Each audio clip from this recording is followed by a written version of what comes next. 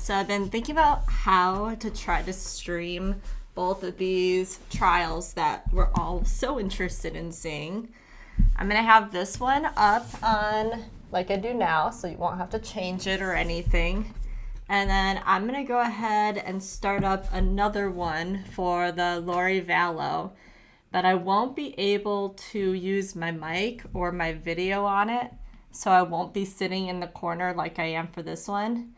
But hopefully this one will wrap up and they'll go into deliberations, and hopefully it's not going to be 3 more days of closing arguments.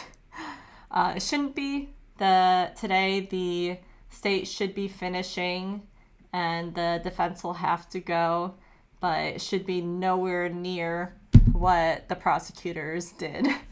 So hopefully that doesn't happen. Getting everything set up just for whatever they do start. It said they were going to start 7 minutes ago. We know how it is for them. It is whenever they choose is when they come on, and there's nothing we can do about it. So I have it all set up. I'm going to mute myself for the moment while we're waiting on this, and as I'm trying to get up Lori Vallow's on this computer. So bear with me.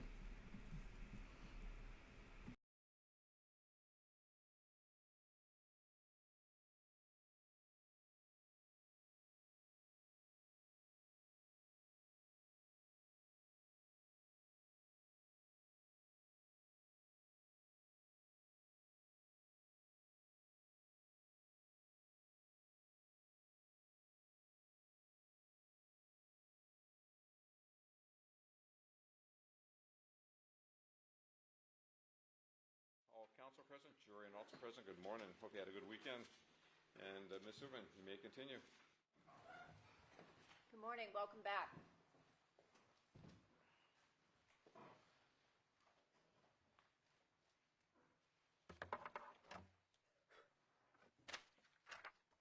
When I left off on Friday, we were talking about the various statements the defendant made to law enforcement, and that each time she was interviewed, rather than trying to assist them and provide information, she lied.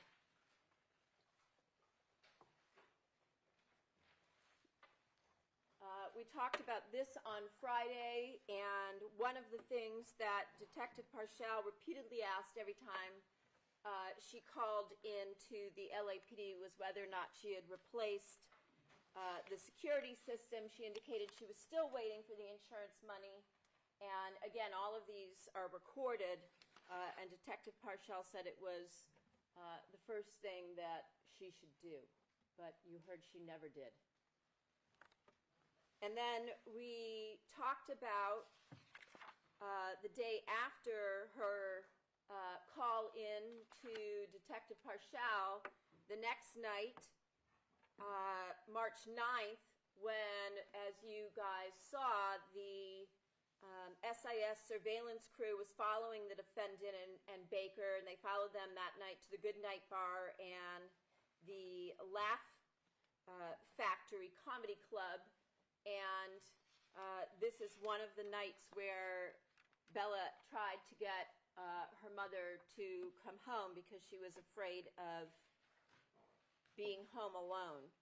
And of course we hear the response from Jessica and the again text message back from Isabella talking about how she's always home alone, there's never anybody there, she's afraid about being in the house alone, and it's worse when she's alone. It's very clear from the evidence that we heard that she was in distress and fearful. But again, what we learned was that the defendant only cared about herself. And so we also saw the text message where Isabella made the comment that she's going to make a therapy appointment the next day. And then, of course, what we saw is the defendant's attempt to try to make her youngest daughter, Isabella, feel guilty. And you can see that she was successful based on Isabella's response. And then, of course, Jessica saying, you know, Mom, don't feel bad, because she believes her mom is grieving and wants her to be out and be able to enjoy herself, but this has become obviously a nightly thing. So again, another manipulation in this case by the defendant, in this case of her daughters, who she was also using to lie for her to people, and she, as we saw, lied to them day after day after day and left them alone to try and recover from this tragedy that was their father's murder. Again, another call, this time on March 16th. Detective Parshall calls the defendant.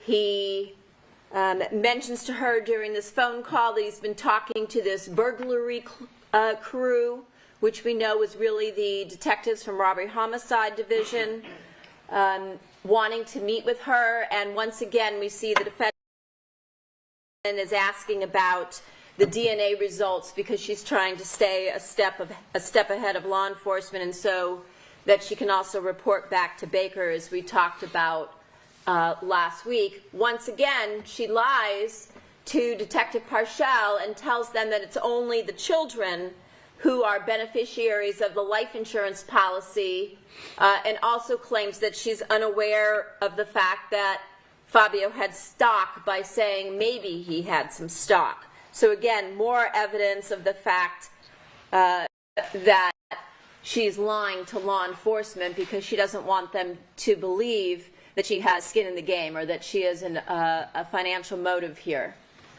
And then, of course, you heard from Melanie Garibay, Melanie being the show director at Wella, and you saw and heard that the defendant lied to Melanie Garibay by claiming that Fabio knew she was planning this trip with her girlfriends to Las Vegas, and she's using Melanie for her business connections so that she can get a deal in Las Vegas.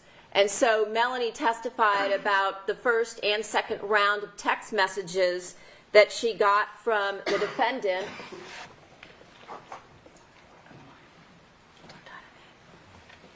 And here's the first round where she reaches out and she's asking Melanie if she can get her a deal. They have a phone conversation, as you heard from Melanie, and then Melanie proceeds to text her and say, we got you in a suite at the Vidara and a discounted rate.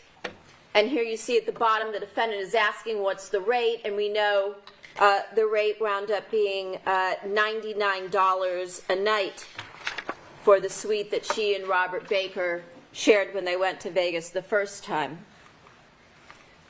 And then you heard from Ron Ray, who came in from Las Vegas, who was a longtime friend of Robert Baker. And he first meets the defendant in March through Robert Baker. They come to his home, the home he shares with his wife, Michelle. They go out for lunch, and during the time they spent together, not once did the defendant mention that she had been previously married. She never mentions Fabio. She never mentions during the lunch or at their home that she has children. She doesn't mention the fact that she's a widow.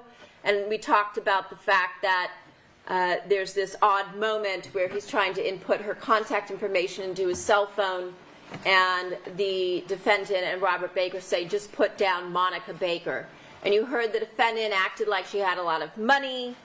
She asked Ron Ray, who is in the stock market, about how she could invest in the market. She talked about selling an expensive piece of property in the LA area. That would be the house on Queen Victoria. And then she knew Michelle was a real estate agent, so she was asking Michelle about buying another piece of property in the Las Vegas area for Baker, and that they were going to come and go from that property and travel.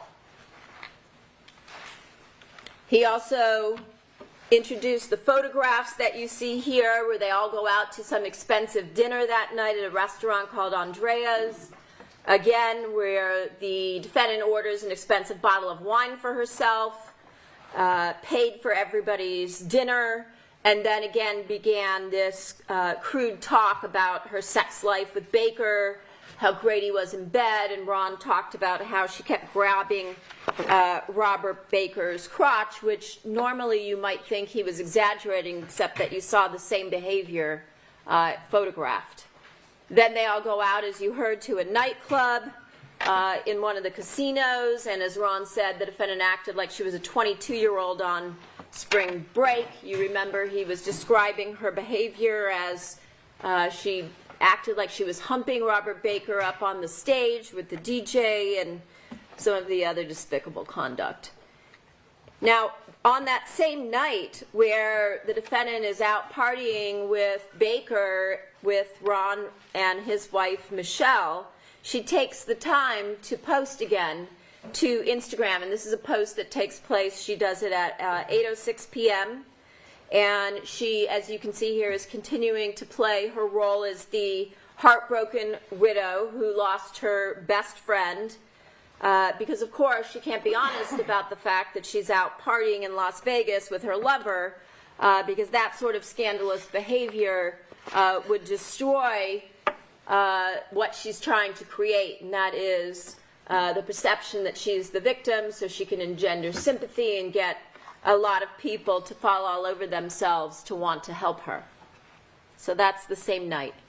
Later on that month, the defendant calls Detective Parshall again on March 30th, and now she's talking about the life insurance again.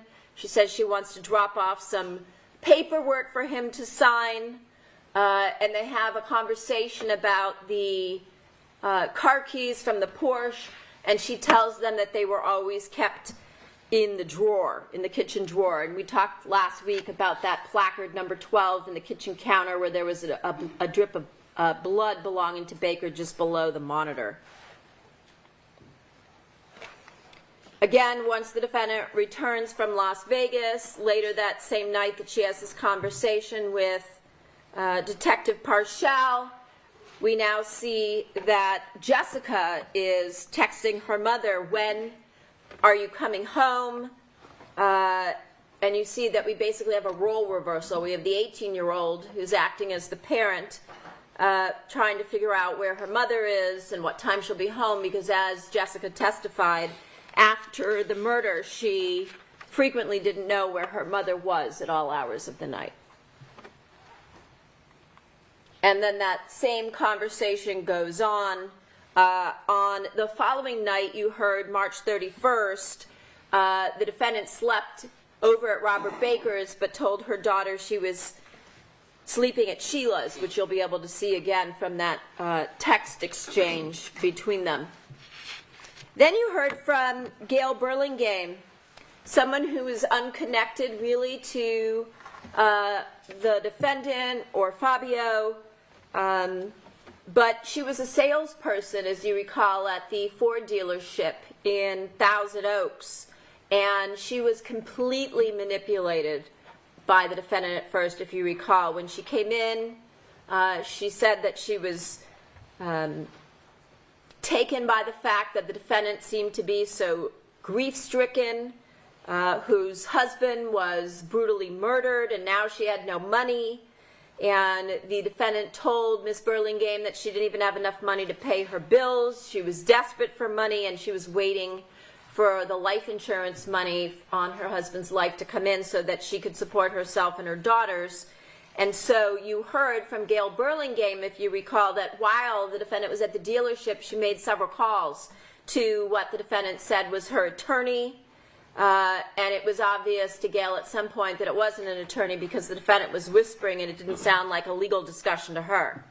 The next time Gail reached out to her, after reaching out to corporate headquarters and trying to assist the defendant in being able to turn in Fabio's Ford F-150 because she felt so bad for the defendant, she testified that the defendant seemed much happier, and the defendant reported that she had just gotten the payout from the life insurance money and that she needed a new car. Now, we know that's false, but that was the story she gave to Gail Burlingame.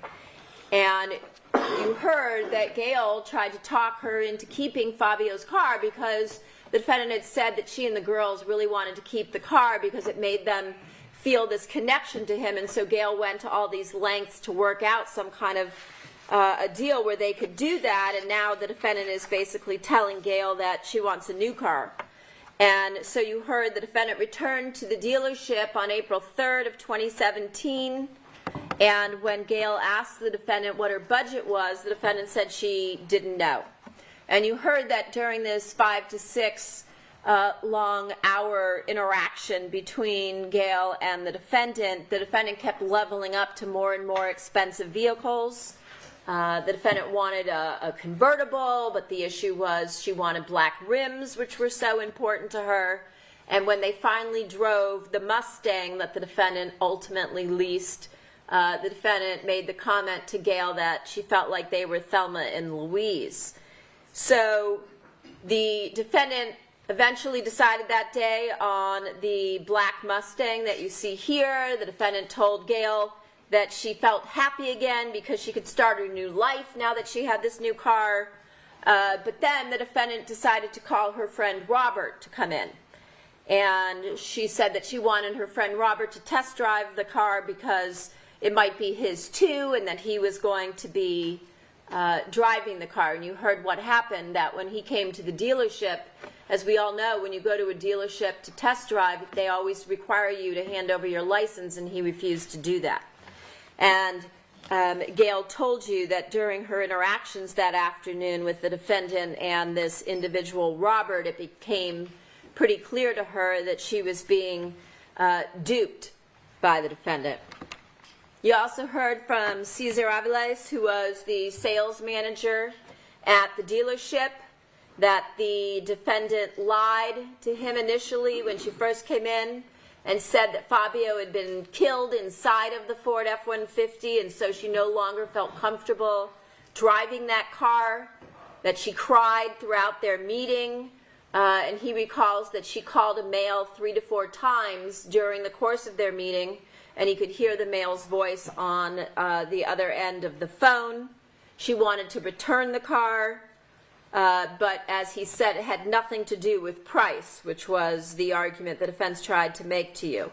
You heard that Cesar, being the nice guy that he was, offered to buy the vehicle back. It wouldn't cost the defendant anything. She could just turn in the Ford F-150 and walk away from the dealership without getting a new car. Instead, what you heard is when she came back on that April 3rd date and spent so much time with Gail that she wound up leasing this new Mustang for $62,000. And as Cesar talked about, she purchased every available option. There was no negotiation that went on, and that she paid substantially more money. I think he said somewhere between $15,000 and $25,000 more than what it would have cost to just keep the Ford F-150. And you heard that when the defendant came home that day, there were people that were waiting for her at the house who were expecting to have a meeting with her about a tribute that they were putting on for Fabio. And when the defendant came home, she told Melanie Garibay, Carol Protat, some of Fabio's colleagues, that she had given an Academy Award-winning performance at the dealership that day. She told them what a good actress she was, which is true.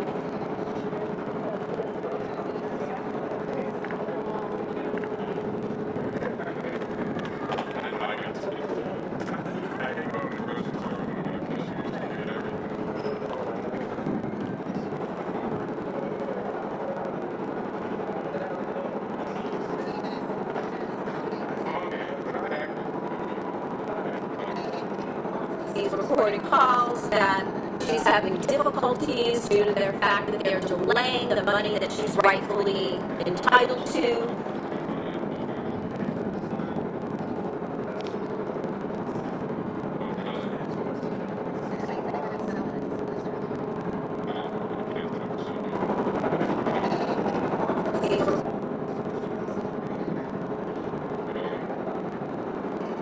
It would have cost her, but again, she lies to them because she doesn't tell them that she's just leased a brand new, fully loaded Mustang. She tells them that she wants answers, and as you heard from Detective Parshall, he tells her that he can't discuss the case and that the evidence has to be remain confidential until they conclude their investigation. And at this point, we know that he's already meeting with robbery homicide detectives and setting up the meeting that's going to occur in June. Again, on May 18th, this was the day that Detective Parshall introduces the defendant to the robbery homicide detectives, Gable and Tellis. They go to the house, they conduct a walkthrough. We heard the surreptitious recording from inside of Detective Gable's pocket, where they talk about the safe and the slider door in her master bedroom. The defendant again says the safe was untouched, that she never got a text from the AT&T Digital Life system, from the mirror sensor I talked about last week. Only she gets those texts to her phone. Fabio does not, which means on the date of January 23rd, when she opened the safe to remove the gold coins, Fabio wouldn't have known about it. And she says that they barely use the safe. The only thing Fabio or they keep in the safe is the gun. And now it's been minimized, and she says, in a couple of gold coins. And once again, she tells Detective Gable and Tellis that she doesn't have access to the camera system remotely through her phone. Just of note, there's a piece of evidence that was played, but it was very quick. It's an exhibit on the day prior to this of Al Birdsong, where he calls the defendant on her cell phone and leaves a message to have Rob call me. So again, showing the connections between the various individuals involved in this conspiracy. He knows her cell phone number.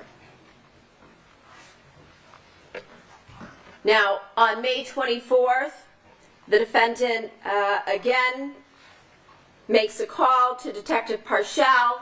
She now is getting desperate. She tells them that they don't even have a roof over their head, really, even though she's living in this large, expensive home, going on one trip after another. And of course, she doesn't mention any of that to law enforcement. She tells Detective Parshall that MetLife needs one last confirmation in writing to complete the clearance, because now all the children have been cleared, but she has not. And she asks him repeatedly on whether there's anything they can do or we can do to speed up this process so that she can get the money. And Detective Parshall tells her that the burglary detectives want to meet with her again around the 9th of June, but we know that's when she's going to New York. That same day, May 24th, she's packing, because we know the next day she leaves to fly to Myrtle Beach with Robert Baker so they can go to Beach Bike Week. And we heard that Morella and Salma Cherry were at an industry memorial for Fabio in Toronto during this time period. As Morella said, the defendant said that she couldn't go because she had already planned to go to Myrtle Beach to walk a golf course that was on Fabio's bucket list, and she was going to walk the course alone in his honor.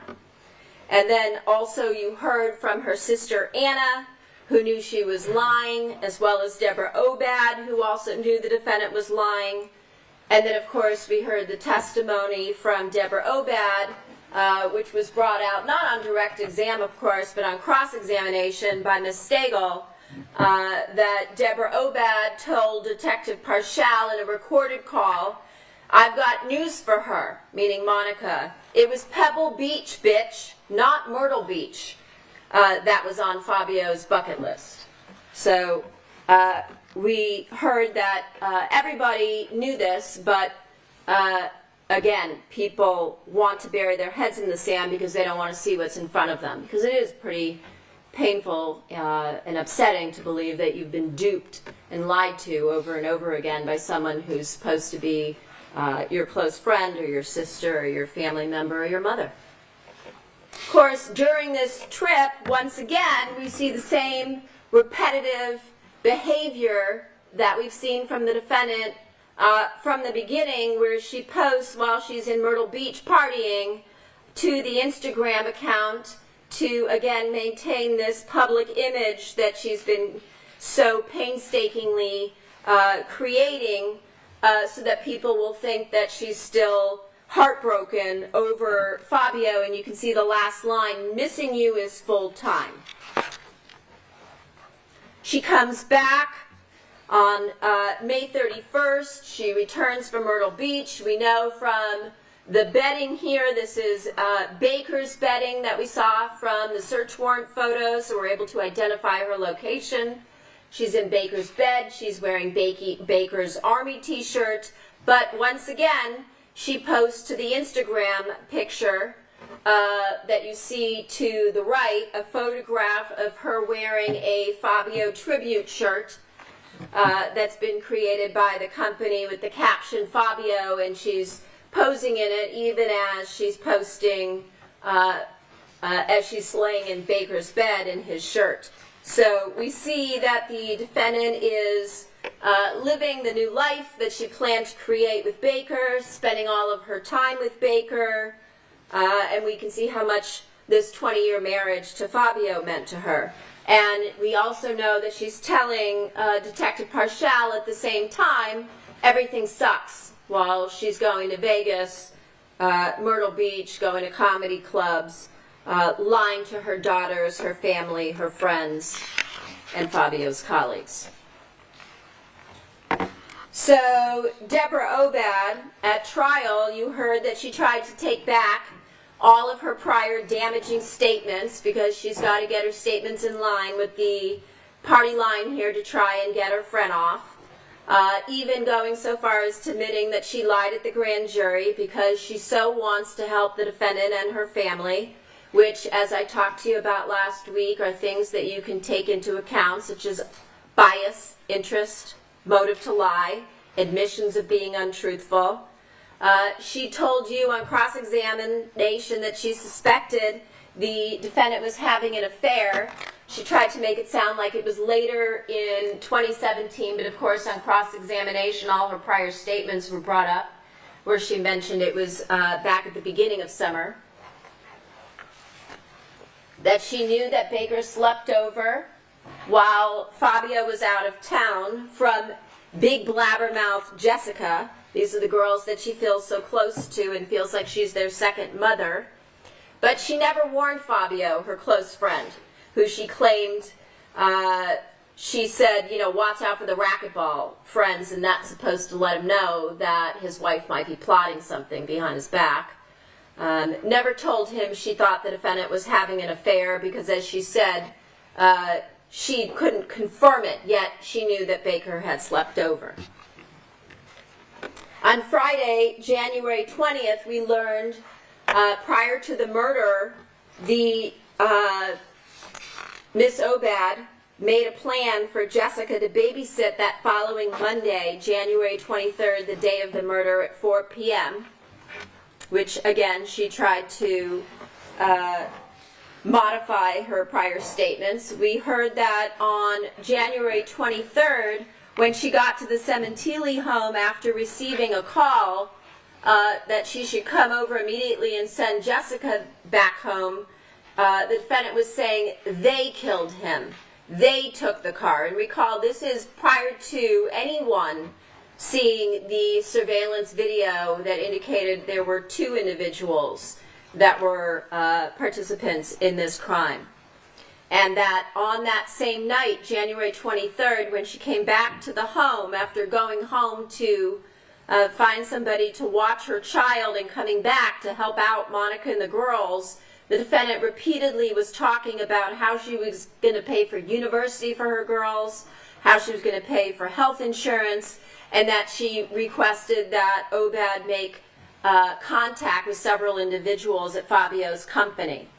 We also heard that there was a recorded conversation with Detective Parshall on February 14th, where the defendant told Detective Parshall that the defendant said to Luigi exactly what Luigi testified to. Don't worry, Fabio took good care of you. There's lots of insurance policies. And Obad also told him during this same recorded interview on February 14th that at the wake on January 29th, Baker went into Monica's bedroom where Monica was at the time. Possibly that's when the burner phone gets handed off. We also heard there was another recorded call where Obad calls Parshall on March 7th of 2017, and she asks him why he hasn't put a tracker on the defendant's vehicles, not on Baker's vehicle, on the defendant's vehicles. She wants law enforcement to follow the defendant because she suspects the defendant, even though now she denies that. She recalled that she may have referred to the defendant as a liar, but what we heard from these recorded calls is that she called the defendant a liar over and over and told Detective Parshall that the defendant lies about everything. They also discussed the fact the defendant was going on all of these trips, that she went to Vegas, and that she didn't check in even with the girls anymore when she traveled. We heard that the defense interviewed Miss Obad numerous times. One of those occurred on July 5th of 2017 after the defendant had already been arrested, where she repeated to them, just as she told Detective Parshall, that she saw the defendant and Baker coming out of Monica's bedroom during the wake. We also heard that on March 11th, she drove by the Sementilli home when the defendant had painters there painting the home. And as she said, this was to see what was going on. And when she drove by, she saw Baker's vehicle out front, so she took a picture of the black Expedition and sent it immediately to Detective Parshall and directed him to find out who the vehicle belonged to. So again, when you hear anybody in this case say, well, this is somebody who seemed to be stalking, the only person who involved in any type of stalking behavior in this case was Miss Obad. She also told the detectives that she had told the defendant she needed to replace the security system, but the defendant never did. It fell on deaf ears.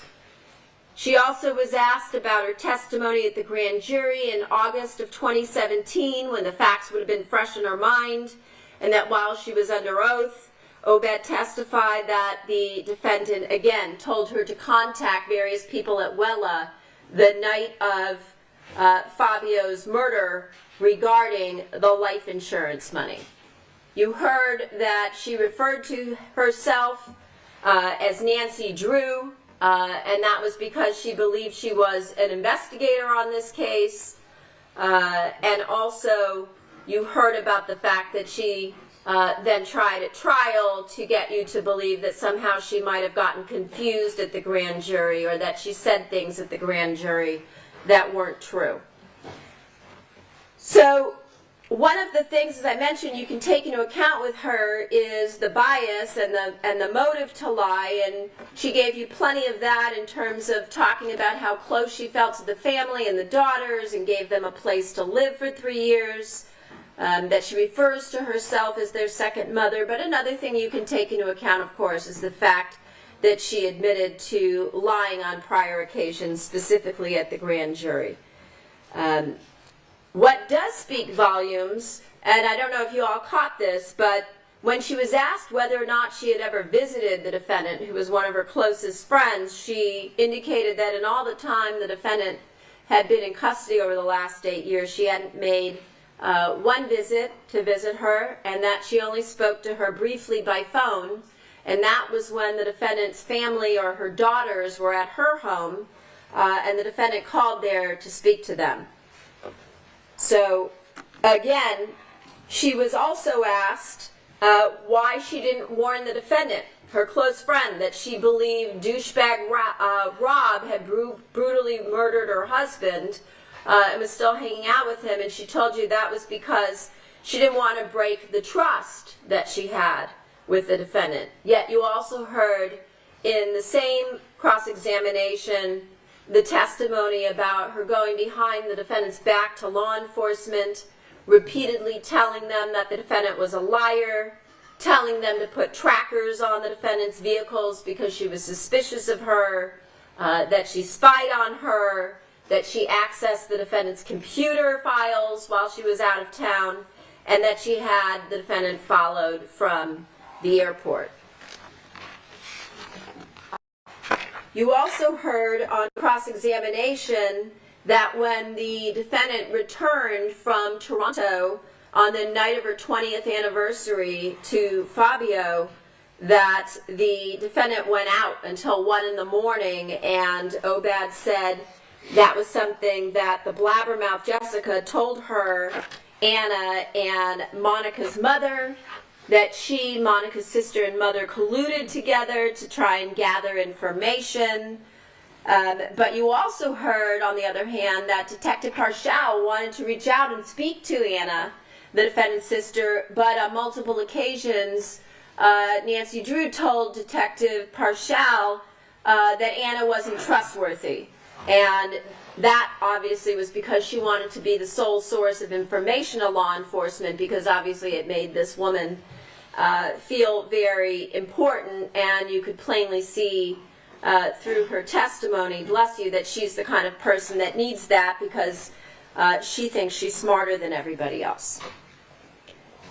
We heard that she and the defendant's mother looked through the defendant's computer while the defendant was in Myrtle Beach with Robert Baker at the end of May, that they found receipts for Uber and bars the defendant went to, and she then called Detective Parshall to tell him that the defendant and Baker were on Craigslist swinging, that the defendant was using a fake name, Madonna, and then of course Miss Obad admitted she didn't know this side of her friend Monica, and so she sent someone to the airport to spy on her when she came back to see who she was with.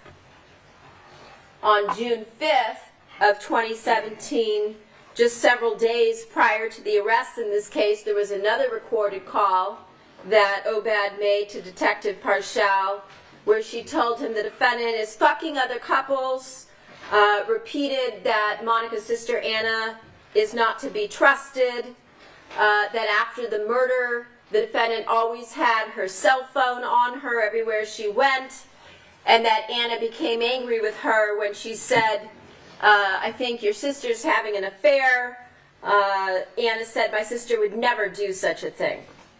And we also heard that after her arrest, the defendant called her friend Miss Obad and asked her to find her an attorney. Despite all of that, nothing changes her mind, just like the defendant's sister Anna, that the defendant was happily married. So again, another person who's just as delusional as the defendant's family, that she proceeded to throw under the bus, as we heard about from her numerous calls to law enforcement. Now, just before the Mirror Awards, we heard that Salma Cherry went to LA Fitness to work out, and he ran into the defendant, and that she was there working out with a man who he didn't recognize until he subsequently saw the defendant's photograph next to a photograph of Robert Baker on the news, reporting their arrests on June 14th. And then he was able to piece together the person the defendant was with in early June prior to the arrest was in fact her lover, Robert Baker. We also know that prior to her arrest, the defendant was doing some research on what law enforcement could do in terms of tracking her phone and what they could see if they got into her phone with respect to her messages. As I mentioned last week, the defendant did a very good job cleaning up her computer, and her phone, her messages, her encrypted app, all of those things. And all of that is evidence that you can take into account. We also know that when the defendant flew home from the Mirror Awards, where Fabio was receiving a Lifetime Achievement Award posthumously in June that she went to accept on his behalf, she also lied to Sam Pulera. If you recall, Sam was at the Mirror Awards. He was going to do the defendant's hair for the event. And she starts telling him that everyone at Wella has cut her off and that Sal Macheri wouldn't help her. And this, of course, is after the fact that they've flown her to this event and various other events first class, that they've paid her Fabio's salary for 6 months, they've written off Fabio's car, they've gotten her business rates on their hotel rooms when they traveled, so on and so forth.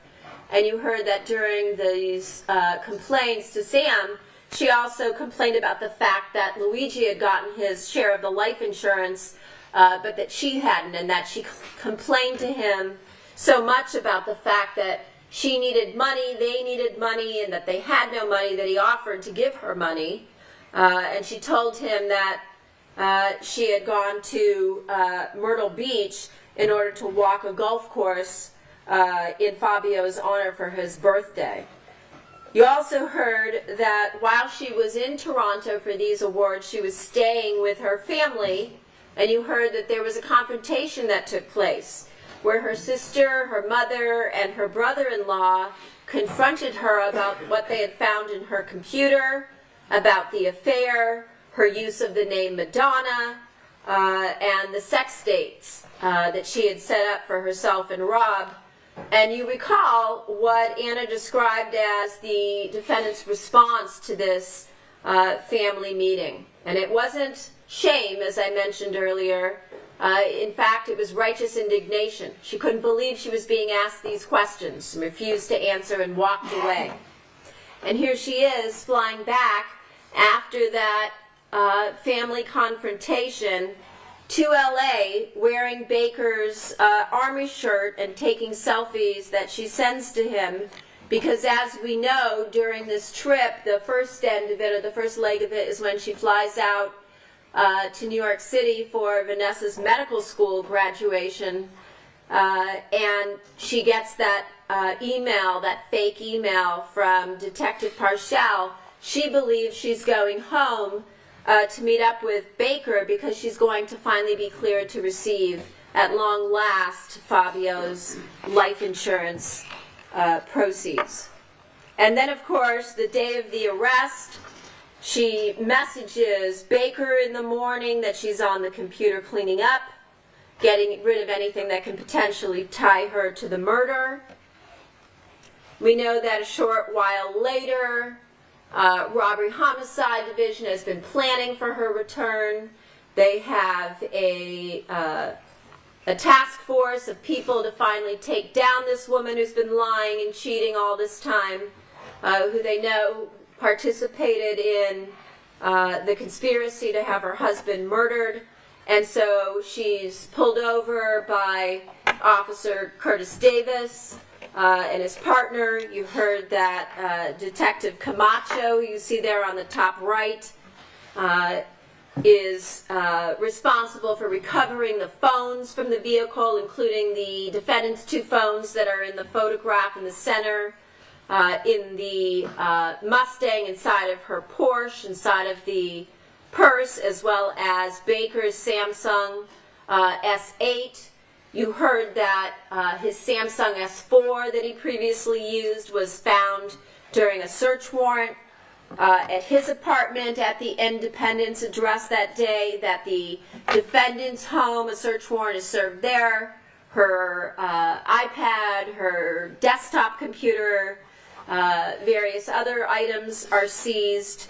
And then you heard that when they recover the defendant's Apple iPhone, the iPhone 7, iPhone 119 that I talked to you about during opening statement, there's this whole conversation that happens at the cell door where the detectives are trying to get the password so they can open her phone so that they can download the contents, and she gives them one set of numbers after another or after a number, all of which are false. Turns out the password was Robert Baker's birth year, 1962. And so she intentionally locks the phone by giving them all these passwords, so eventually the phone has to be sent to Celebrite, they unlock it, and we get into it anyway. And then you also heard the other item was that ZTE flip phone 120, the burner phone from Baker that we talked about last week, which the defendant also talked about in the various recordings from the lockup with Robert Baker. If you recall, the defendant and Baker, after they're removed from the Mustang, they're placed in the back of the black and white patrol car where a recording device is set up.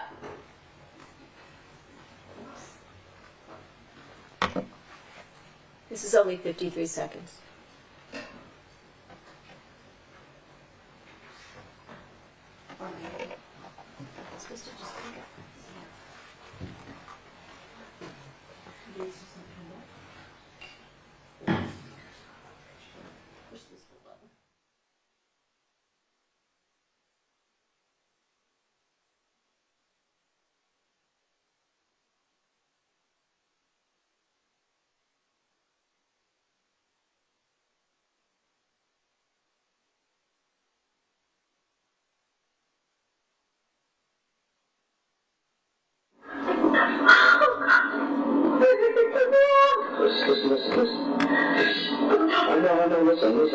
Listen.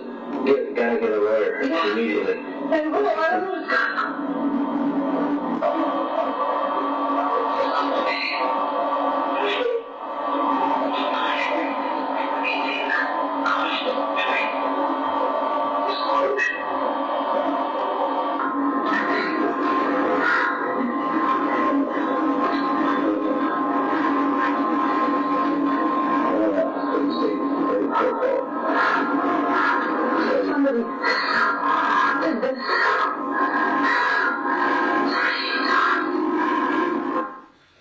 Okay.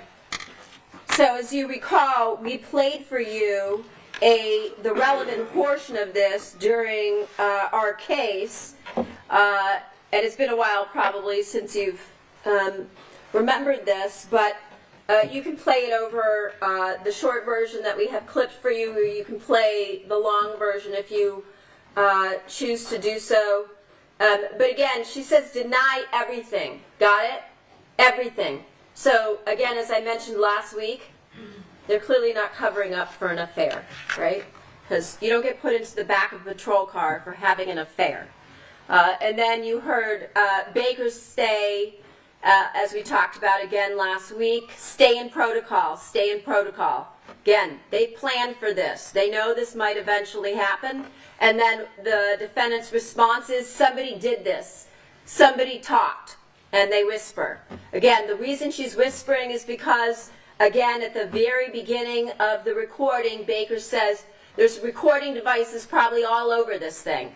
And you heard that that should have been the case, but unfortunately, everything that LAPD did to have duplicate listening devices in the back seat, one was turned off instead of being turned on, another one wasn't working, another one wasn't put in, one problem after another, but we still get a fair amount of admissions by the defendant and whispering, which I told you you can take into account with respect to consciousness of guilt. Now, the reason the defense wanted to play the long version for you was because, as you recall, in the long version, you can hear these long periods of time where the defendant is gasping for breath, right? Because the argument is, oh, look at how badly law enforcement treated her. She's in the back of a patrol car.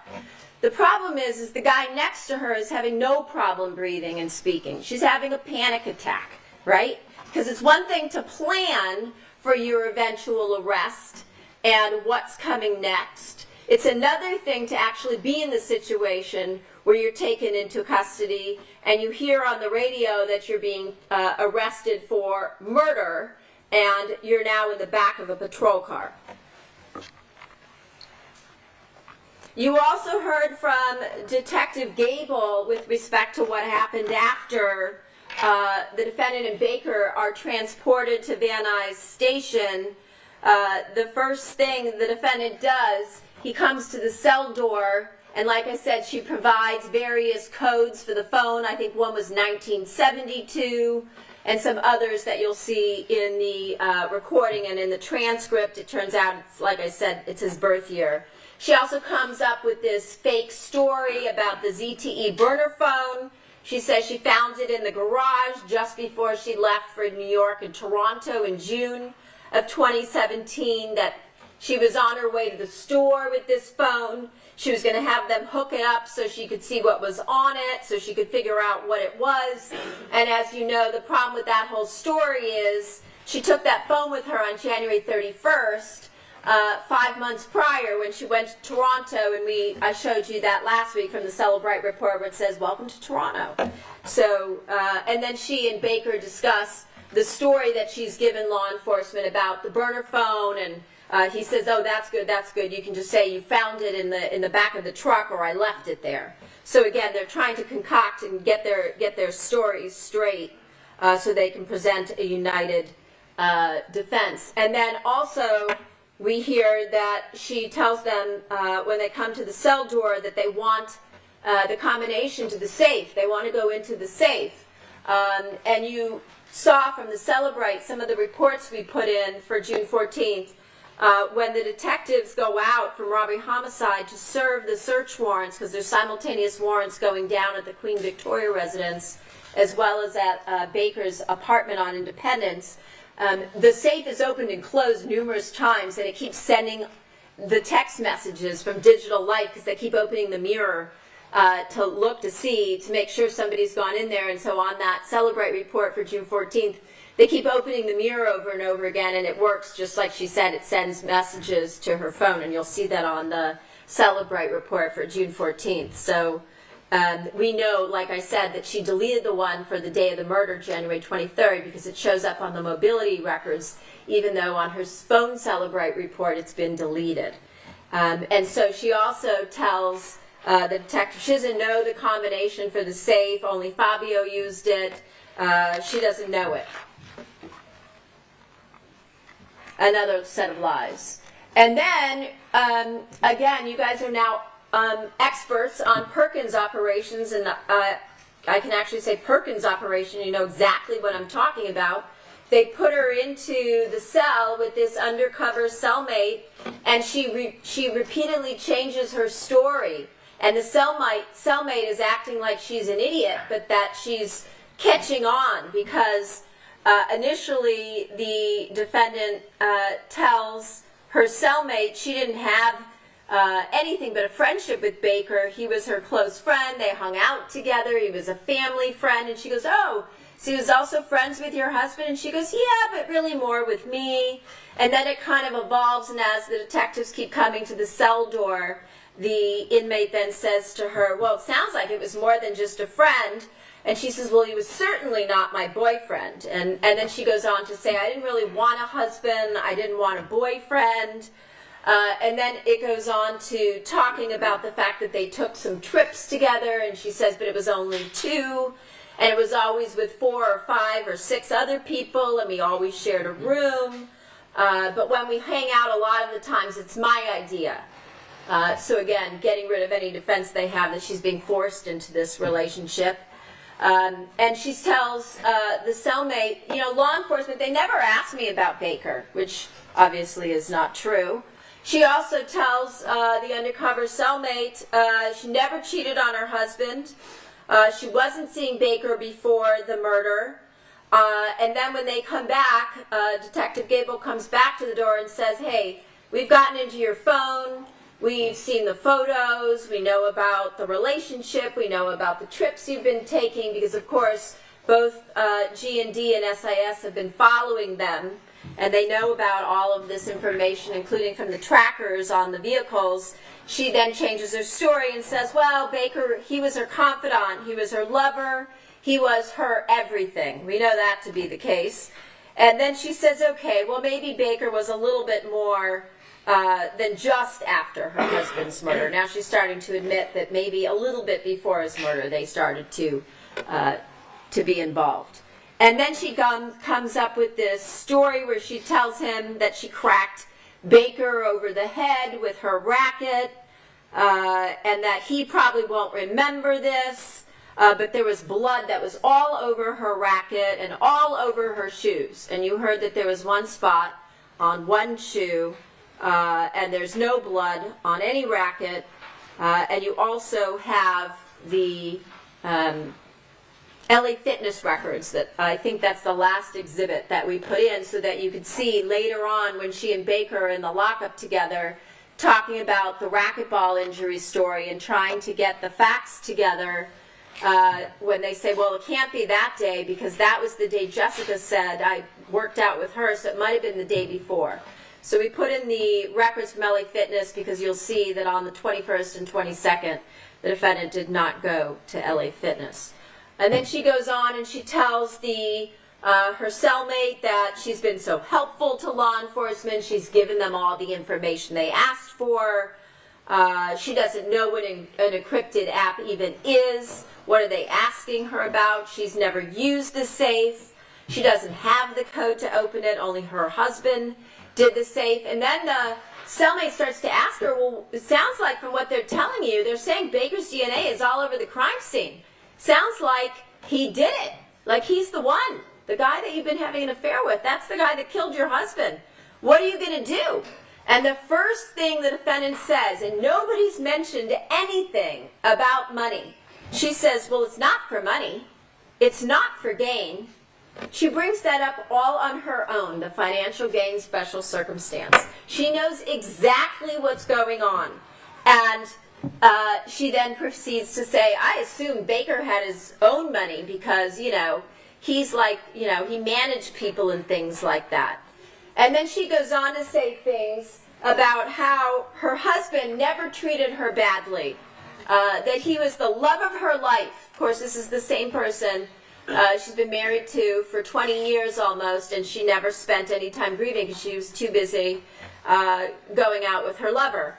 And that she knows that her husband Fabio would have fought tooth and nail to protect them, his family, from anybody that came to the house. But of course, not so much when he's overpowered by two individuals and he's taken by surprise by lying in wait. And then they take her out of the cell, and after Detective Gable has told the defendant Baker's blood is all over the crime scene, it's in the garage, it's in the kitchen, it's in the entryway, his blood is all over the house, we know it's him. This is what she says. She volunteers this statement. I don't believe that Rob did that. The only other thing I can think of that his DNA would be in my house is probably when I cracked him in the hand when we played racquetball. I brought the towel home. Maybe you were wondering last week why I kept referring to this bloody, dripping towel. It's because of this. This is the statement that she gives to law enforcement, to Detectives Gable and Tellis. So you would have to believe, as I said last week, that she brought home a towel that was so covered in blood that it is literally dripping blood all over the entry, all over the kitchen, all over the garage, and that Delia Rivera, who appears to be someone who is extremely conscientious, just forgot to clean up all these blood drops all over the house and left that day with blood everywhere.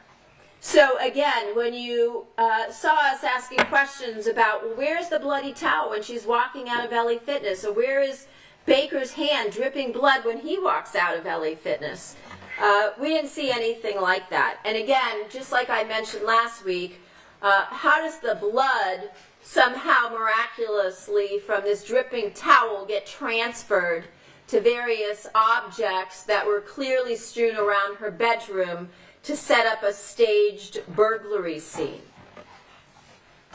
So before they're even arrested and charged with murder, they start creating their joint defense. They were involved in a conspiracy to commit murder where they act together. They were involved together in creating a defense, and they came up with a joint story that they were going to tell to law enforcement to try and explain away the DNA in the house. Because remember, Detective Parshall was not giving the defendant any of the results of the DNA testing, but Baker knew he cut himself there, so they had to find a way to be able to explain that way. And we heard that in some of the recordings in the lockup. And then, as you heard, even after this conversation, again, where the detectives are telling the defendant, hey, your lover's blood is all over the crime scene, the defendant continues her relationship with Baker after being told this. So recall, of course, with respect to the testimony of Detective Mitzi Roberts about how she went through the 60 hours of them in the cells numerous times, over and over and over again, and yet there's no recordings in 60 hours. There's no recordings of the defendant saying to Baker, how is it that your blood is all over my house? What did you do? She never confronts him with the fact that she now knows and is discussed with her cellmate, well, now we know, never confronts him with the fact that he's the actual killer. Instead, what you hear is the two of them acting together to explain it away in 60 hours. And you heard that again, in these 60 hours of them conversing in the lockups, whether it's here or in Van Nuys, they don't talk about Fabio by name. They don't even use his name. They refer to him as him. It had a picture of him, Baker says, when they're talking about a news article. Or the defendant talks about his family, because he's not even important enough to mention by name. It's like he never even existed. And of course, another thing that you're never going to hear in any of the recordings, you never hear the defendant expressing any concern about law enforcement catching or apprehending or identifying the real killers, or the actual killers in this case, if it's not her and Robert Baker.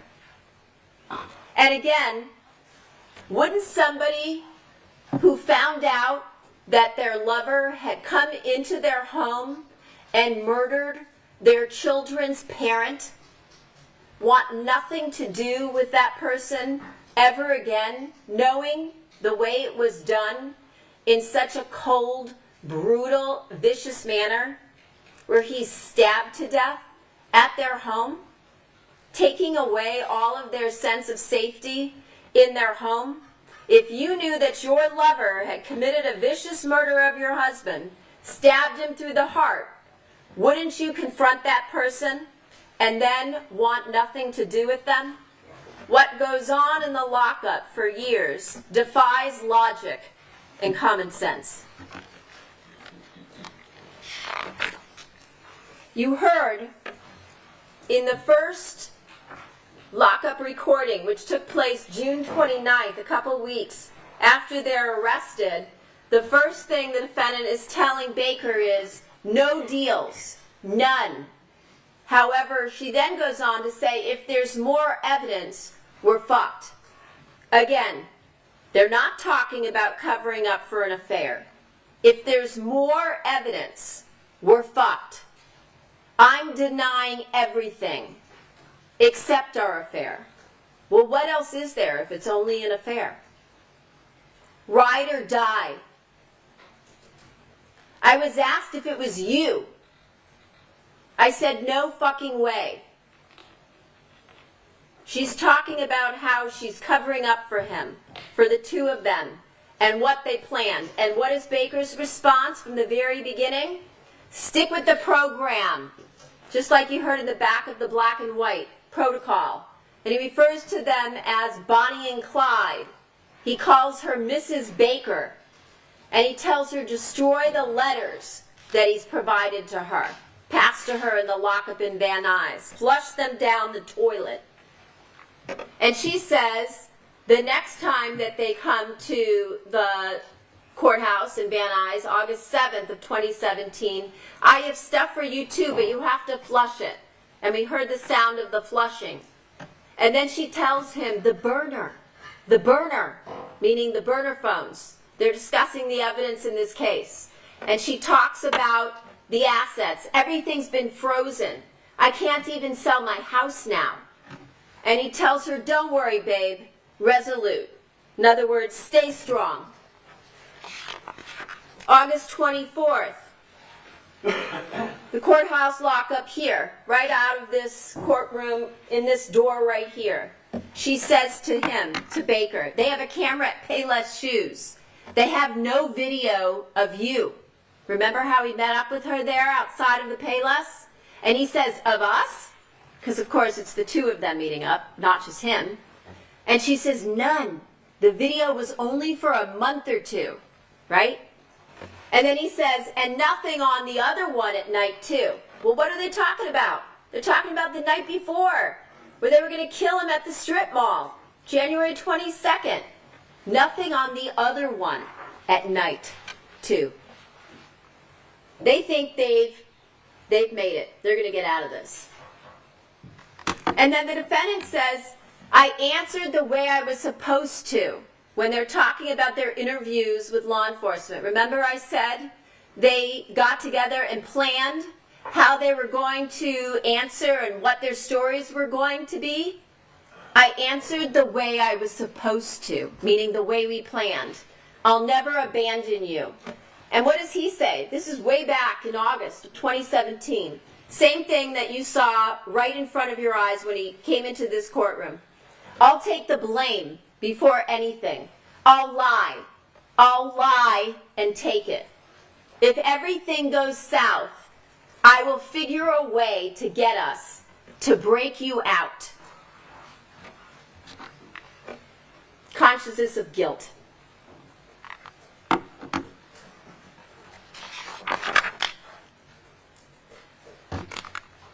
And here the defendant, on August 31st, tells the defendant, I told my lawyers, I love him. I can't not talk to him. And on November 2nd of 2017, I want to go home with you. I heard they can't get into it because it's encrypted. Otherwise, I'm dead. She's talking about the messages back and forth, right? From Viber and WhatsApp. Otherwise, I'm dead. Meaning if they get into what we've encrypted and they're able to get what we've deleted, I'm dead. And on January 4th, I'm going to put your initials on me, right? We heard them in the back talking about tattooing, and then we saw their jail letters and the pictures she draws where she puts an RB tattoo either on her back or on her finger. And then she says, someone's going to pay for this.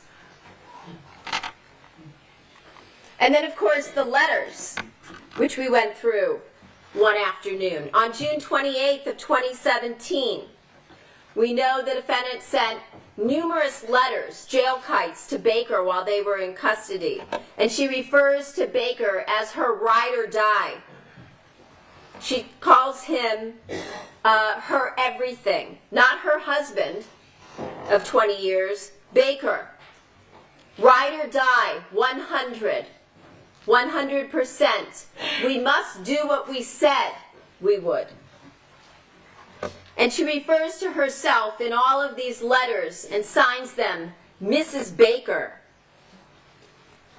And she talks about sticking to their protocol.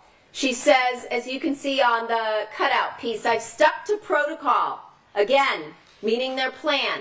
It admitted to love affair of about a year. That's all they're going to admit to, just as she said, as you heard her say out of her own mouth on the recordings. And then the way she says it at the end, always on my mind. All of with all of my fiber, Mrs. Baker.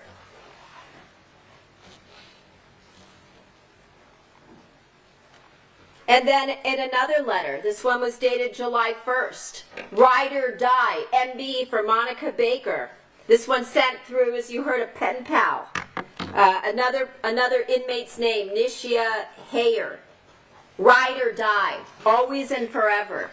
Like we're talking about high school kids passing notes in class. That's how serious they're taking these charges.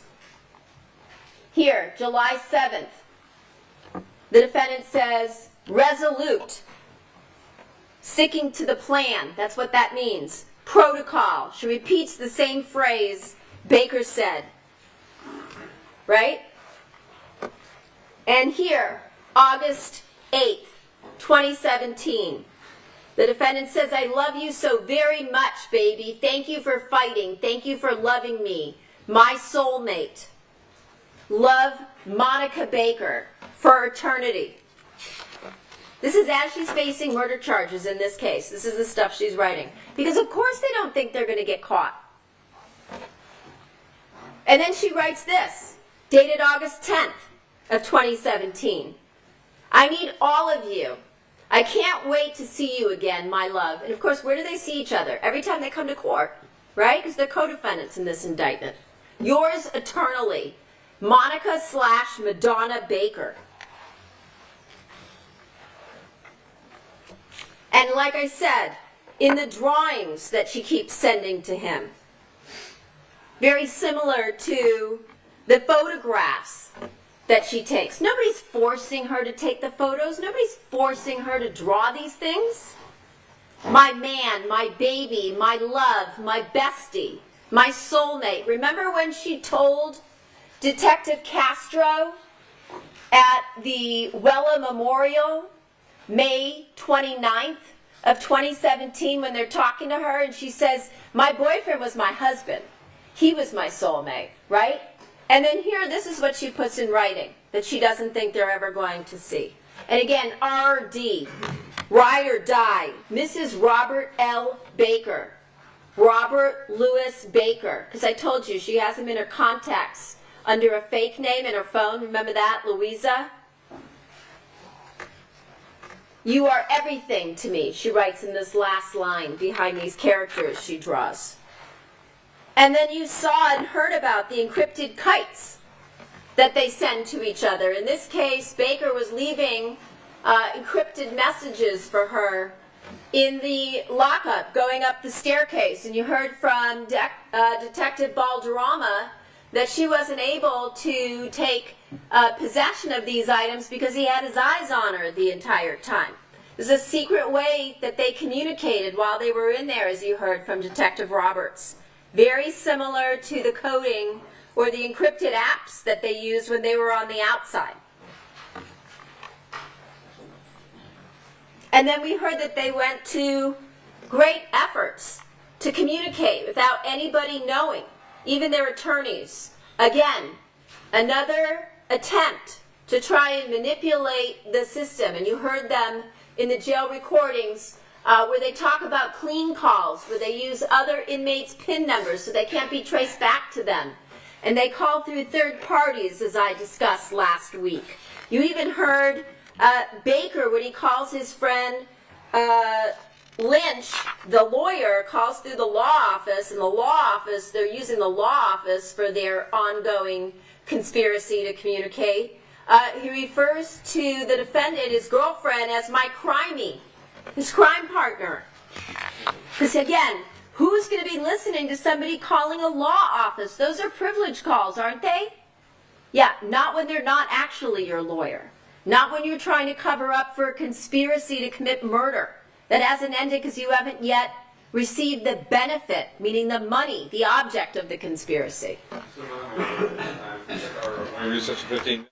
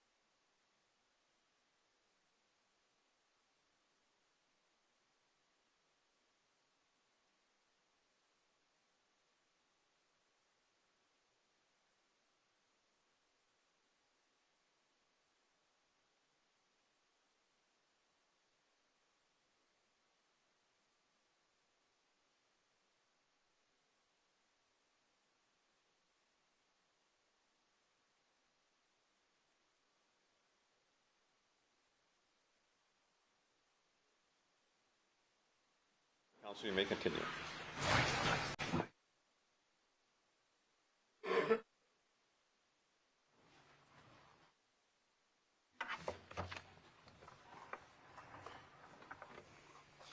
Okay.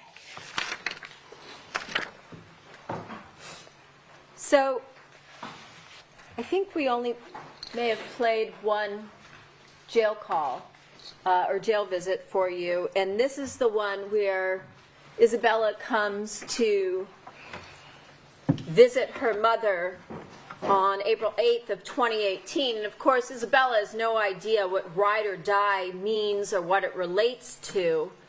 But in this case, I wanted to point out to you that you have the defendant who's written in ink ride or die on the back of her neck, and knowing now that ride or die relates to the protocol between the defendant and Baker as to what their plan is to try and thwart justice if they're ever arrested.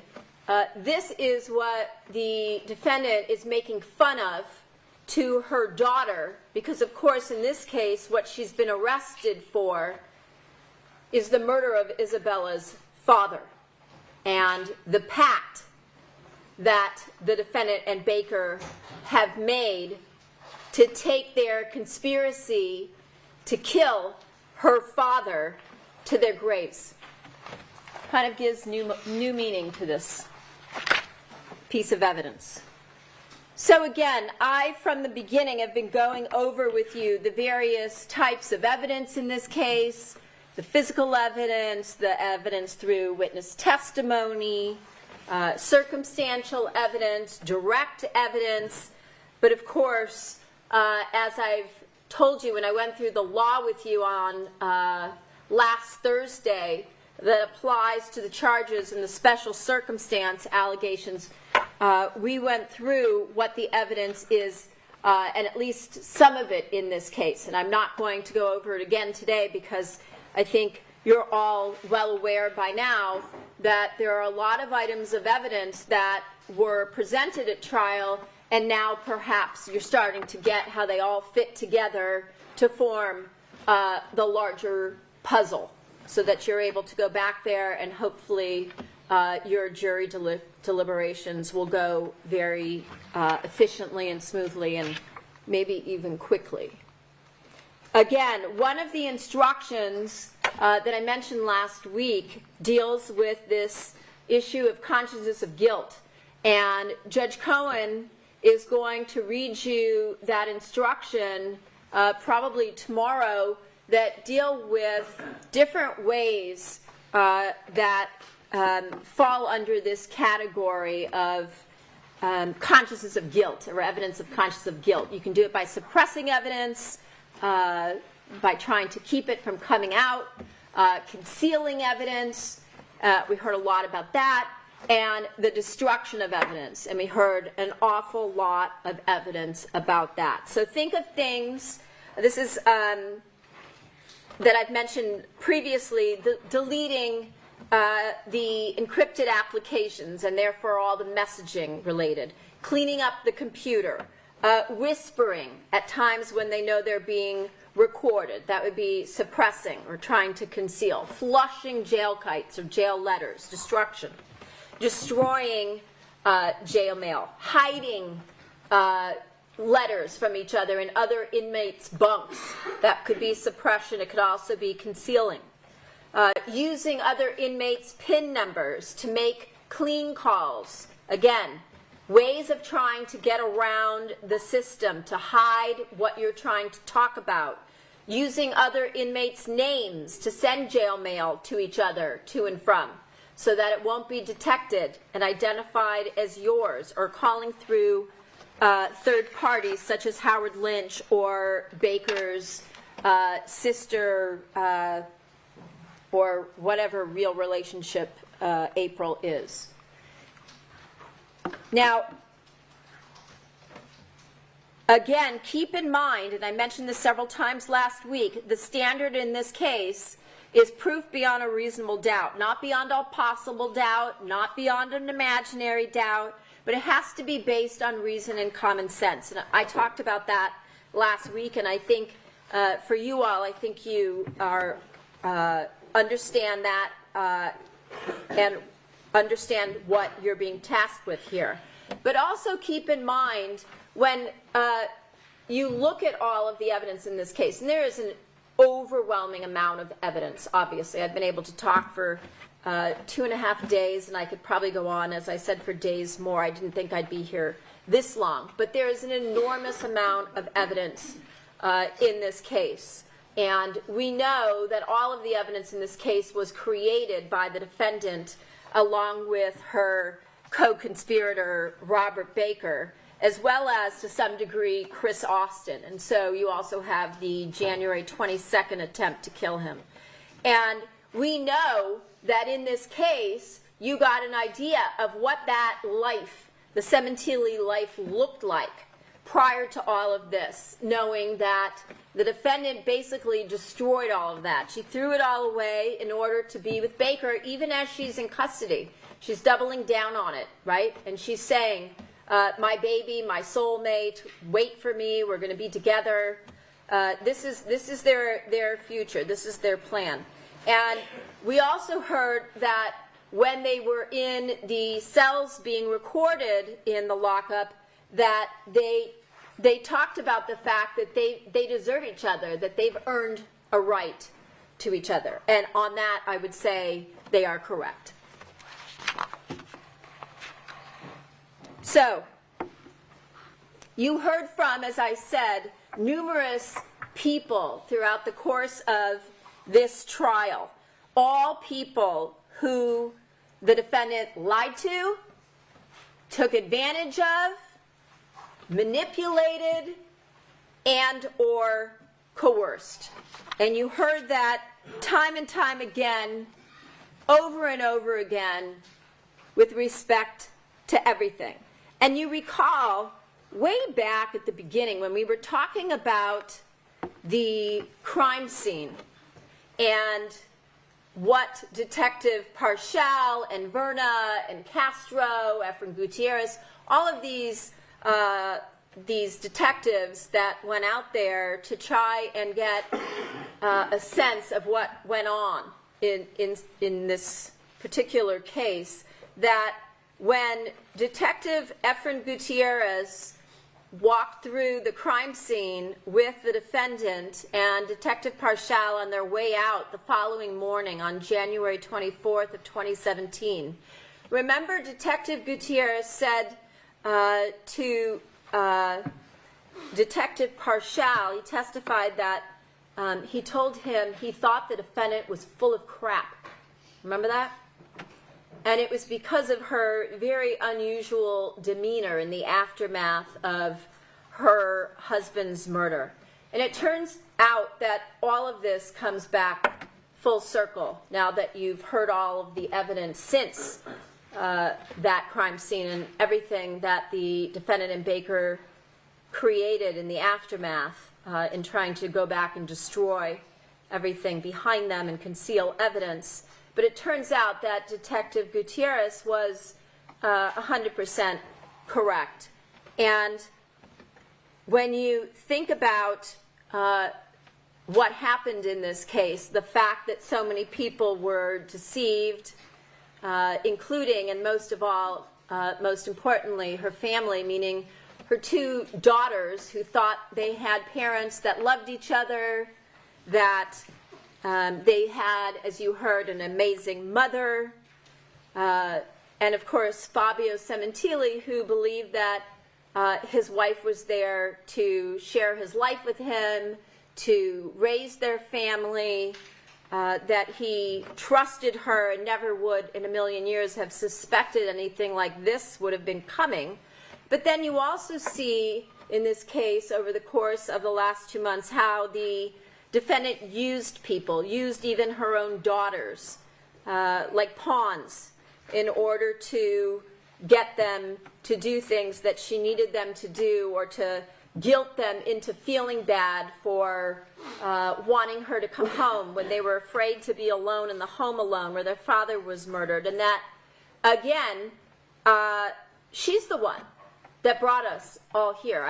I told you last week that we're all here in this courtroom because of one person, and it's because of her. She's the one who destroyed so many lives and their entire family. No one else did that. There's no one else to blame for any of that. Your job is to look at all of the evidence. That means all the witness testimony. And you can go through the evidence in any way you so choose. But there is a tremendous amount of evidence, and it's your job to go through it and to decide whether or not the evidence in this case proves the defendant's guilt beyond a reasonable doubt. I would say at this point, based on the overwhelming evidence of guilt that you've heard over the course of the last 2 months, that there is no doubt.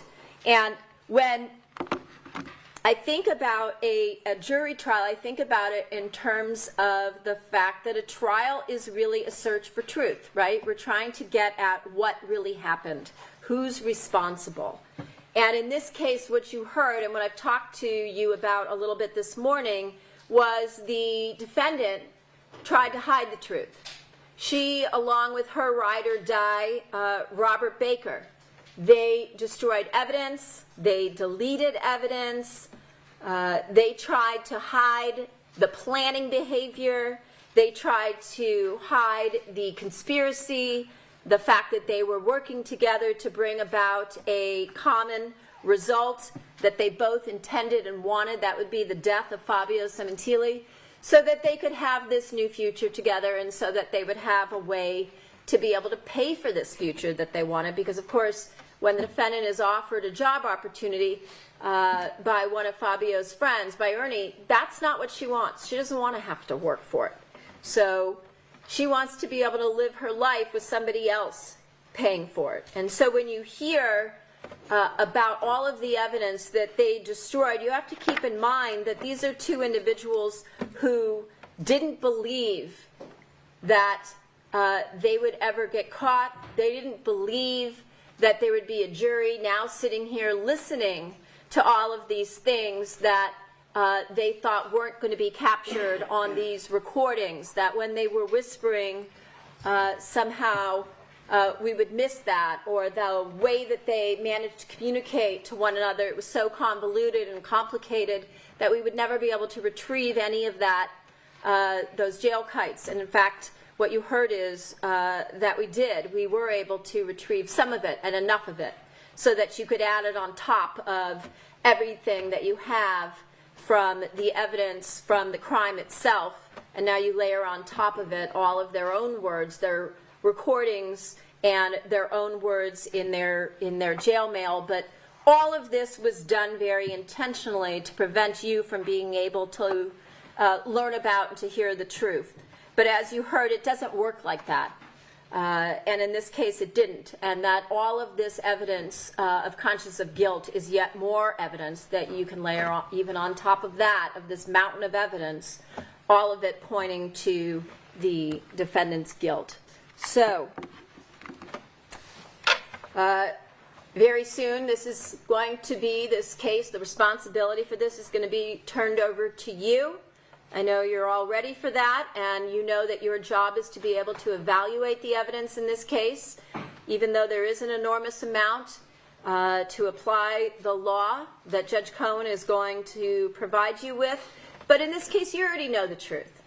And you know there's a vast amount of evidence in this case, and you just have to put all of the pieces together. And I've tried to do that over the course of the last couple of days. But in this case, it's very obvious that the defendant, along with her lover, murdered Fabio Sementilli along with assistance from Christopher Austin, that the murder was committed for financial gain, as well as for other motivations, in other words, their future together, that the murder was committed by means of lying in wait, because Fabio Sementilli, in this case, was ambushed based on a secret plan or design that the defendant and her lover put into place, and that the defendant, along with Robert Baker and Christopher Austin, conspired in order to kill Fabio Sementilli on January 22nd, as well as on January 23rd of 2017. And ultimately, we all know that they were successful because their planning was so meticulous. And so I thank you for the time and attention you have shown, and I hope that your deliberations go smoothly. Thank you. Thank you. Let's take 10 minutes while we allow the defense to set up for their argument. The evidence applies. I'll see you back in about 10 minutes.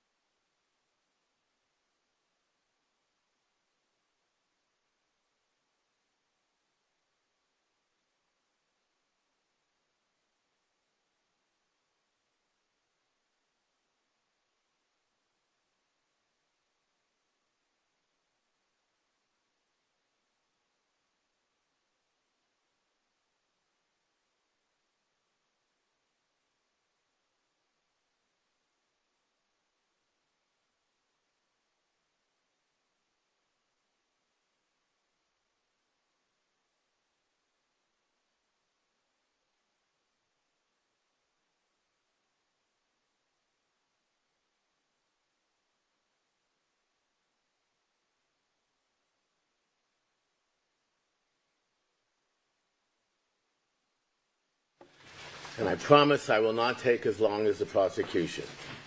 She took almost 3 days. I'm just going to take 2.5. I hope you're laughing. Because one of my points to you as we begin this journey, and let me first say, the hardest thing as a defense attorney is to listen to the phone going off in the middle of your argument. I'm so sorry. I'm sorry, Senator. Sorry. I've always known secretly she doesn't like it. The hardest thing is to sit there for, almost 3 days, more than 3 days of argument, and not be able to jump up and say, wait a minute. That's not right. Wait a minute. She got that wrong. Wait a minute. That wasn't the evidence. A couple of times I objected. The court properly said, if you think she said it wrong, you tell him. You clear it up. That's what you're here for. That's why we have a trial. And I will. I'm going to give you some general thoughts about this case because I've been thinking about it, and I'm the only attorney that's been on this case, except for maybe the prosecutor, for 8 years. And I first want to thank Ms. Burke and Mr. Babich, Mr. Jones, and Ms. Peters, who's not here today. And I'm sure Ms. Silverman feels the same way about Ms. Stagel. There is no way in a case with hundreds of thousands of exhibits, forensic and otherwise, 9 weeks of testimony, 50, 60 witnesses, and I'll get to that because most of those witnesses were here to establish that Monica Sementilli had an affair and to disparage her character, and they did a damn good job, and much of it was earned. But we're not here to decide whether or not Monica Sementilli was a bad wife, an adulteress, and we'll get to all those synonyms that Ms. Silverman put up there for betrayal. Because yes, she did. We're here to decide, you are here to decide, if she's been proven guilty of first-degree murder, conspiracy to commit first-degree murder beyond a reasonable doubt. And I submit to you, if the evidence was that clear, it would not have taken 8 years and 8 weeks of testimony to prove it. Because most of what was presented to you were two things.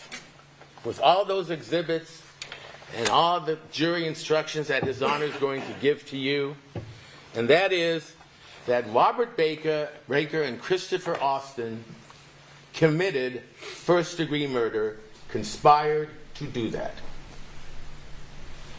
The other thing they proved over 8 years and 8 weeks and 50-plus witnesses is that Monica Lewinsky, I knew I was going to do that once.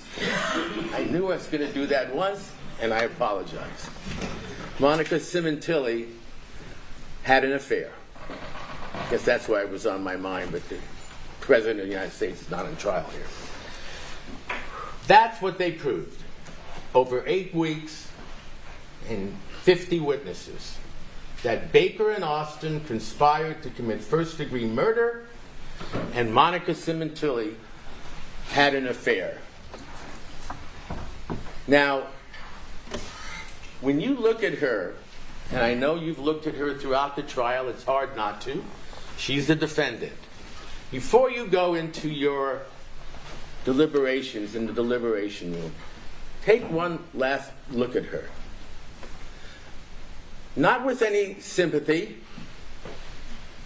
because she doesn't deserve any sympathy.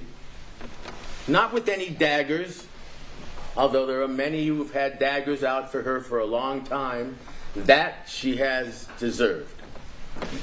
But look at her and say to yourself, innocent.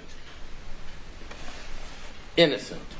Before you go into the jury room. Because what the law requires you to do is exactly that.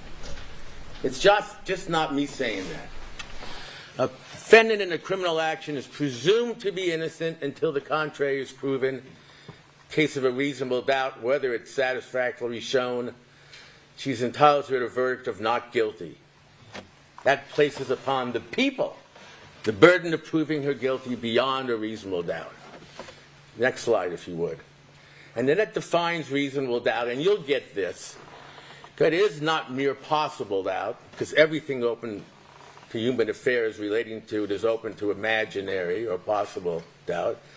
The state of the case after the entire comparison and consideration of all the evidence leaves you in the condition you cannot say you feel an abiding conviction of the truth of the charge. An abiding conviction to the truth of the charge. And what that means, and what His Honor will tell you, is as you are sitting here now, the trial's not over. The trial includes closing argument and a rebuttal argument from the prosecution. The trial is not over until you go back there and start deliberating among the 12 of you. And throughout all of this, she is presumed innocent. And I submit to you what has happened in this case from the moment Robert Baker's DNA was found all over the murder scene to the moment that Monica Sementilli was tied to him by having an affair, was connected to him. It was clear that she was having an affair, a sexual affair, romantic affair, a cheating affair, every word you can think of, and Ms. Silverman put most of them up there. From the very beginning, that's what they knew. Within 2 weeks. 2 weeks of the murder. And what LAPD did, and what the prosecution did, is they assumed, just like Mr. Austin says so many times, well, I assumed she knew. They assumed that the affair was proof of the murder. Not only proof, but that's all they really needed to prove, was that she was having an affair.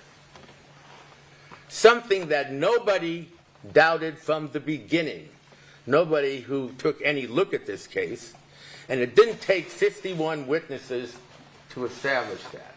But I submit to you, if you went back and looked at your notes, about 30 or 40 or 50 of them almost established just that. Why do you think they did not arrest Monica Sementilli once they knew she was having an affair?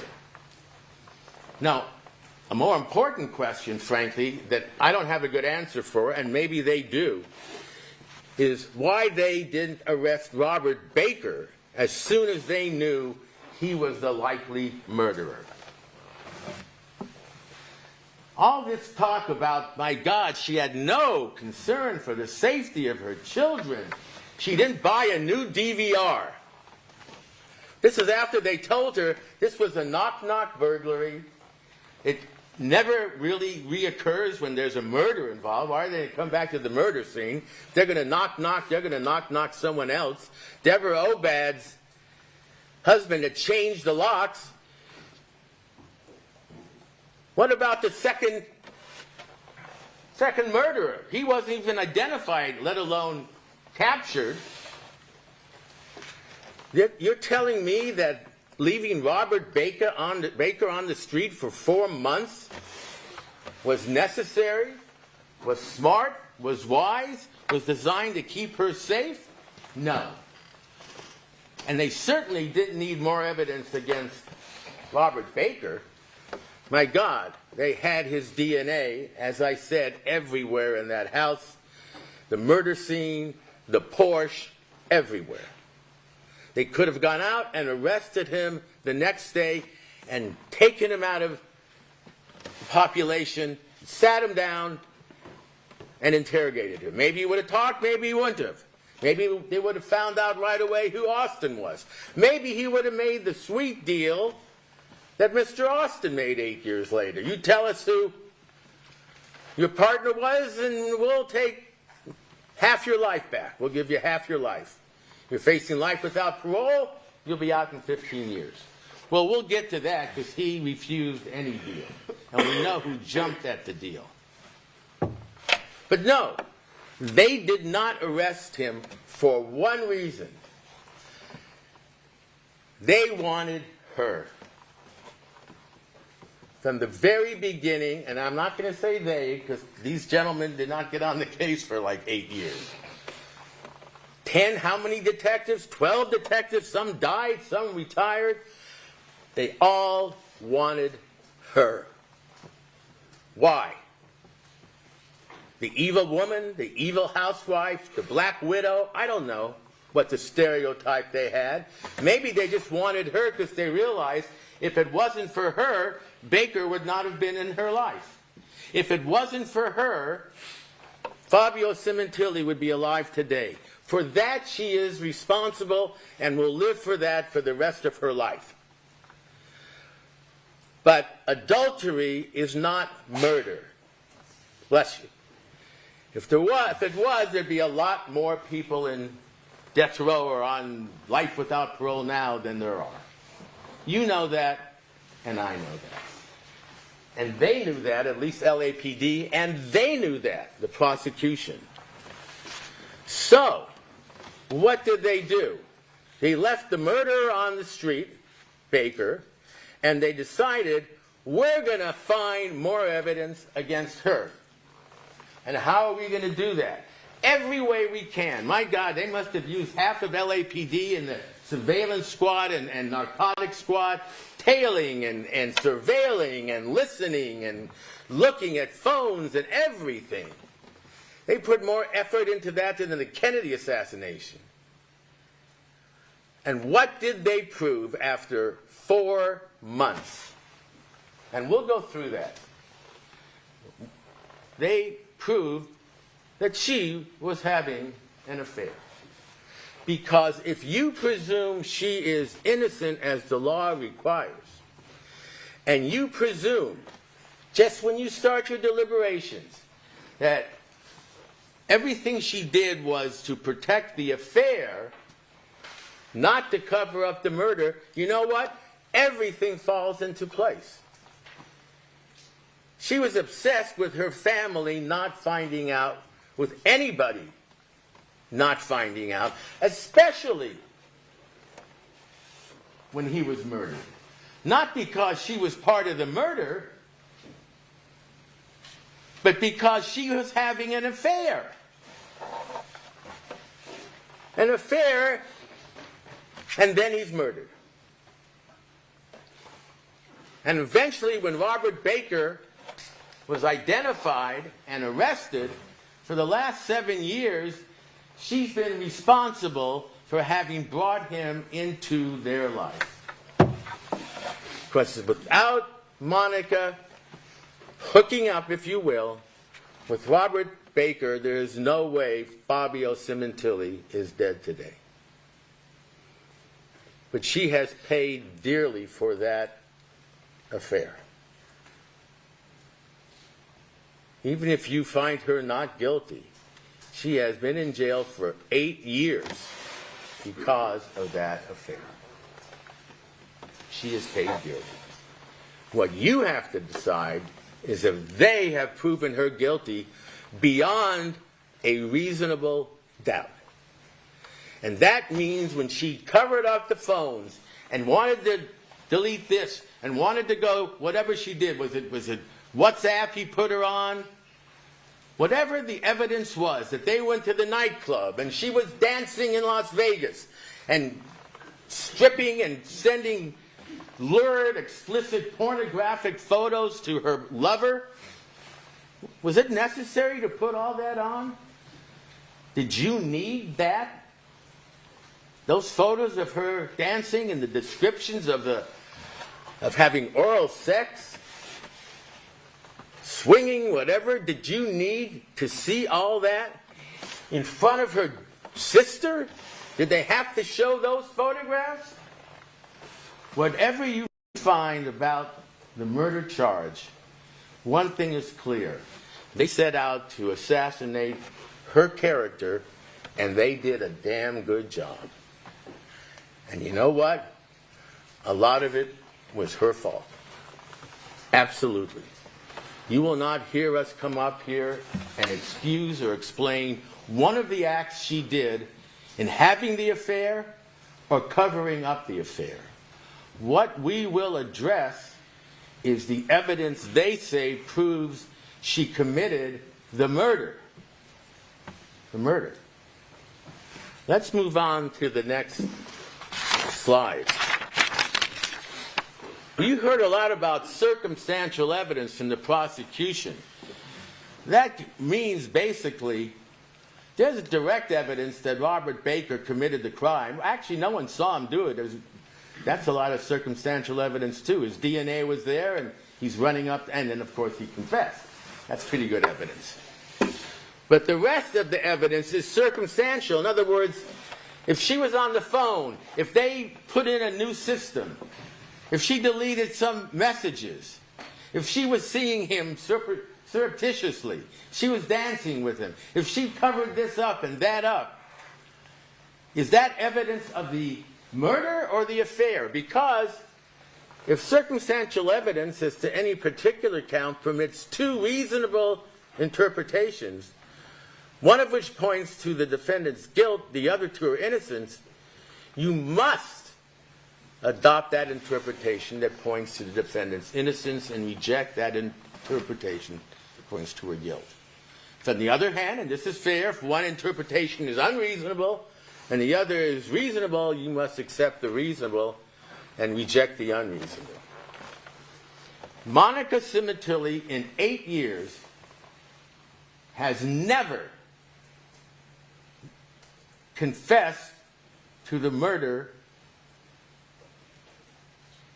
of her husband. You didn't see one bit of evidence where she says, my God, why did we kill him? Well, how could I do this? Either overheard or not overheard. She's the only one. Baker and Austin, my God, have gotten into court and pled guilty to the murder of Fabio Sementilli. Not her. Everything about, and no one saw her kill him, which obviously she did not, as if she needed an alibi, as if she would have found the body, and we'll get to that. This timing is so crucial to you in this case. By itself, it establishes as reasonable doubt the timing of this small window you heard so much about, and I'll get to that. It's all circumstantial evidence. And if you assume, if you presume, like the law requires you, that she is innocent, as she sits here right now, and you presume that throughout your deliberations, and you presume she was having an affair, everything she did is consistent with the affair. And if there are two reasons, now it could be consistent with the murder also. If you destroy the messages, or if you're at the house, or if you lie about something that the police talk to you, or you hassle them about insurance, and I'll get to that. Yeah, that could be evidence that points to guilt. It also could point to evidence that points to innocence. Yes, she wants the insurance. She got 2 kids. She knows she did nothing wrong. Why are they holding it up? And I want you to listen. And we may play some of those, because I'm not going to be here 3 days, but I'll be here a few hours. All this so-called haranguing of Parshall, who unfortunately is not here, and had died, totally unrelated to this. But all we have are the phone messages recorded, if you remember. There are about 5 or 6 they were played to you. Play a couple. They're very short. Interestingly, one was a message from Monica that we believed had nothing to do with the affair, and that one can't be found. It's gone. All right? Can't be found. But there are plenty. And you have been led to believe that every time she called up LAPD, whether it was Parshall, and they said Parshall had the best relationship with her, or anyone else that she was just fixated on insurance. That's all she was thinking about, caring about. You listen to those and presume she's innocent, remember, as you are required to do. Wouldn't you be calling up knowing that what they were waiting for is to clear her? Well, why haven't you cleared me? That's what an innocent person would do. It's been 4, 5, 6 months. You had blood all over the car. Why haven't you cleared me? What about my children? Have you cleared them? My God, have you cleared Jessica and Isabella? Are they really co-conspirators? For a while I thought they were going to call them that because they had the nerve to stand by their mother. Well, they know their mother a lot better than the prosecution knows their mother. And they love their father. And when they said, we stand by our mother, we just don't believe she could have done this, they meant it. And you know what? It cost them dearly as well. It cost them the relationship with all of the relatives of Fabio. Every one of them deserted her. More than deserted her, and excuse my language, one of them called her a bitch and a cunt. Those are horrible words. And the only reason I repeat them is because they are, and they were said, admittedly, by Morella to one of the girls. This is how they treated them. But it wasn't how they treated them before the arrest, was it? Before the arrest, when they presumed Monica had nothing to do with it, as you are legally bound to presume, what was the relationship between the family? They were grieving together. They attended wakes together. They flew to Canada to honor him, and not every flight was paid for. Funeral, yes. Honoring him, no. The whole family was there. They were grieving together. They flew down. They helped out. They helped with food and lodging, and the girls lived, I think, for a while at Deborah Obad's. Everybody was helping out and feeling sorry for Monica and Jessica and Isabella, as well they should have. Did any of them, before the arrest, which was 4 months later, anyone from Wella, and you heard 5 or 6 witnesses, Henry Meyer, Eversbacher, Thor, Alicia Truesdale, you heard several witnesses testify. And you heard several family members testify. And basically, if you just sat in this audience and you listened to them from the witness stand, you would have thought, my God, they must be right. This Monica was a real work of art. She didn't care. She was getting drunk. She was singing My Way. First time I have ever heard the song My Way criticized for being sung. And it was Fabio's favorite song. But that was no good. The way she dressed was no good. The way she acted was no good. The way she hounded Mr. Mayor was no good. The way she hounded Truesdale was no good. Where's the insurance? What are you doing? Did any of them go to the police or anyone else, the head of the company, and say, you know what? Fabio was just murdered, and you ought to see how Monica is behaving. She is hounding us about insurance. She can't believe she hasn't been paid. She wants to know how much money's coming in. She wants to know about his options. She wants to know how long you're going to pay him. She wants to know all these things. Maybe she's involved. Maybe you ought to look at her. Why is she so obsessed with all that? Did any of them go to the police and say that? Because none of them were interviewed for those 4 months between the murder and the arrest were they? You look it up.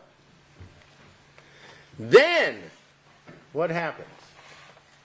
Then the police tell Jessica, having the nerve to first sit her down and start questioning her again. By the way, do you remember when your mom did this? You know, and we're getting close. Don't worry. We'll be there. We'll be there. Total lies. They lied to them for 4 months. Talk about a ruse. This is more than a ruse, out and out lies. Even to Jessica. And you know what happens at the end of their interview in June? Oh, by the way, Jessica, we just arrested her for murder. You better go tell your sister and your family. That's how they were informed. Now, not only did Parshall or Gable, I forget who it was, announce that they were going to be, they had been arrested. In fact, that day, they don't can announce it before they're arrested, and we'll get to the arrest. So they are arrested, and the family is informed, of course, Fabio's family and Monica's family. And what do they say? Do they say what was up there?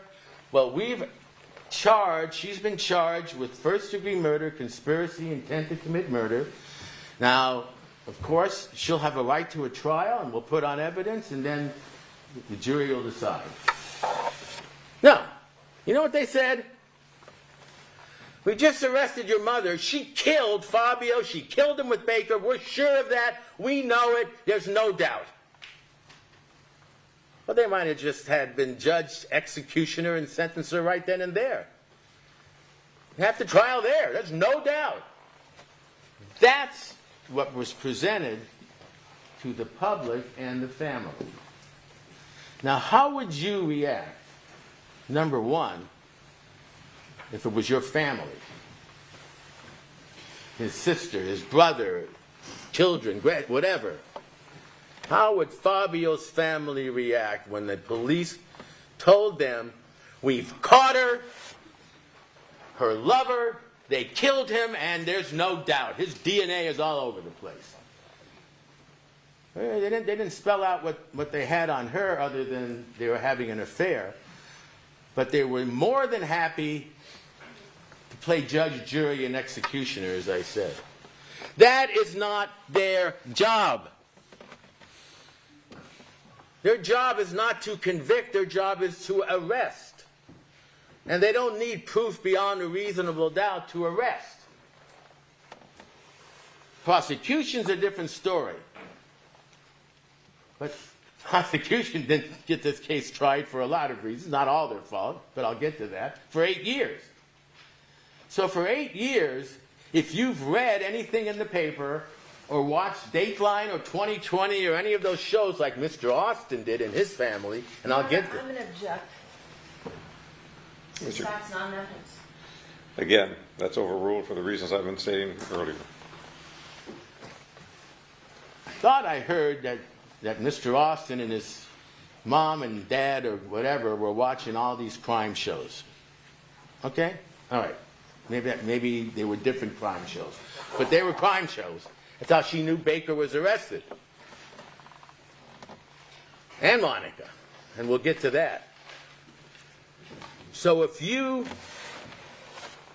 are watching television or reading in the paper and they have a little paper clip of the actual story when the arrest took place, what are you going to assume? You know, when I open the paper and it says huge bust and I'm a criminal defense attorney and it says cartel arrested and so forth, yeah, I probably assume they got something on them. But I'm not a juror like you are. I can do that. The public can do that. The family can do that. You can't. But my point is, everything changed once they were told that Monica and her lover murdered Fabio. Only then were all these people interviewed. Only then, and do we have that slide with what Luigi said? There's an interesting statement that Luigi testified to, and forgive me for jumping around, but I do that often with Mr. Babbage. And while he's looking for that, let me just tell you, what it basically says, and you'll see, is that once he learned that Monica killed Fabio with Baker, everything opened up. Here's what it is. That's Luigi's testimony from the trial of this terrible crime. There was something asked about this terrible crime, which indeed it was. Answer, right. Once you go back and start recollecting, it becomes very clear. The puzzle pieces fit together very easily. So at the time, no. But once I heard about the events in the case, you know, the clouds cleared and things started making sense again. What he's saying is, at the time of the murder, none of this made sense about Monica being involved. But once I heard about the events, their arrest, and the police saying they did it, there's no doubt, everything started to make sense again. And the problem is that none of these people from Wella or the family, most of the other witnesses were interviewed until after they knew or were told that Monica was guilty of killing her husband. Now, how would you look at things if it was your family and your Fabio? How would you look at things at Wella when it's clear they adored this man? And let me make it clear, you won't hear a negative word about Fabio Sementilli from this side, and I doubt from that side. If there's anything we all agree on, it's the kind of person he was. An employee rising up, beloved by everyone. Then they hear Monica had him killed with her lover, Baker. Oh, by the way, what do you recall about Monica making contact with you after the murder? Well, I got to tell you, she was rabid about that. Every time she called, it was insurance, insurance, insurance. She didn't even mention Fabio. My God, the cremation, you know, he shouldn't have been cremated. He should have been buried. That was a real problem. Oh, you should have seen the way Monica acted at the funeral, at the wake. My God, she was drinking too much. She wasn't dressed. She was my way. How inappropriate, one of them said. Everything, the clouds cleared and things started making sense. Thank you, Jeremy. All of a sudden, for the first time, we heard about lack of tears. We heard about he shouldn't have been cremated. We heard about My Way. We heard about replacing Bella's totaled Fiat and buying a Mustang. We heard about the focus on life insurance. That's when we started hearing about that, after they were told they had been arrested and Monica was guilty. If she had had tears, they would have been fake tears. Whatever she had done, it would have been wrong. Because you didn't hear about lack of tears except from Gable at the grand jury. No one who came to the house that night ever said, you know what? She wasn't crying. Well, some people cry and some don't. I cry in movies more than I cry over tragedies in the family. That's just me. Some said Bella was frozen. She didn't know how to react. Everyone who was asked the day of the murder and shortly thereafter, the police asking him said yes. She was heartbroken. She wore his sweatshirt for a week. She wanted to sleep in his bed that night. All of that is going to be turned around and made dirty. Because if you conclude, if you presume she was guilty, if you presume she is guilty, that everything she did is going to look bad. It's going to look not kosher. Something's wrong. But if you look at her as the law requires and presume for the purposes of the short time you have left, which is now hearing to me, listening to me, and I thank you for that. You have no choice, but I thank you for that.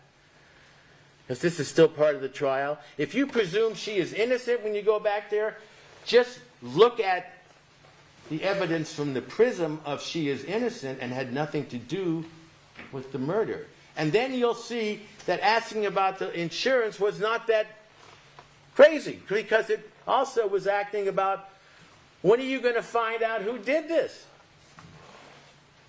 And about her financial issues, you're going to realize she didn't know that Wella was going to give him 6 months' salary and take care of the hospital and medical and forgive the car loan. She didn't know that originally, when she's supposed to be obsessed with insurance in the beginning.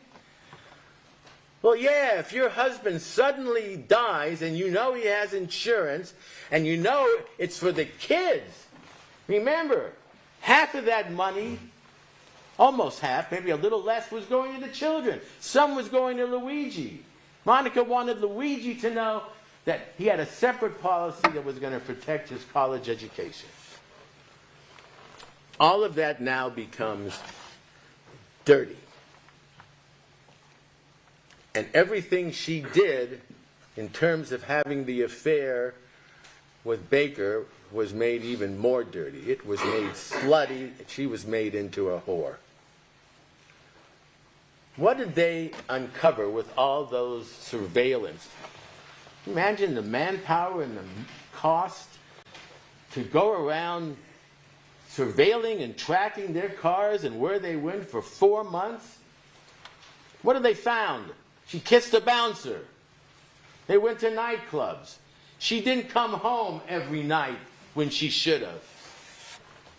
If that was a crime, my mom would have been in jail.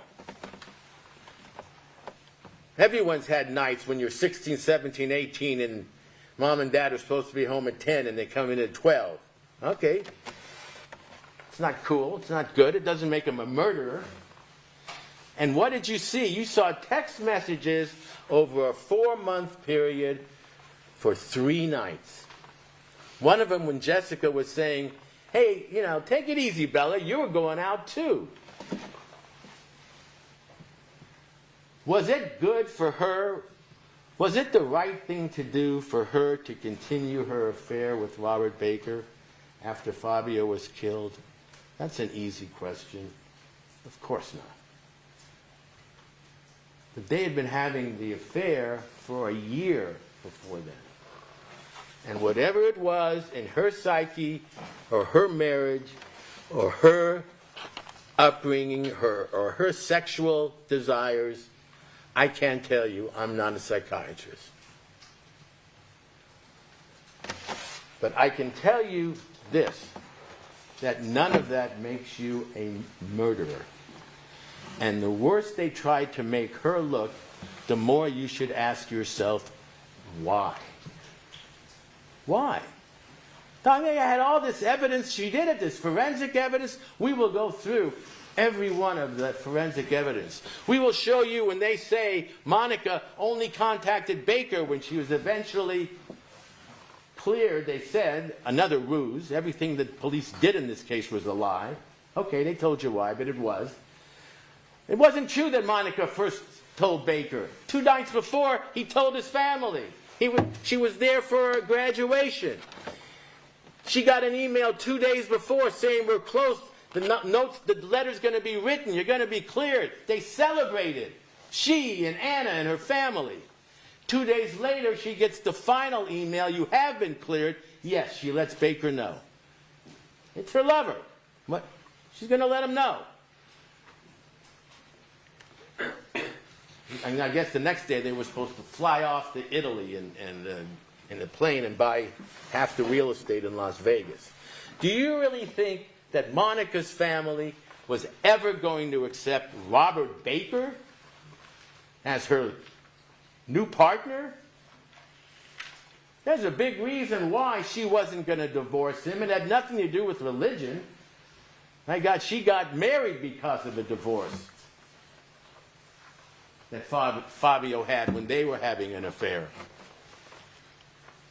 She wasn't going to divorce him, and she certainly wasn't, after the murder, going to say, oh, I just want you to know, I miss my husband, but hey, it's okay, boy, I got a real winner for you now. He's a child molester and a porn star. That was never going to happen. She was never going to divorce him. She had everything she wanted, moral or not. She had a loving husband, making a good living, living the good life, 2 beautiful kids, and whatever Mr. Baker offered, in bed or otherwise, she had that too. Why kill him? Why kill him? Not even to mention having the ability to plan a plot to kill your husband. I mean, that takes pretty devious mind. Did she have a criminal record? Was there anything in her background that would make you believe that she'd run off with this porn star and kill her husband to be with him? No chance. Ah, but where does that leave him? Where does that leave the wonderful Mr. Baker? If she goes back to her family and her husband or finds somebody new, he's gone. He was broke at the time. You check the records. He didn't have $1 to his name. You can bet he wanted money because he thought she had it.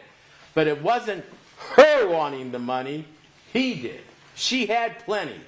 And if she divorced him, and we'll put that death versus divorce chart up there. And by the way, the death versus divorce was not introduced by us. Oh, you had Mr. Malatesta, and he was up there telling you how he represented Britney Spears and this one and that one. You know what? That's Mr. Malatesta. He's a show-off. Does it make him a bad lawyer?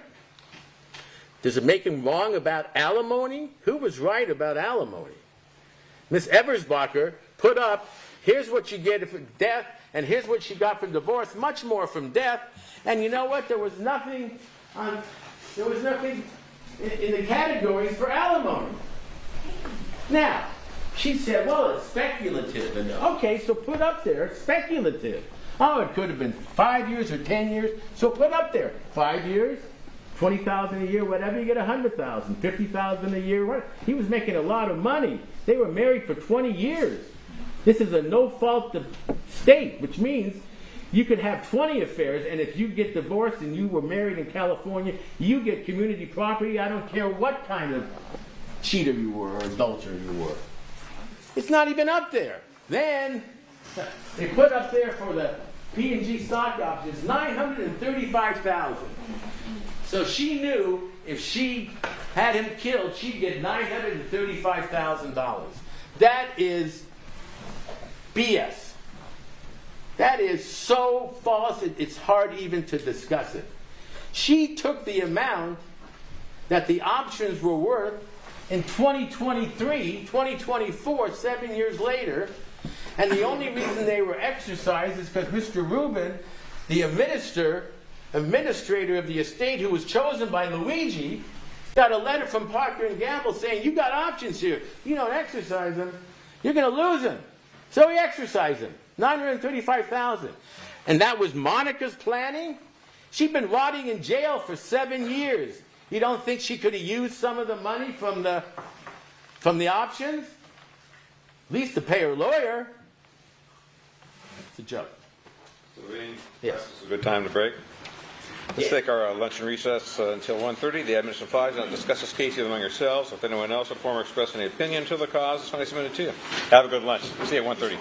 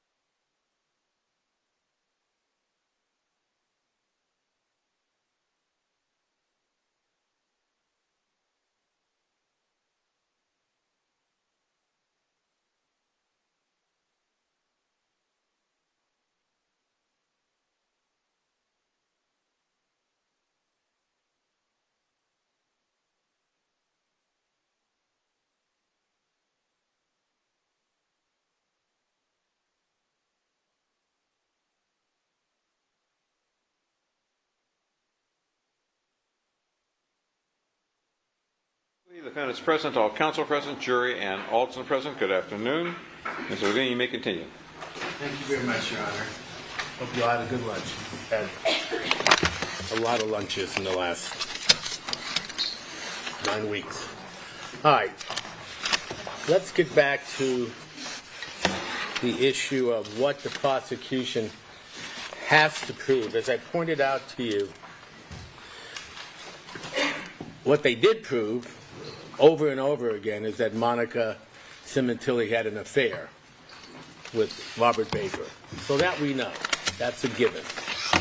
The question is, what do they have to prove? Now, the charge is conspiracy to commit murder and first-degree murder. So let's look at the elements. Ms. Silverman went through these in great detail, and I'll tell you why I'm going through them in a second. Each of the persons entered into the agreement to kill a human being, in this case, Fabio Sementilli. Each of the persons specifically intended to enter into the agreement with one or more other persons for that purpose. In this case, we know Robert Baker and Christopher Austin entered into that agreement. Each of the persons to the agreement harbored express malice aforethought, namely specific intent to kill another human being, and an overt act was committed in this state by one or more of the persons who agreed and intended to commit murder. So before I get to what must be proved in this case involving Monica, let's stick on that for a second. Because the prosecution took a great deal of time in establishing that Robert Baker and Christopher Austin are guilty of a conspiracy to commit murder. Remember, these are the elements. This is what malice aforethought is. You had to intend to do it. Look, they both pled guilty. That's number one. They both went there with knives and brutally stabbed him in the heart and the leg and the chest and the neck. There's no question of that. That's a given. And it shouldn't have taken a long time or any time to establish that. What I'm trying to point out is that you are here for a specific purpose, and that is to decide what must be proved in this case, and the only defendant left, now they're talking about, well, they're going to continue to investigate, and that's fine. That's fine. 8 years not enough, that's fine. But they've got the two guys who brutally killed him, and they want a third. And the question is, was there even a third member of this conspiracy? And have they proven that Monica Sementilli was the third person, was a third person? You don't need three, you just need two. This is what, go back a second, Jeremy, this is what they must prove. One, Monica Sementilli entered into an agreement to kill her husband. She specifically intended to enter into the agreement. She had the specific intent to kill her husband.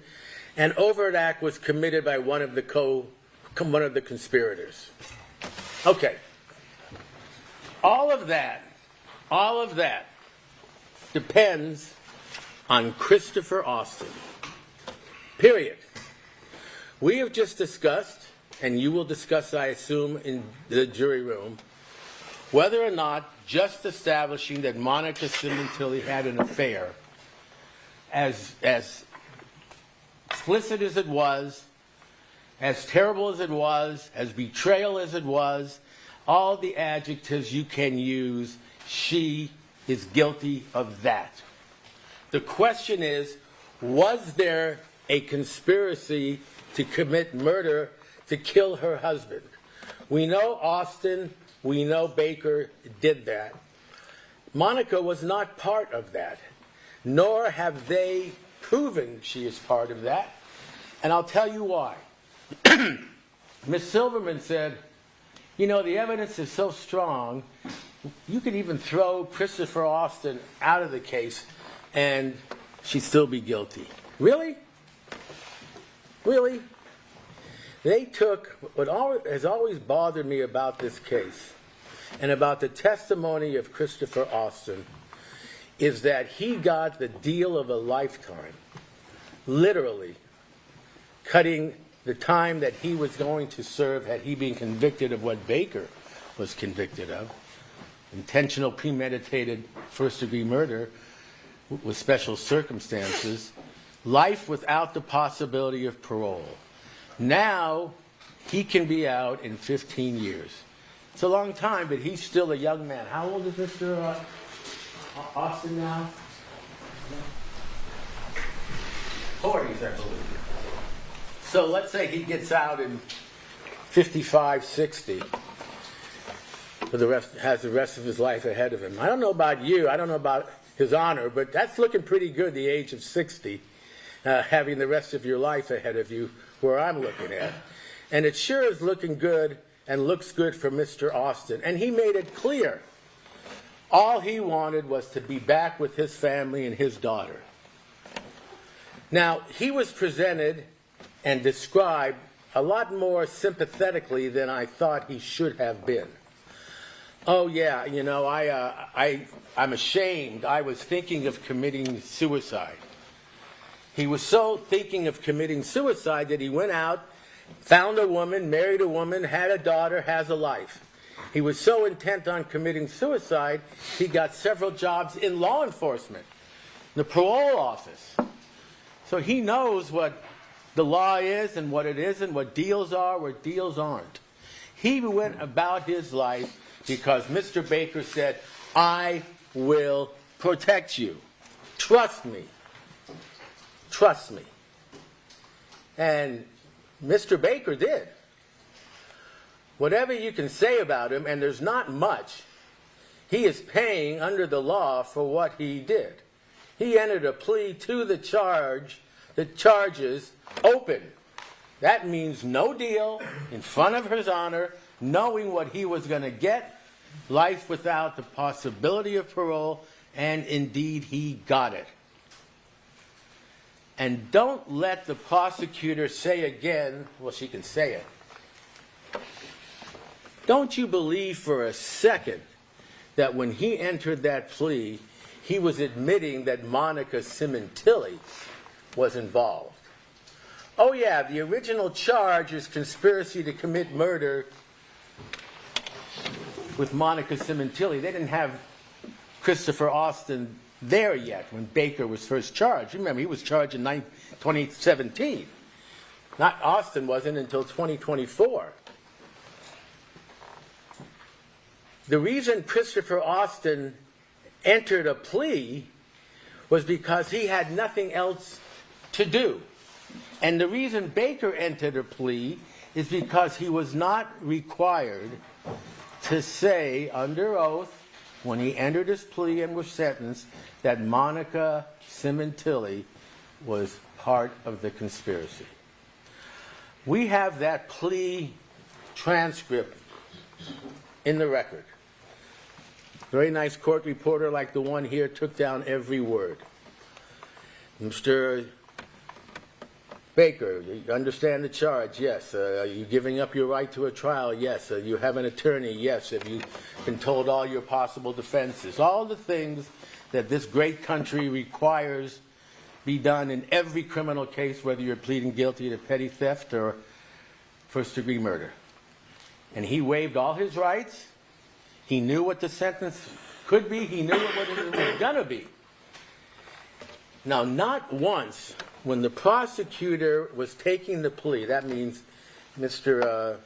Baker, do you understand, as I just said?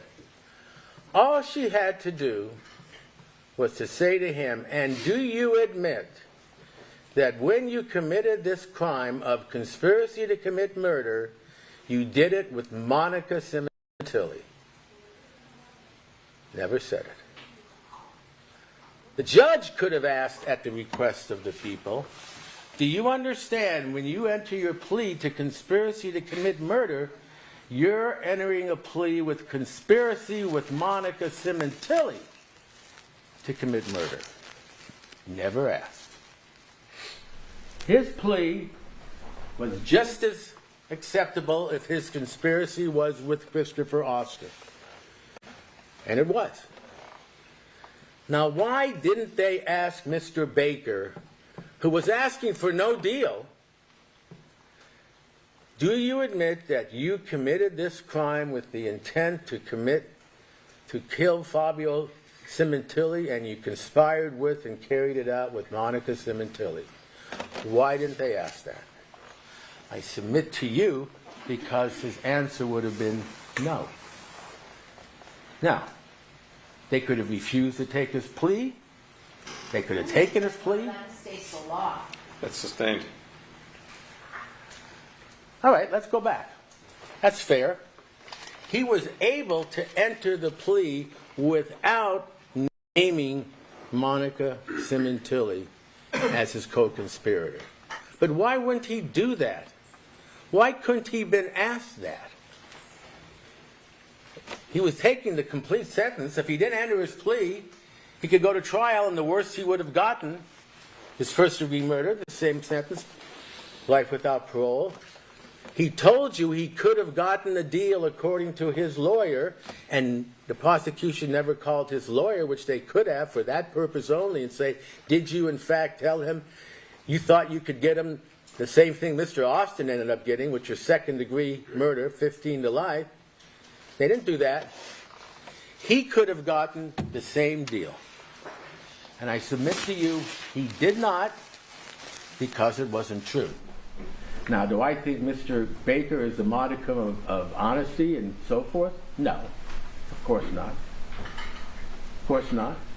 And it had been 2 or 3 years since Monica Sementilli had anything to do with him.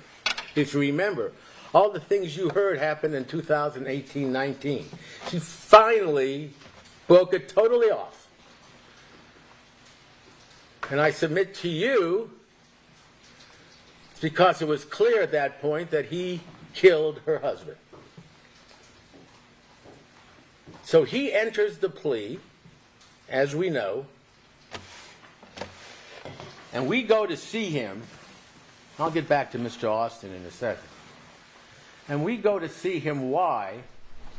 Because now that he has entered a plea and been sentenced to life without parole, he no longer has a Fifth Amendment right.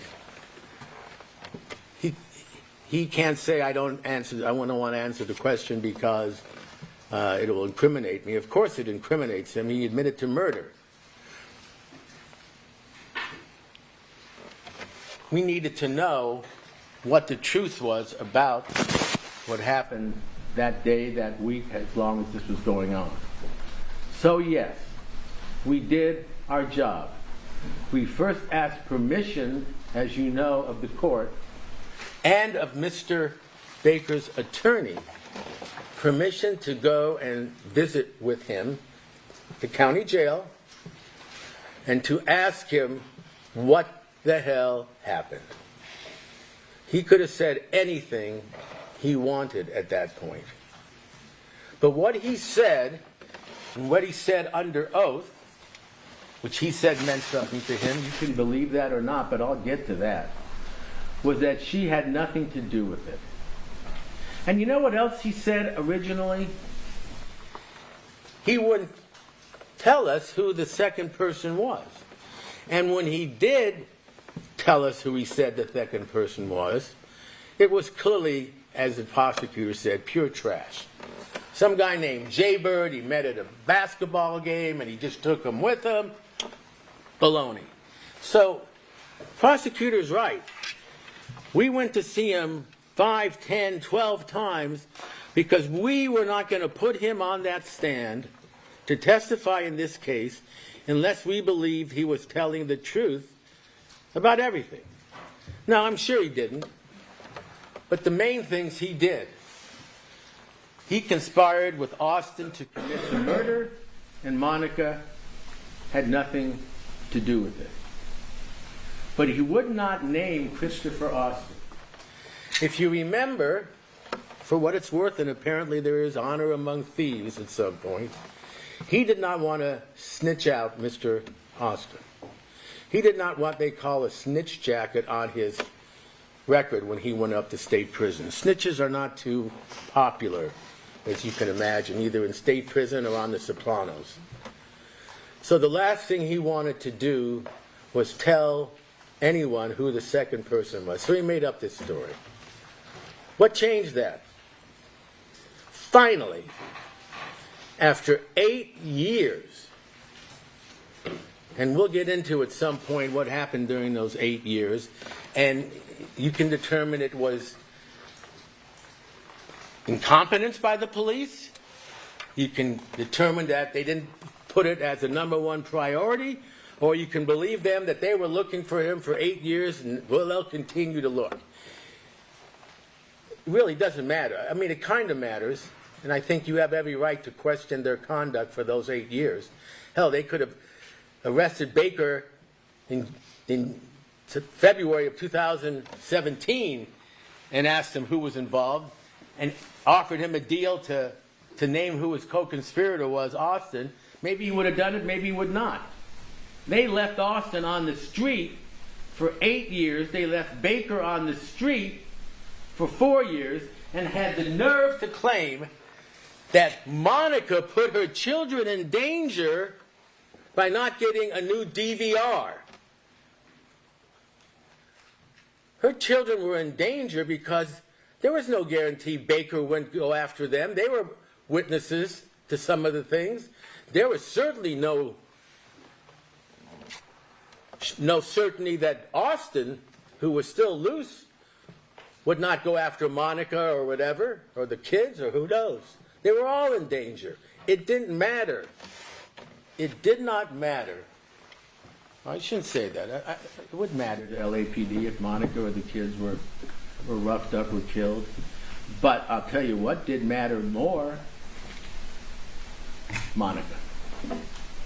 For some reason, and Miss Silverman can explain it or not, beyond just wanting to catch murderers who are responsible for murder, they wanted her. And that's why they spent those 4 months trying to find anything they could, anything, and found nothing more than lurid conduct, which they were more than happy to put up on the screen and up on the Elmo and testify to. And that was it. They knew about Austin. They knew he had flown down. They knew from the records that he had had all these phone calls with Baker back and forth. And by the way, not one phone call between Austin and Monica. Not one. And I submit to you, if you look at the evidence carefully, you will find that the only time she met him was at the gym when he was introduced to her by Baker as one of his girls, and he had plenty of girls. All right.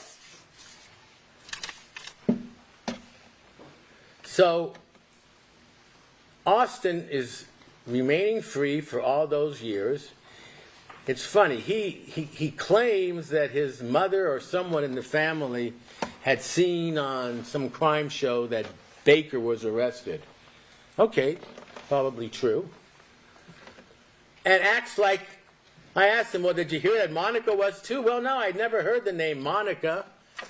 He didn't even know Monica's name before they went up to see him 8 years later. He had no idea who she was. He had no idea what was going on. All he knew was that finally, after 8 years, and it wasn't Baker's fault. He didn't snitch out on him, remember. LAPD finally got around to sending, 12 people up there in 2024? And they got the permission to do a Perkins. They couldn't have gotten a Perkins done in 2021, 22, 23, 24. Had his DNA. There's all sorts of reasons, and you've heard them. None of them are that good, because once they went up there and put him in a cell with a supposed co-suspect, someone who was in jail for another reason, and that's what a Perkins operation is, you stick in an LAPD officer, and they are good, and he was very good. And you have a transcript of what that interview was. We have gone through it at least. And he was very good. And what did he do as soon as Mr. Austin got in the cell with him? He basically said, and I kid you not, you can't make this stuff up. If you want to get out of here, you got to get the bitch. You got to get the third one. She's on trial. I don't care if you have to change your story or not. It's right there in black and white. Really? I don't care if you have to change your story. I don't care if you have to tell the truth. I don't care if you have to lie, is what they're saying. First in, first out. And he says it over and over and over again. And you remember the cross-examination that I conducted with him, and I finally said, why don't you cut all the bullshit and just tell us what happened? I remember saying that, which probably was not the proper thing to say. But it got ridiculous, what he was being told by an LAPD officer. Your ticket out of here is to name Monica Sementilli as your co-conspirator. Now, why did they want that so bad that they ended up giving him that deal? Half or more of his life back with his wife and his daughter if he just says what they want to. I had an attorney friend of mine once who did an example, and I'll do it with you. This is a dollar bill. If I took this dollar bill and gave it to Mr. Austin or one of you to testify in a way that I thought was favorable to my client, I could be charged with bribery, lose my license, whatever. And I should, if I offered money to Austin or anyone else. They can offer Mr. Austin his life back in exchange for his testimony, and that is just fine. That is just fine. And that's exactly what they did. If they could have if they want you to throw away Mr. Austin's testimony, in other words, decide this case and pretend he wasn't a witness or you heard anything about him because they're trying to show how strong the other evidence was, why did they do it? They took a cold-blooded murderer, and I don't care how he looked and acted on the stand. If you look at this case as closely as we have for all these years, and you can do that because you've sat through 9 weeks of evidence, then you will conclude one thing. Without Christopher Austin, Fabio Sementilli is alive today. There is no way that Robert Baker, 5'7" of him, I don't care what kind of porn star he is, was going to be able to overpower Fabio Sementilli. And a lot of questioning was directed to that. I'm sure the family was wondering about that. He was big. He was strong. How could this have happened? No defensive wounds? Fighting back? That wasn't the Fabio Sementilli that was described to you, nor do I think that was Fabio Sementilli.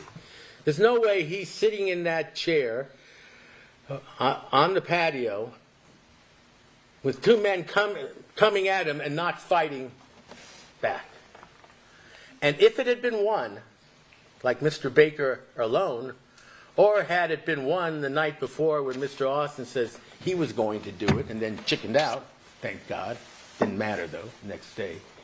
Without Austin with him, he doesn't overpower Fabio.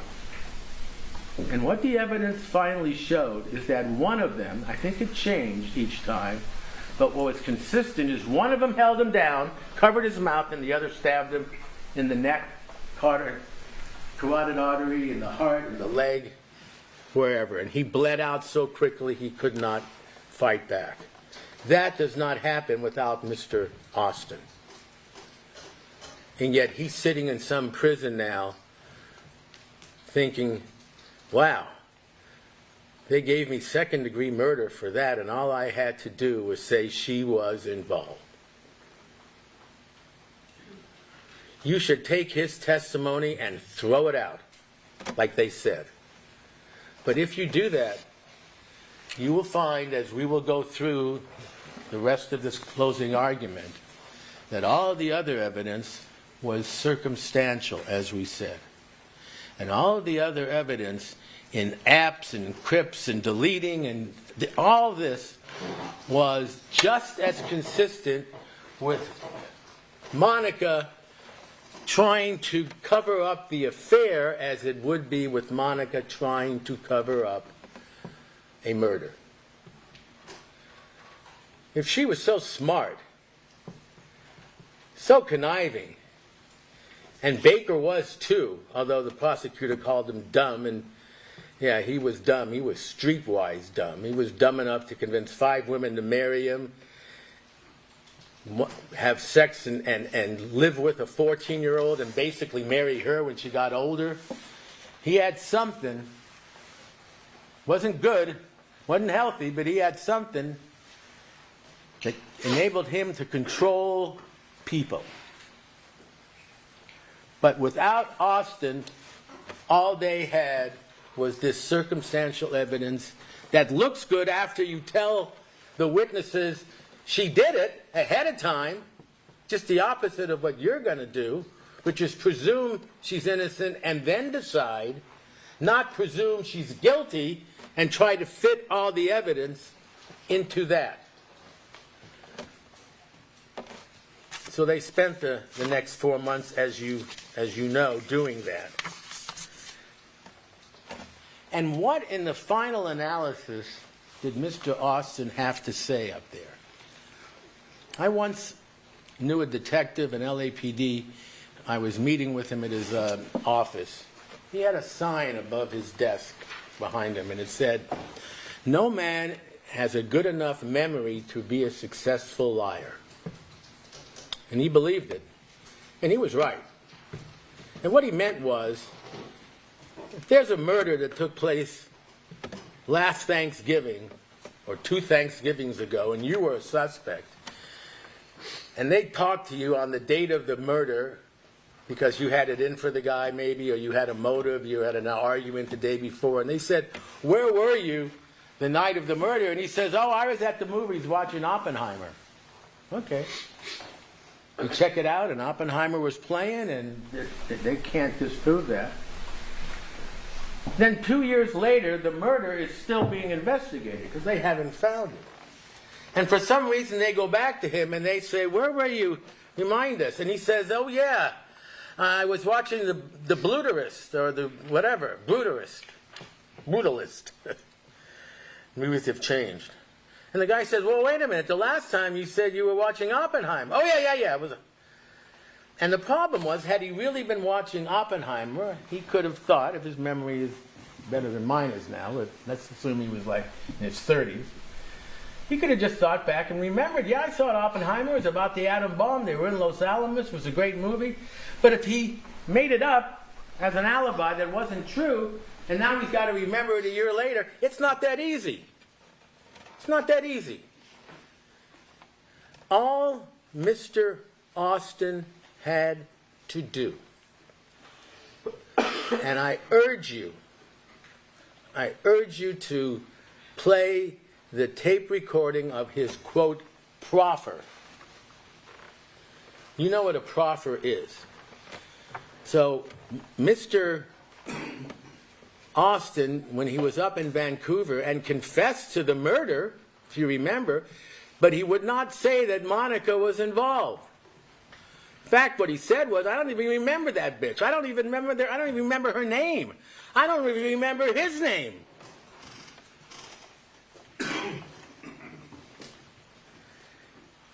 And at some point, and it's in the record because there was cross-examination by Ms. Stagel and Ms. Burke, he asks the DA who flies up there. Ms. Stagel flies up there.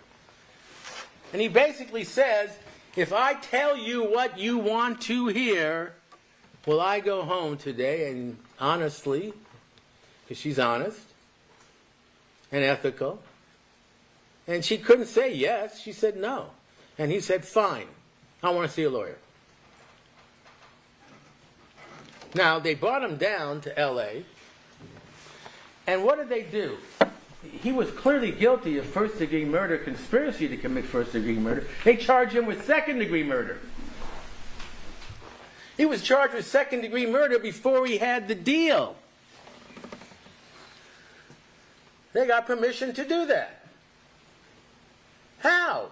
He should have been charged with first-degree murder, and then if you testify truthfully, we'll consider giving you second degree. No, it was, you've got second degree. All you've got to do, there was 2 words up there. Can we find the, there it is. Oh, he's good. The district attorney, Miss Silverman, and Miss Stagel was there, and one of the detectives. They made it clear to him and Mr. Aval, who was a very good lawyer. I mean, his job is to defend his client to the best of his ability. His job is not to do anything other than help his client. And his client was Christopher Austin. So, Austin was told up front. Now, he got to meet with his attorney before and after the proffer, and you can imagine what happened there. But he was told, you will get the offer, the deal, second degree, 15 to life, where you're out in 15 years as opposed to life without parole. But you've got to be truthful. Okay, that's fair. And the evidence has to be valuable. What, $10? Worth $20? Worth $100? No. You know what valuable meant then and what it means now. It had to be valuable to our case. And the only thing we don't have in our case, Mr. Aval clearly knew, his lawyer, was the connection to the conspiracy of Monica Sementilli. All they had was circumstantial evidence, meaning she was having an affair. And she was communicating with them all the time on Viber and WhatsApp. And when we get down to the specifics of the case and the evidence, you will see that she was no more communicating with him back and forth with Baker in January of 2016 when the affair started. And there was no idea at that point to murder anyone, let alone Fabio. And it was the same amount of time that she was doing it in January of 2017. And they wanted you to believe, oh my God, look how many calls they had back and forth, right around the time of the murder, and it was the same amount of calls they've been having throughout their affair. Even long before anyone claimed, even the prosecution, that there was a plot to kill Fabio Sementilli. So, how does Mr. Austin give them valuable evidence? Well, he meets with his lawyer. His lawyer meets with the prosecution. Somehow the prosecution's convinced that he can do it because they go on with the proffer. The proffer is simply, we're going to interview you with a tape recording and a camera, which is fine. And he made a big deal. Why did Mr. Dawson do that? Well, I'll get to that, because he wasn't allowed to. Oh, he could have gotten a court order. Did you hear the prosecution put on any evidence that the court could have ordered them to have us tape record our interviews with Mr. Baker? No, that's a separate issue. This was tape recorded. I urge you to play some or all of it. You got the transcript of it. And now it's clear, and they tell him, we're going to interview you, and you've got to be truthful and valuable. Well, valuable meant you have got to connect Monica Sementilli to Robert Baker and this conspiracy. Now, how do you do that if it's not true? And I submit to you, it's not true, and it's not been proven true, and it won't be proven true. And she is not guilty because of it. Guilty of a lot of things, but not that. Well, I guess he could make up that I met with her. First he tried to make up that he met with her in Las Vegas. And you remember, and then he couldn't get it straight. And finally, all they could show is that he was in Las Vegas at the same time that Baker was in Las Vegas with Monica. But they never put them together. I don't know how many Las Vegas police officers they had roaming the elevators. Hell, they probably had cameras in the elevators, just trying to show them together. You know what you got up on the screen? My team is, I know, is mad at me because I have all these slides, and we'll get to them at some point. We put a lot of lot of effort into it. But I prefer just talking to you first. You know what they showed? They showed a video of Monica checking in at the lobby. There was no, with Baker, there was no Austin around. They didn't have one shred of evidence that he had met Monica in Las Vegas. And if you listen to that proffer, they try to get there so many different ways, and finally they got to accept the fact he can't say that. Because it's not true. He can't remember that. It's hard to remember things that aren't true, like that police officer said. So we give up with that. Then they supposedly conspired in December, and they showed him a knife, and a big knife, to see if he was going to back away or not. And then they talked about, oh, let's use a gun, or should we use a knife, or which. But all of this likely happened between Austin and Baker. I mean, that's true. We know they conspired. They ended up going up there and killing the guy. And maybe Birdsong was involved, maybe he wasn't. Another mysterious figure out here. He didn't testify. Okay. So you're left with Austin. Austin and Baker. Baker testified, Austin, and he did it. Monica had nothing to do with it. So they're stuck with Austin. You know what they end up with? And they basically tell him what to say with leading questions. And I'll get to that. They end up with Austin claiming that he was on three-way calls with Baker and Birdsong when they were planning to kill Fabio. And during the calls, Baker said, and you know what? Monica wants him dead. That's all he has to add. And I remember he called up another time and said, Monica says we can do it now. Monica says this. Monica says that. He never spoke to Monica once. He met her once at a gym. But all he has to do is take what Baker likely said to him with Birdsong, which is, how do you think we ought to do it? When, how, what, where. And all he has to add is, and Baker said Monica wanted it done. Period. You will see that the prosecution has not introduced, among all their experts and all their records, any evidence that Baker and Birdsong and Austin had a three-way call, let alone Baker, Austin, and Monica. Not even Austin says that. Where are all these three-way calls? You ask the prosecution, you can't ask them, but they have a chance to respond to me. Where's the evidence of three-way calls between Austin, Baker, and Birdsong? And you know what happened? If you look at the transcript, if you play the tape back of the proffer, at one point Mr. Austin is asked by Miss Silverman, so did you have any three-way calls about the murder? Not even involving Monica, just three-way calls about the murder. Yeah, I think maybe one. Could it have been two? It could have, yeah. Is it possible it was three? I don't know about three. All right, so there was more three calls, and then going right on like that's what he said. So, and so the truth is you had more than three calls, you had more than three-way calls, and the transcript is yes. And you met him in Las Vegas, and you did X, Y, and Z? Yes.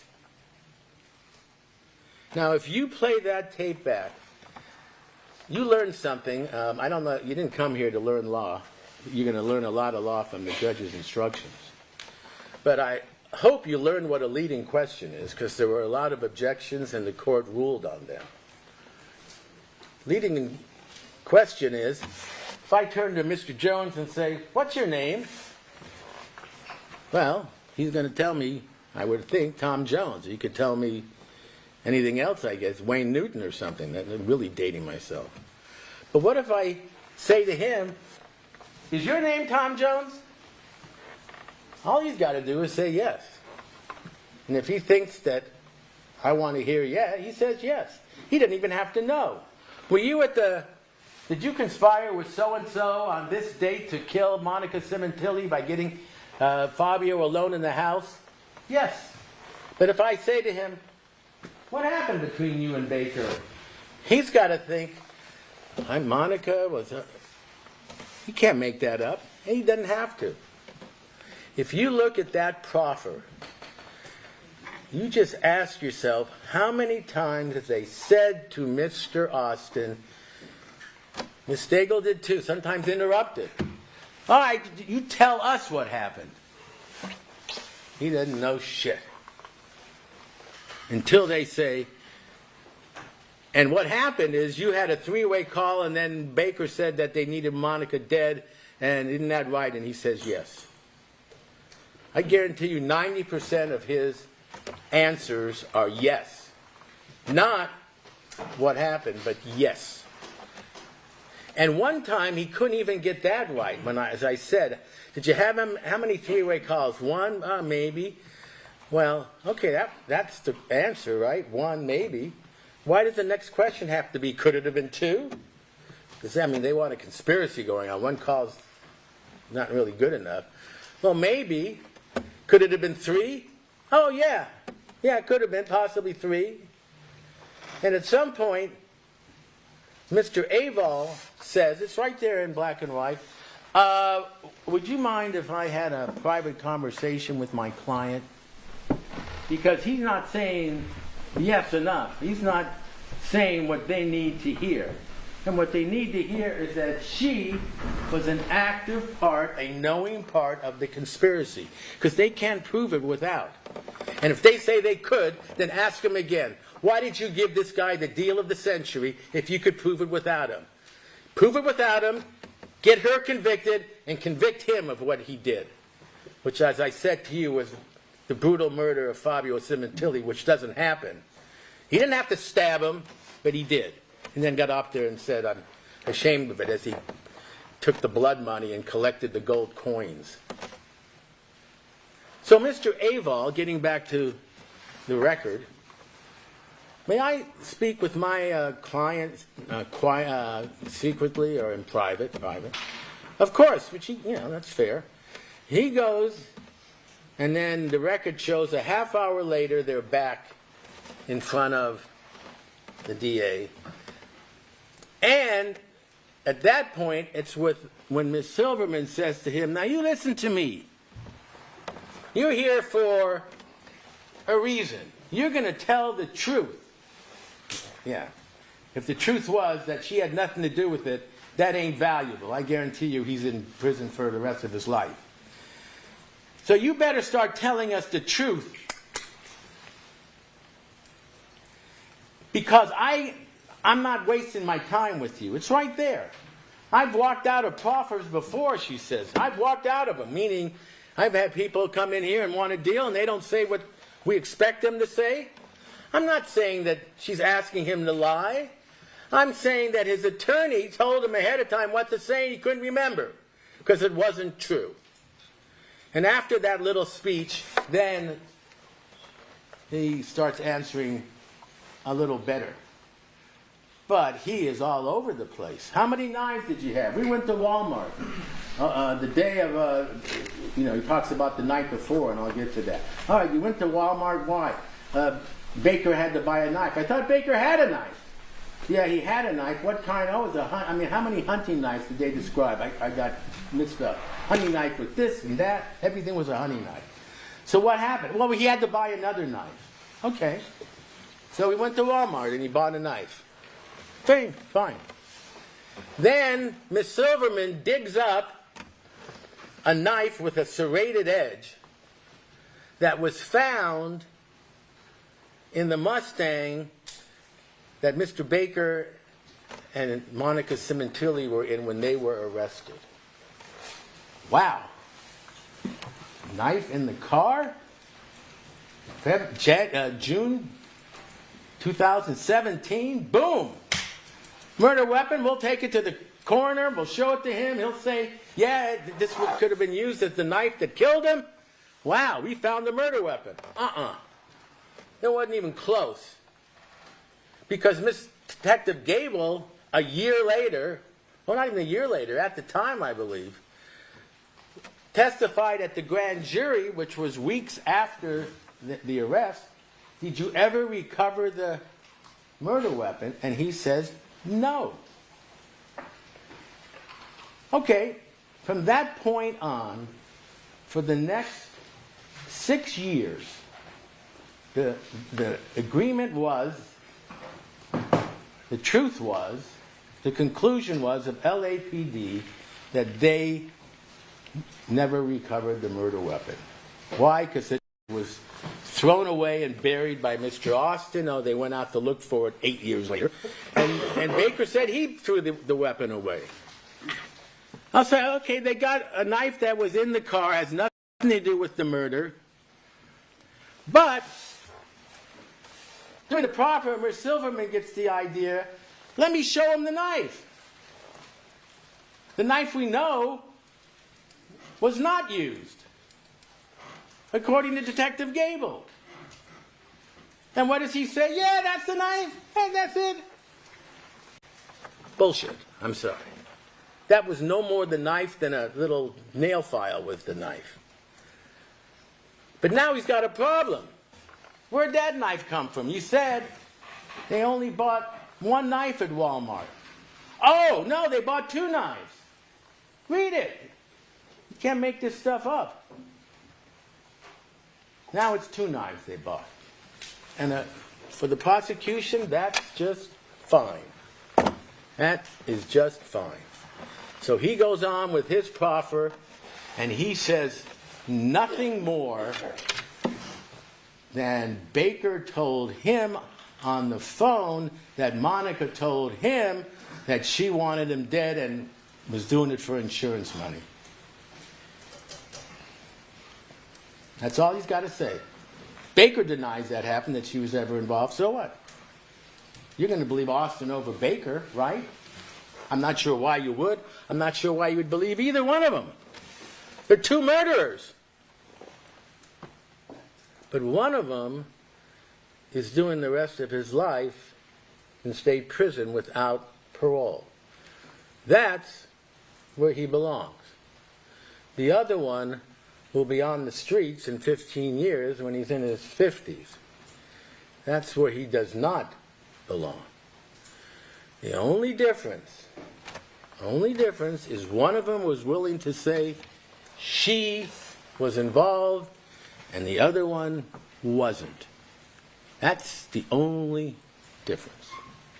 And when they say to you, take Mr. Austin out of the case, ignore his testimony, throw it away, we've convicted her anyway, you try that. You do that. You should do that. You're going to get a jury instruction from His Honor that says, among the things you can consider in determining whether someone is credible or truthful or not, is whether he was offered any leniency in exchange for his testimony. Well, as I explained to you, he wasn't offered leniency, he was offered years. He jumped at it. How many different stories did he tell you about the gold coins? He said at trial, it was never from the safe. He never got it from the safe. I got it at the airport, he gave it to me. How many? Well, there was 3, or there was 6, or there was 8. Then he later says, well, I think it was from the safe. Why? Because Baker told me that Monica used to collect them. Monica used to collect them? I thought it was Fabio who collected them. Then there's another story. Baker told me to say I got it from the safe. 4 or 5 different versions of the gold coins. Why? Because he had nothing to do with the gold coins except at the airport. He was given gold coins by Mr. Baker. 6 or 8, whatever, gold coins to kill somebody you never met or never knew. Why? Did you ever get a reason why? Other than, I trusted him? What does that mean? He trusted him not to squeal or snitch on him and to protect him. And you know what? He did. He protected Mr. Austin for 8 years. He entered a plea of guilty, no deal, and didn't mention Mr. Austin at all, because he said he would protect him. You know when Baker first mentioned Mr. Austin? The first time is after he confessed. Remember, they went up to Vancouver. They put him in the cell with the Perkins guy. The Perkins guy basically told him, "You got no choice. You gotta get that bitch, and who killed the motherfucker." I mean, sorry to use that language. They didn't even know Fabio's name, so they called him motherfucker. Great.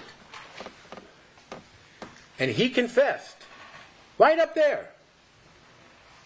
Look at the testimony. Look at the transcript. But the one thing he wouldn't do up there is to say that she was part of it. That had to wait till he came to L.A. and got the deal that we just talked about.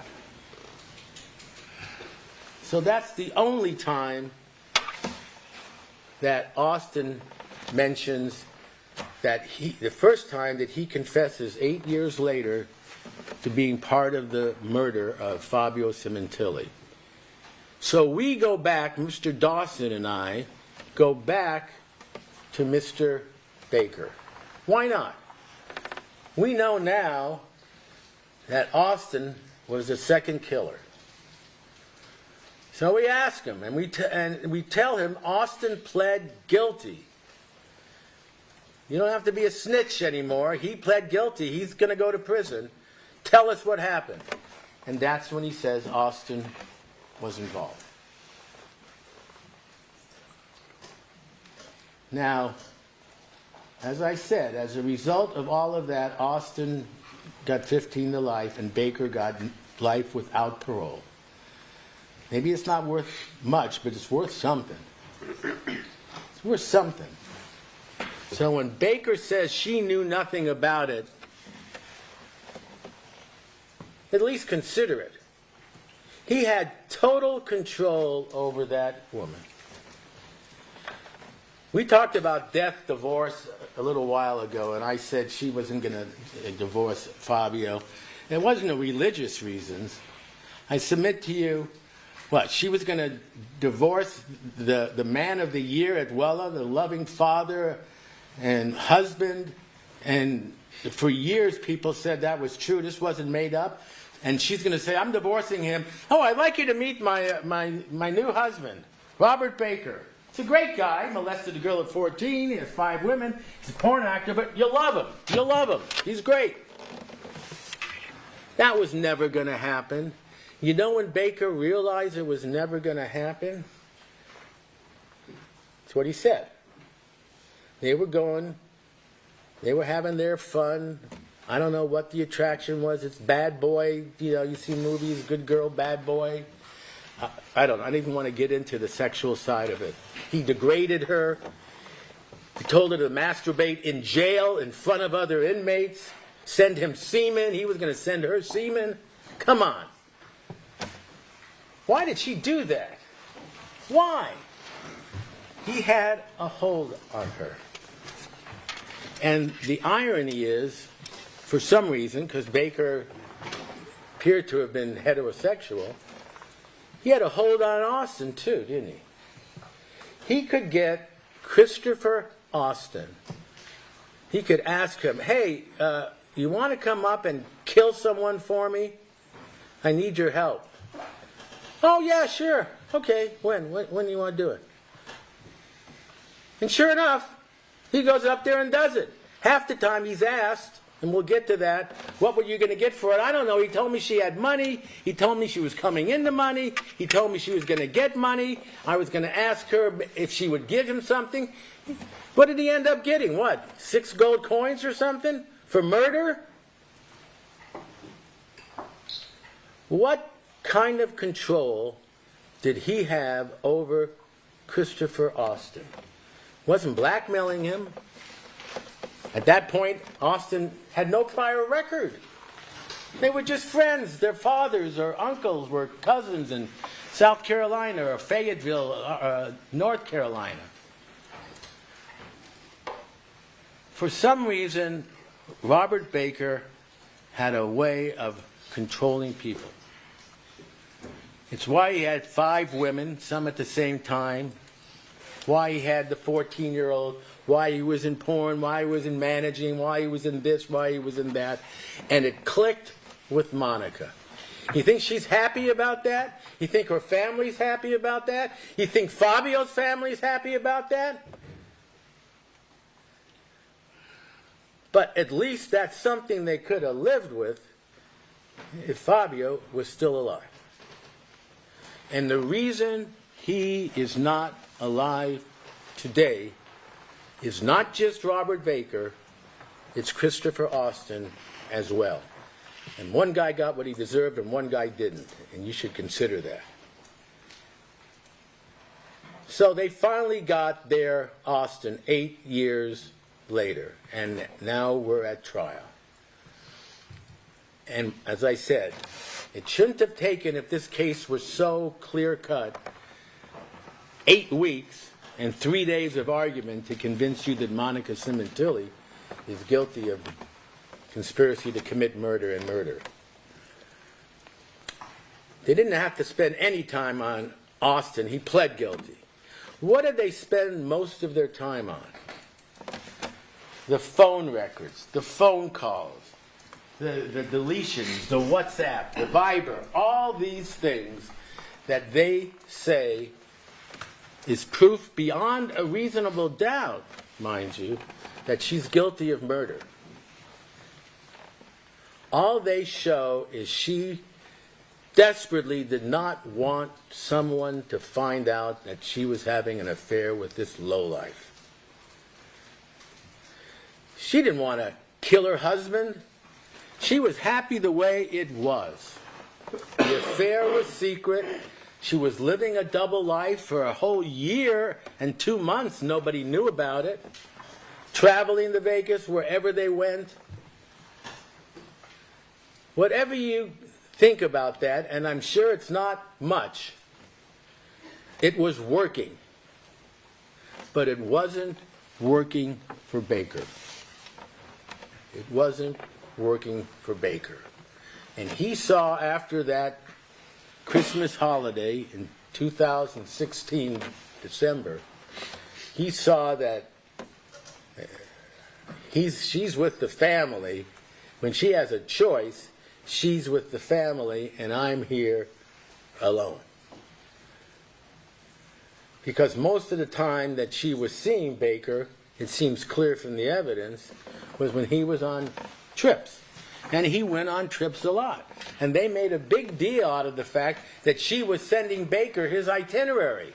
Well, why not? The plan wasn't to kill him overseas or in Canada. She sent it to him so they could get together and have sex and make videos. Oops. And drop thermoses. They could do anything. Anything they wanted. Because nobody knew. And the only one who suspected was Deborah Obed. You got to hand it to her. You know what she figured out? Last week, Monica was in her sweats and tennis shoes at the gym. The next time I saw her, she was in a bridal gown or something. Something's changed. She went to the hairstylist. She got new clothes. She figured it out. And if she had had the, not guts, but she didn't want to ruin a friendship and go to her and say, "You having an affair with this guy?" Even after the murder. She should have, and eventually she did. And she was mad, and she testified that way before the grand jury, and she got up here and then told you the truth.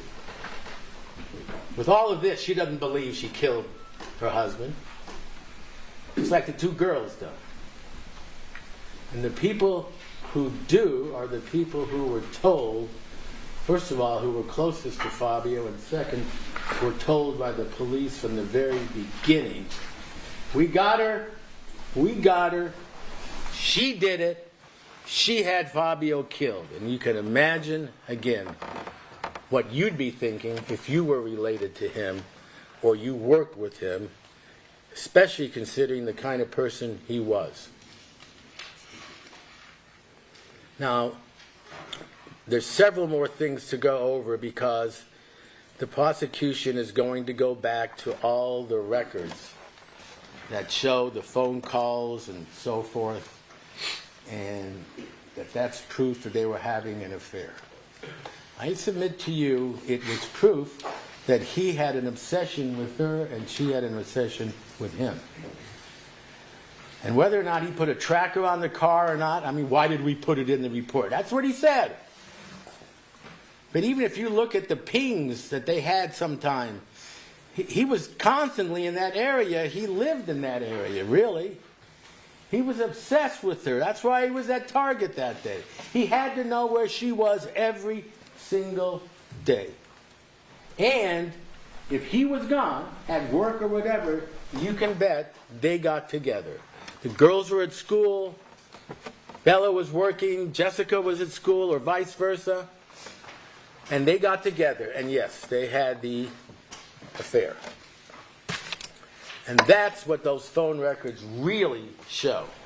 The same volume of calls as before they say there was a conspiracy to kill, as after they say. You look at those records, and we'll show them to you. Another thing that bothered me a little bit by the prosecution's opening argument. They said, as I recall, Monica kept calling and asking about the insurance. And I explained to you that when she was doing it, and no one thought she was anything more than a grieving widow who had kids to raise and was concerned and needed money because they had a mortgage and all the rest, and she didn't have a living. They thought there was nothing wrong with that, and after they were told she killed him, then suddenly she was harassing us and calling us all the time and wouldn't leave us alone. You have the tape recordings, as I said, of all the calls to Parshall. They only last about 15 minutes. You have a transcript of each one. Play them all. And you tell me if that sounds like a woman who's only interested in money or is interested in what happened to her husband and who killed him, and when my daughter's going to get their life insurance. I understand you can't give it to me. Can you give it to them? You think they killed their father? Well, we're on a new lead. We're on a new thing, She's accused of lying all the time. We'll get to that and see what she lied about. You know who lied all the time? LAPD. Every single time we're on a lead, we check the DNA. It came back to Fabio. We're going to find out. And she's supposed to be asking about that because Baker needs to know if they identified him. Well, Baker would know if they identified him. They'd arrest him. Did he ever think that they would identify him and not arrest him because they weren't happy with enough evidence they had on her? And leave a known killer on the streets for 4 months? I'm sorry, that's not the way preserve and protect is supposed to be. It sounds to me like accuse and arrest. And it's exactly what they did. And when 4 months went by and they had nothing more on her than more lurid photographs of her coming out of a bar and crying at a hotel and so forth and so on, then they finally said, all right, we're going to send her an email. And it's going to say or suggest and then say, you've been cleared. You've been cleared. And let's see what she does.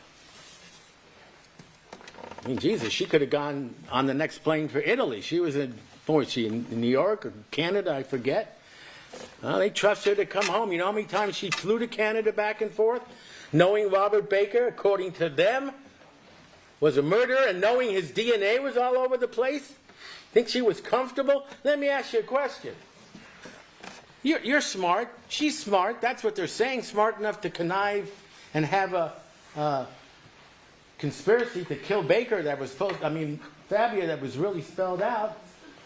What do you do if you and your lover, who nobody really knows about except the gym people, conspire to kill your husband, and he does it, but he cuts his finger while he's doing it? What do? I got an idea. Invite him to the house where nobody knows him, and we'll see his finger cut. That's what you do. In fact, invite the whole gym team there. And you know what else you do? Fly to Myrtle Beach. That'll get them. That'll throw them off.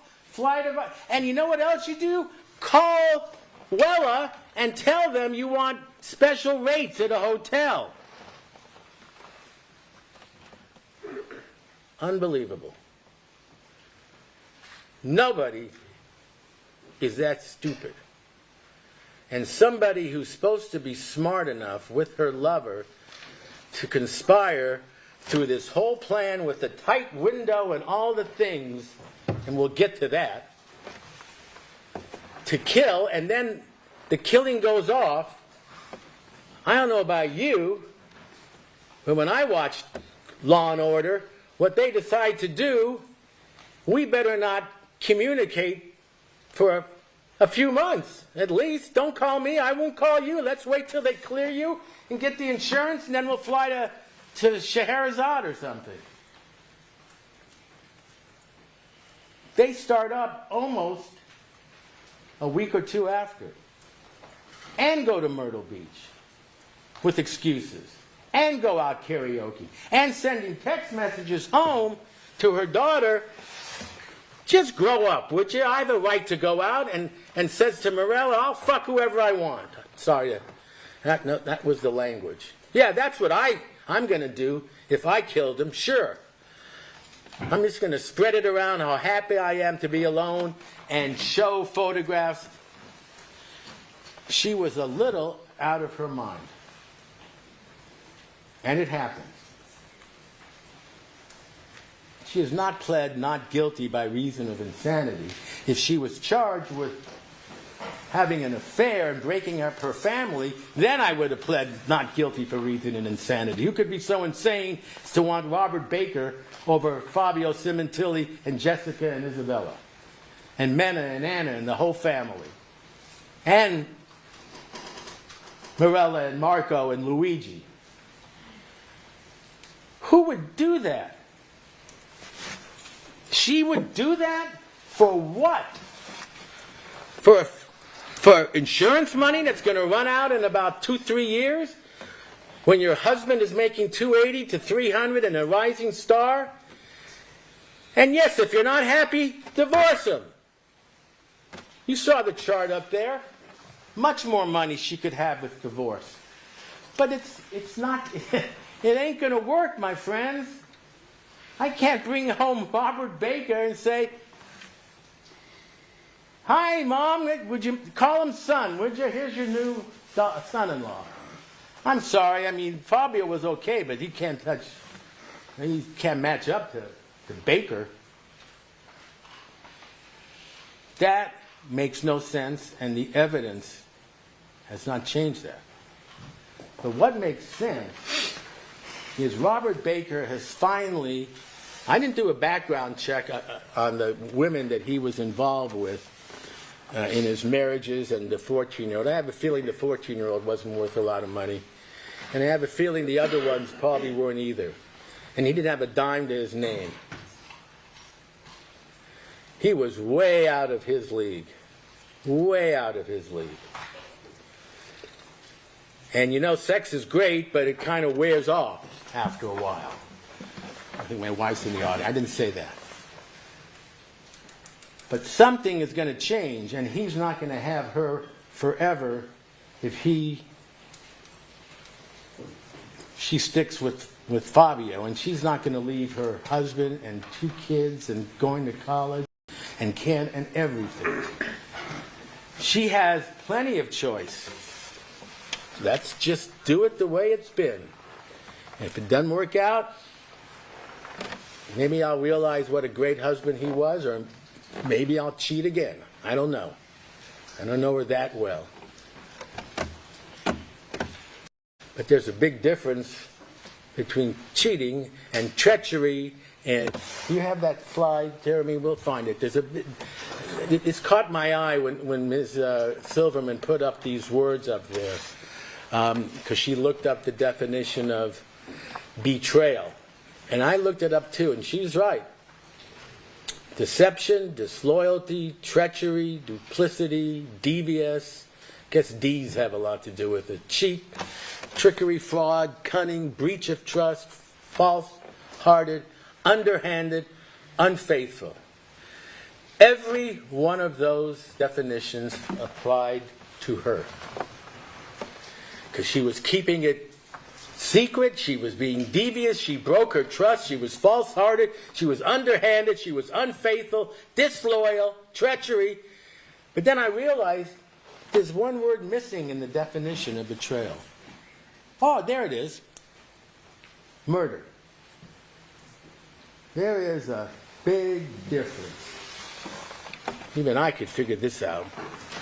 Between cheating, disloyal, underhandedness, breach of trust, and murder.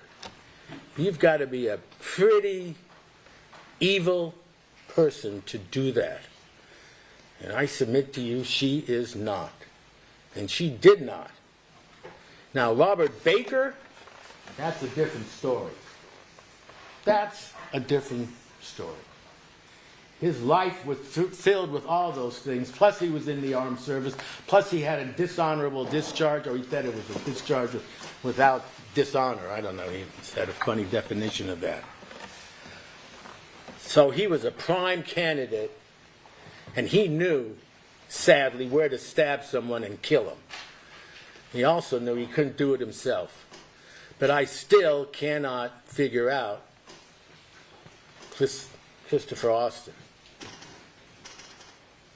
But it makes sense, because if Baker was controlling enough to get her to be with him, and then after they're arrested, to say, I love you and I want to marry you, and God. They showed a photograph of Monica, and it said Mrs. Baker on the mirror. And that was supposed to be real evidence of how far gone she was. And she was pretty far gone. But it was also evidence of control. Because if you looked in the little corner of the mirror, you know who was watching her? Robert Baker. I guarantee you he said to her, you write Mrs. Baker up there, or I'm going to tell everyone about your affair, or I'm going to show them all your photographs, or who the hell knows. And then when they're in jail, he's going, I guarantee you, we got to stick together, we got to stick together. Now, I'll show you when we come back from the break some of the things in the overhears that the prosecution did not play for you. A lot of them don't sound very good. That's what happens when you just fall head over heels and now you're in prison, and the only one you can depend on you think is your lover, and he's telling you, I had nothing to do with it, and if I have to, I'll say I did it.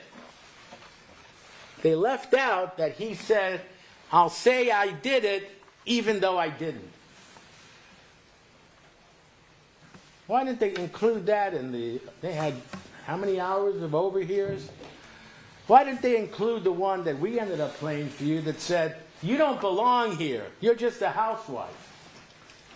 Now they can play all the other ones and they sound terrible, but I guarantee you, to do what she was told to do in that jail, even on her period, she said once, I had to do this and that and masturbate, and I mean, this man was a Svengali.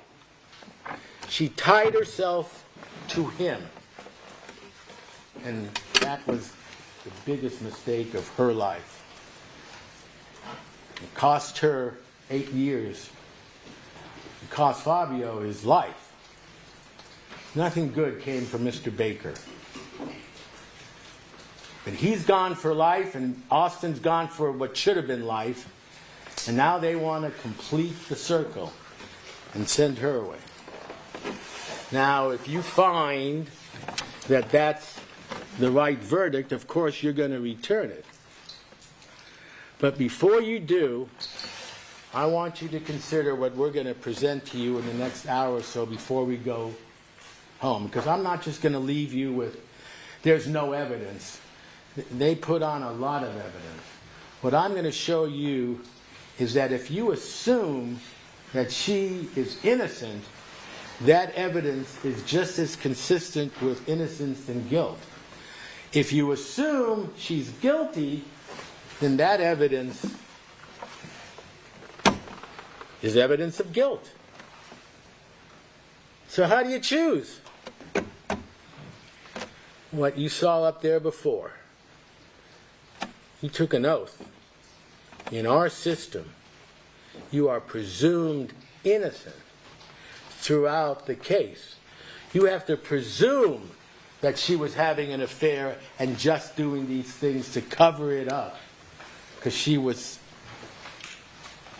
so upset, she was so fearful of anybody knowing about it. You can imagine. You can look how people thought when they found out.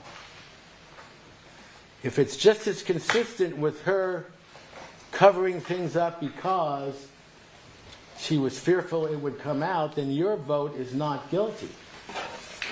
Now, when we come back, and I don't know if the court wants to break now, but it's a good time.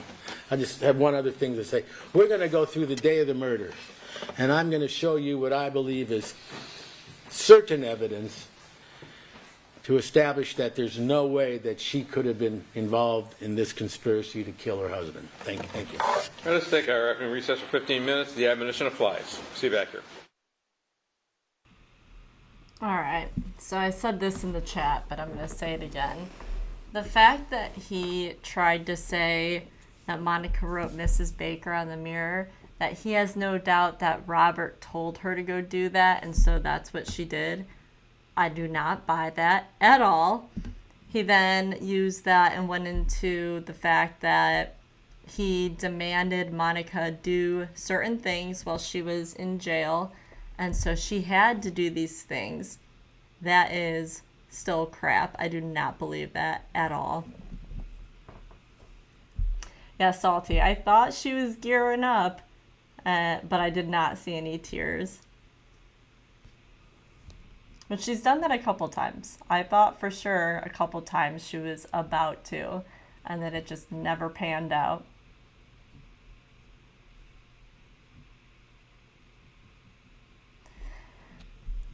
So it'll be interesting to see. He said for the last hour he's going to be presenting something to the jury. I'm assuming that after that he'll rest. Maybe not.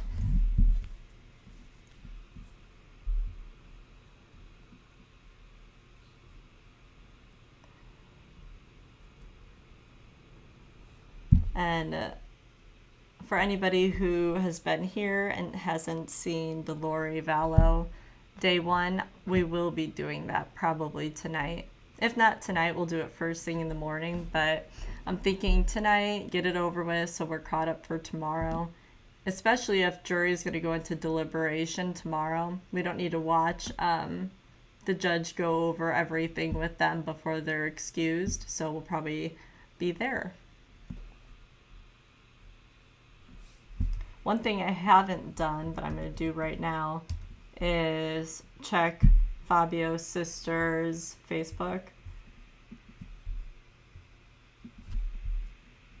If you weren't around for any of that. She has a Facebook. I actually think she has two, and this one was made public just for people to support her and the family, say if they knew him and just share positive memories. And also to ask if anybody can please help pay for them. They live in Canada and they have been in California basically this entire time. So it is a very, very long few months for them.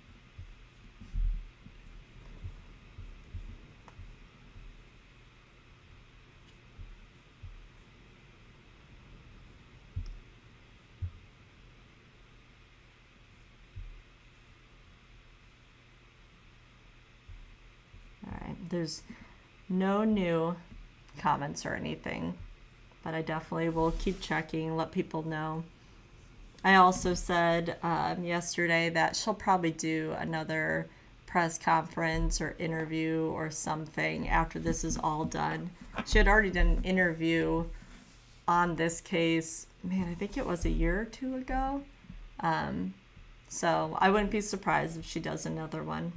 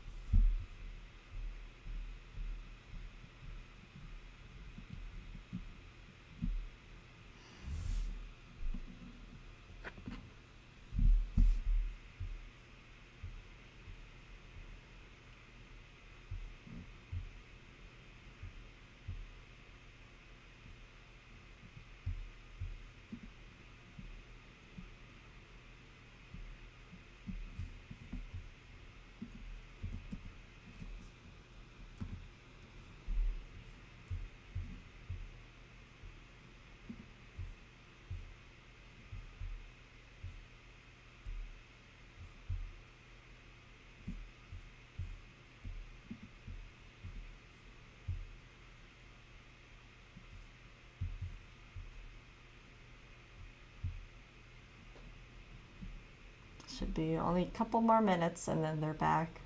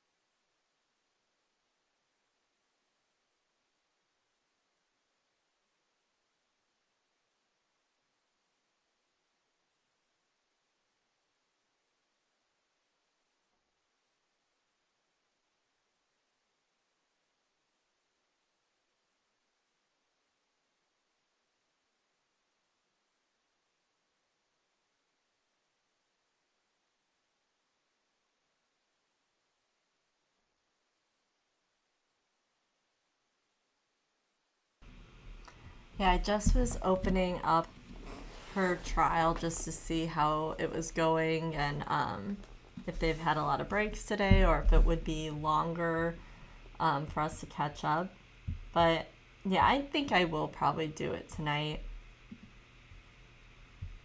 A lot of us have been waiting for this trial, so it's exciting.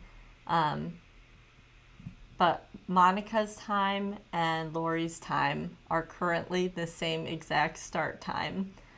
So, yeah, hopefully he can get it wrapped up today and we can just be on time for the rest of the week for Lori.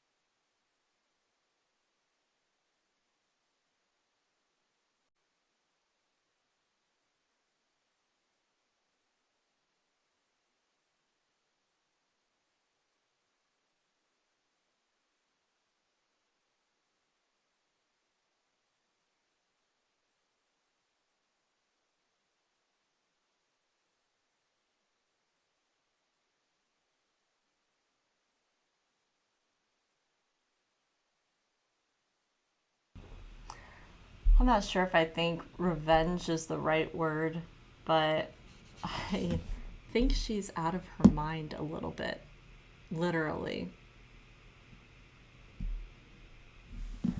The things that she seemingly believes is so far out there.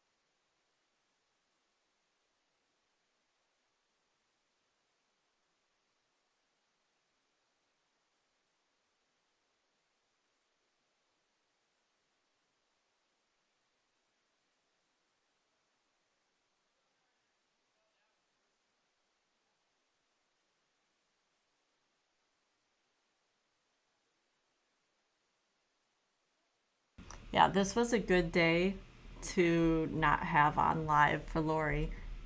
Basically, the whole break, I'm sorry, basically the entire day for them has been in a break. So, looks like somebody talked for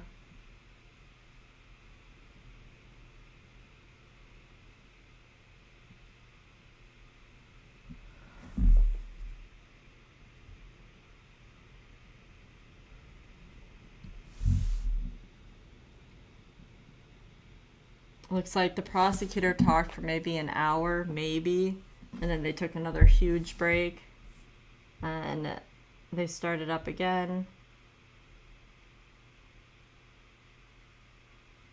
And it's been going on for another hour. So basically only 2 hours to watch of that one if they end soon.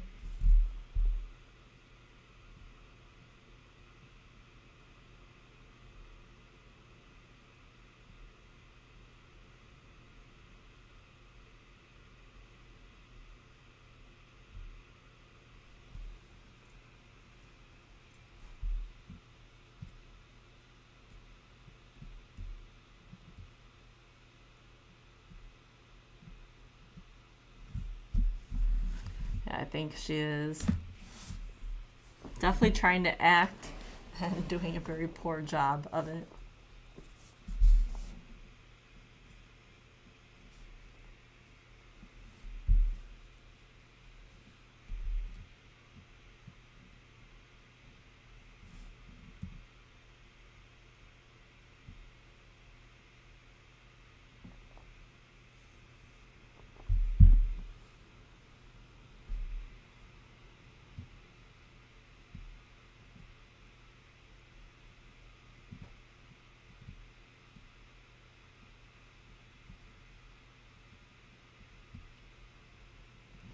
Yeah, that's a good thing though. You're not faking your feelings, and when you are actually upset and crying, it's for real. Which is why it looks so fake with her doing it, because it's just not all connecting and looking correct.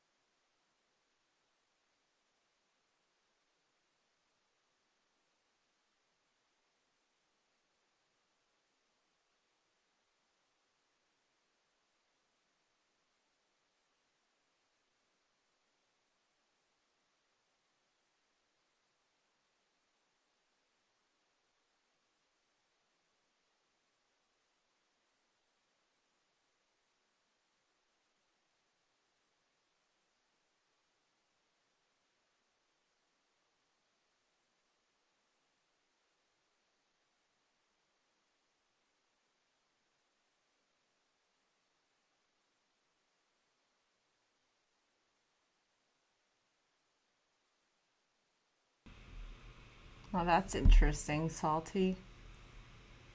That is the interview that I was hoping to get in last night to watch, and then it just didn't happen with my girls being on spring break. It just adds to less time for everything, I feel like. But maybe I'll even do that one tonight if this day one doesn't go that far. At least then I can be caught up and be able to see how she was and how she felt before today started.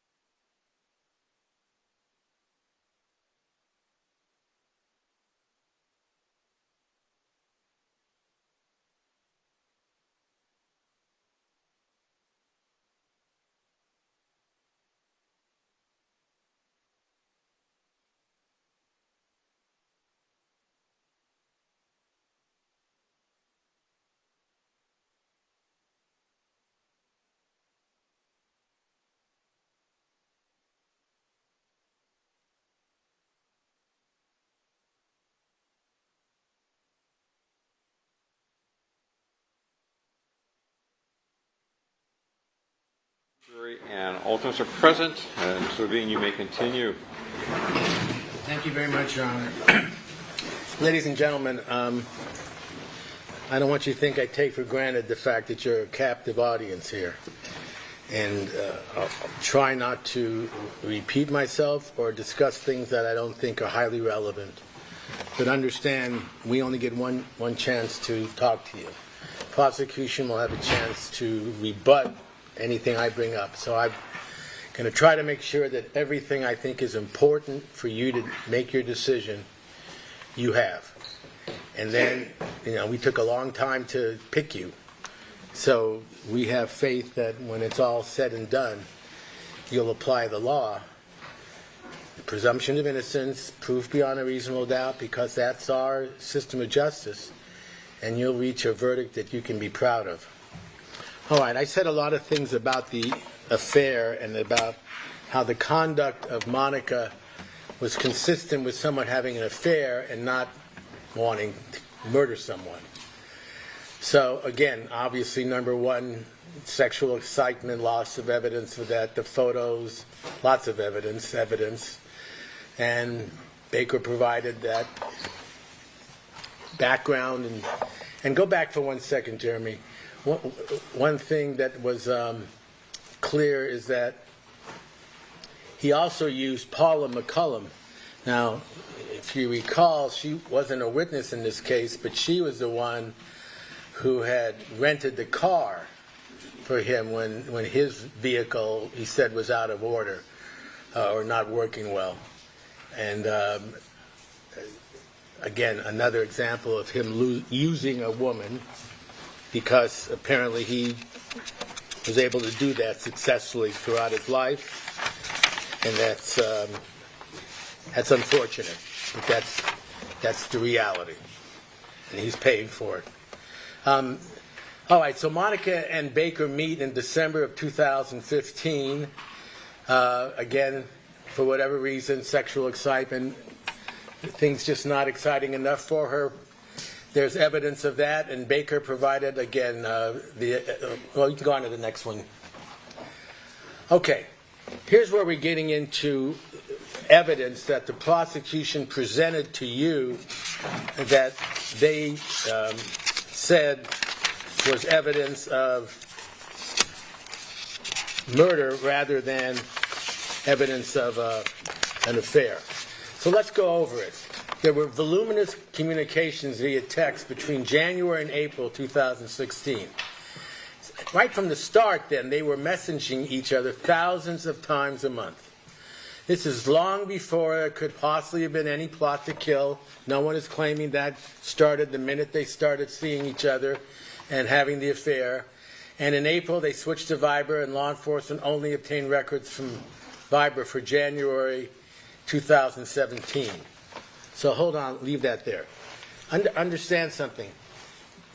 This is not under the control of the defense. In other words, the defense only learns it's going to be the defense when it's hired to or retained to represent Monica, and that's in June of 2017.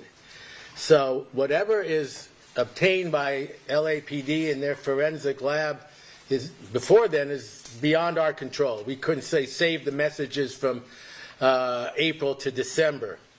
And let's move on to the next.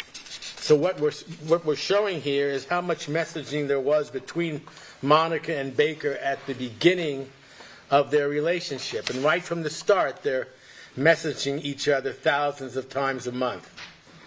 And you can see that from the slide. And if you go to the next slide, there were nearly 6,000 communications between them in February of 2016.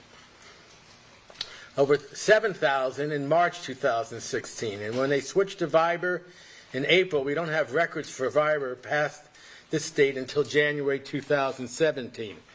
We'll come into that later. But they sent nearly the exact number of Viber communications in January of 2017 as they do in February and March of 2016. So the pattern and frequency of messaging continued exactly the same throughout the affair.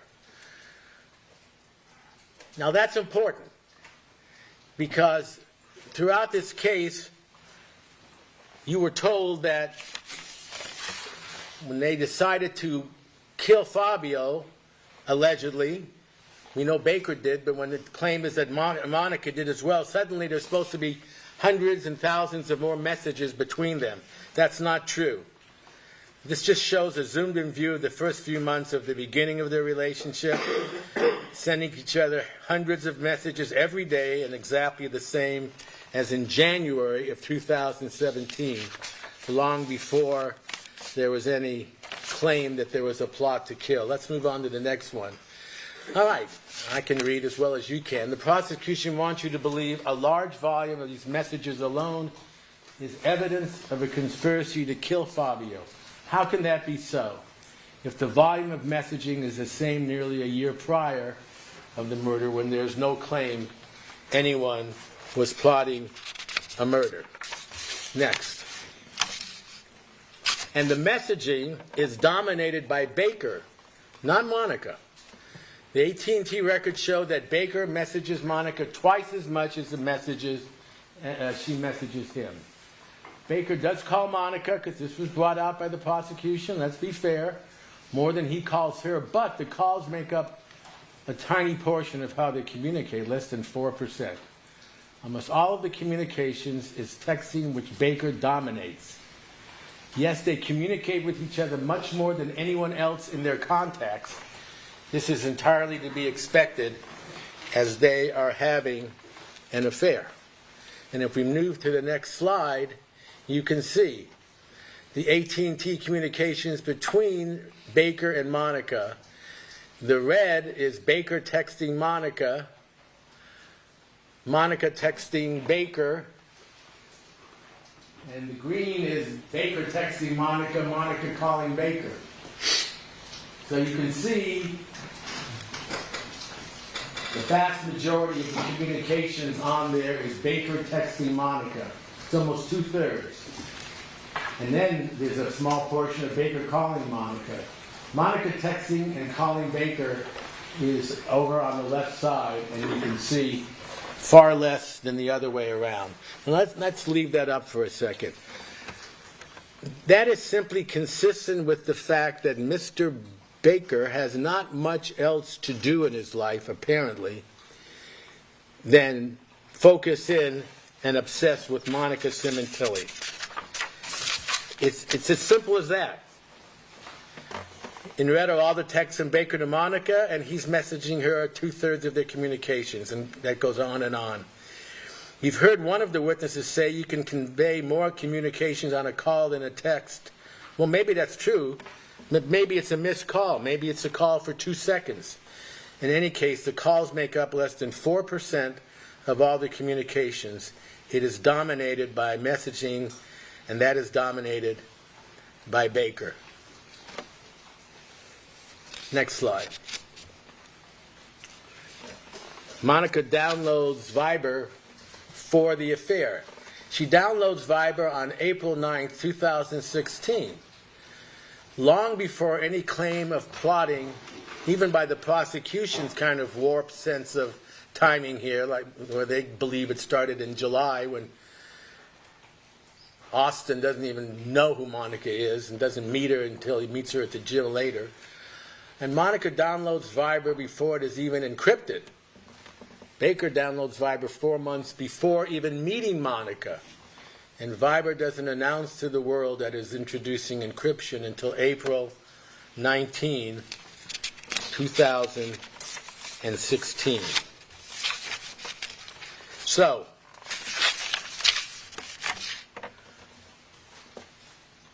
what does that tell you? It tells you that at least up to now, and we'll get to the rest of the messaging, all this communications back and forth, encrypted, not encrypted, all was taking place long before anyone claims, even the prosecution or Austin or Baker, that there was some kind of plot to kill Fabio. This was their relationship, and it was an obsessive one. And why? It doesn't matter. What matters is it has nothing to do with the murder of Fabio Sementilli. And they want you to believe that somehow all this messaging on Viber and others, you'll see, doesn't change very much at all, if any, when you get to the months where the murder actually takes place. Which means that Monica's communicating the same amount, but it's obsessive. So understand something, and this is important. What this shows is not so much that this messaging early on is consistent throughout the affair and therefore could not have been started because of the affair, it shows you how obsessed Baker is with her. How he has to know where she is every minute of every day. Has to know when she's free and has to know when she's not free. And when he says, I want to see you at a hotel, or I want to see you at my apartment, or I want to see you here, or I want to see you there, she responds.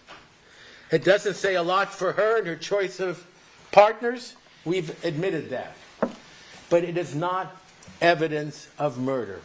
It is evidence of a sordid, dirty, explicit, hard to understand affair when you consider the background of these two people. But if you consider who Baker is and what control he seems to have with everyone he comes in contact with, including someone like Austin, who appeared to be a pretty normal, decent guy before he committed first-degree murder, then you understand what we're dealing with here.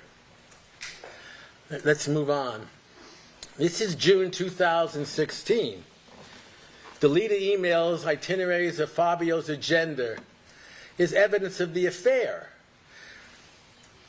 Clearly, it was not evidence of anything other than Monica deleting emails that informed Baker of what Fabio's agenda was. And why would she want those on her computer? And eventually, as you know, sometime later, when her sister and mother start looking into her computer, there's a reason why she deleted them, because they realized much too late that she was having an affair with Baker. Okay, then we talk about the security camera upgrade. Now, they made a lot about this and still will, and I understand that. But let's not twist the facts. There was an old security system in place, and Fabio initiated the security camera upgrade. He wanted it. She didn't ask for it. She didn't ask for special this, special that. She didn't ask for upgrades and put a camera on front of the front door. She admitted to that. There was a camera on the front door. For some reason, it should have pinged when Fabio was on the patio looking at the TV. Because they said they came right through the front door. That was a lie. Who said that? Austin. When Austin was trying to convince the DA and you that Monica was somehow in charge of this murder, remember he said, well, Baker told me that she said the front door would be open and gave him the passcode to the safe.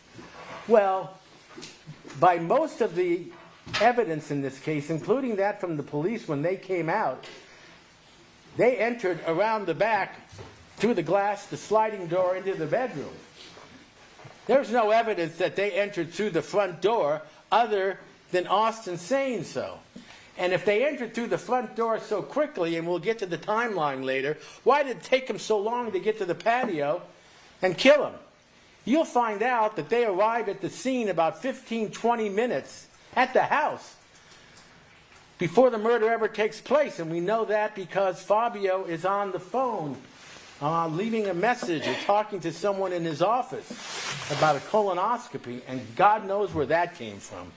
We'll get to that. Why is he pretending he's having a colonoscopy? Remember when they called and the person who called said, yeah, and he told me everything went fine. He didn't have a colonoscopy that day.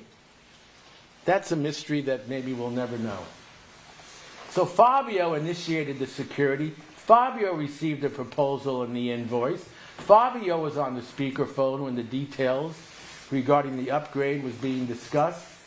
And the remote access was common and standard at that time. And the instructions were forwarded. Okay. And deleted to hide the affair. That streaming was used on 7 different days by Monica between June 16 and January 17. This began more than a half a year before Fabio's murder, before even Baker's plan to kill Fabio and possibly been informed. So understand something. They're trying to say that somehow this this new upgrade in the security system was used and specifically for the purpose of killing him. It was not. They used it before. Baker said sometimes he would look or she would look to see where he was. He was obsessed with her anyway. It had nothing to do, and you'll see how the DVR or the IDMSS has nothing to do on the day of the affair of the murder when we get to that. And again, as it says at the bottom, this began more than half a year before Fabio's murder or any plan to kill Fabio. Can we move on? And also understand, only 4 of her emails were found deleted, and 3 of them had to do with Fabio's itinerary, as we said. All right, let's go on. This is July 2016 in Las Vegas. Monica meets up with Baker, we know, at the Aria. Again, they're having an affair. This is a secret liaison.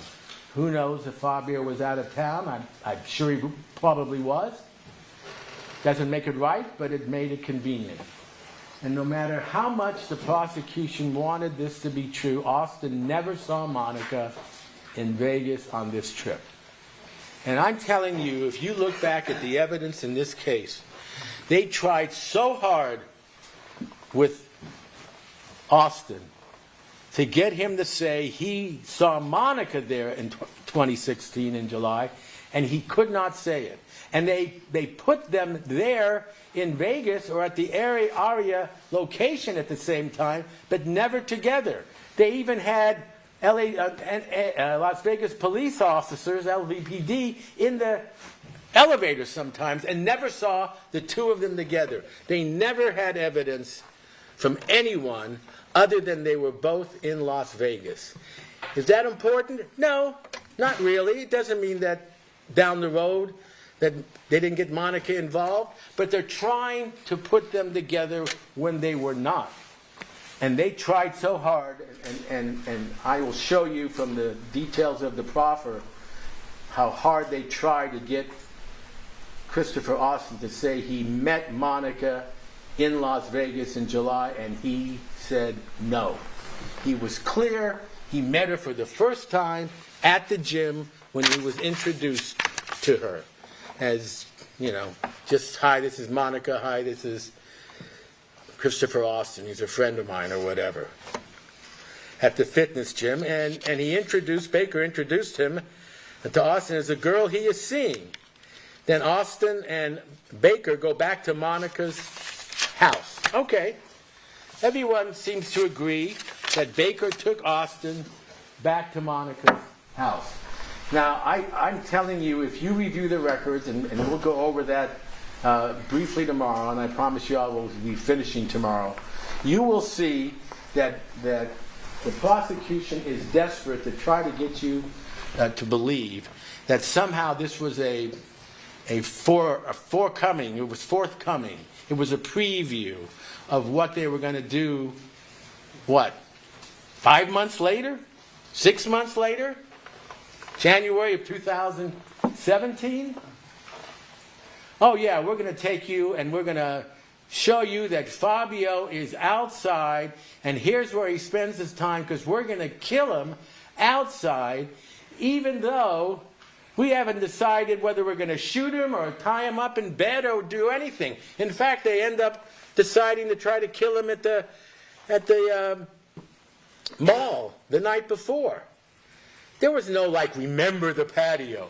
You know what he says he did? He got there, he had Domino's pizza, got on the couch, put on the TV, and fell asleep.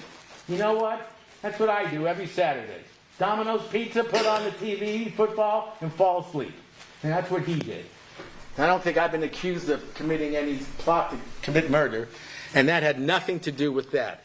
But that's what they want you to believe, that everything that Mr. Austin did somehow involved Monica. And it did not. Let's go on. Baker's plans to be together. Remember this? They went to great lengths to try and convince you that Baker Baker's plans were to be with Monica together. Remember Facebook, Baker and Ron Ray, Baker and Michael Spence, talking about, oh yeah, I'm going to end up with her. Oh, a couple of months I'll be with her. You know who wasn't included in any of these private Facebook messages? Monica. Well, wouldn't you think? Well, I'll get on to that.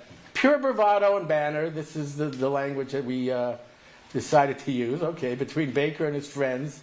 Aspirational, it's a big word.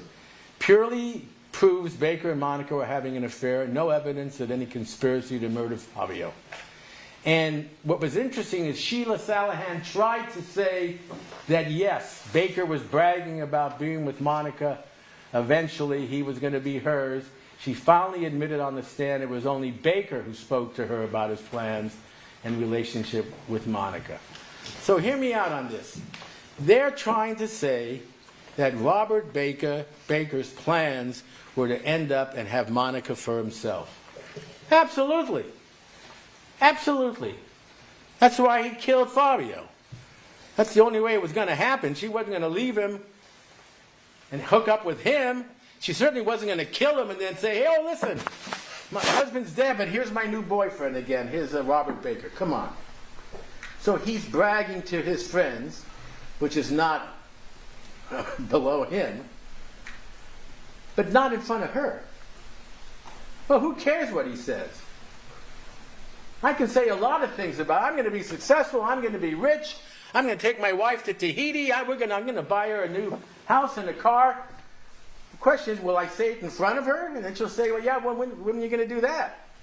Saying and not in her presence means nothing. Why did they even put it on? Because they wanted you to believe that because Baker wanted to end up with Monica and said he would, that Monica wanted to end up with Baker. And then they want you to jump to the conclusion that not only did she want to end up with Baker, she wasn't above killing her husband. That's an awfully big leap. That's an awfully big leap. You know, for a while they were telling you how you should feel sorry for Christopher Austin because he had no prior record, no history of violence or anything. But what did Monica have?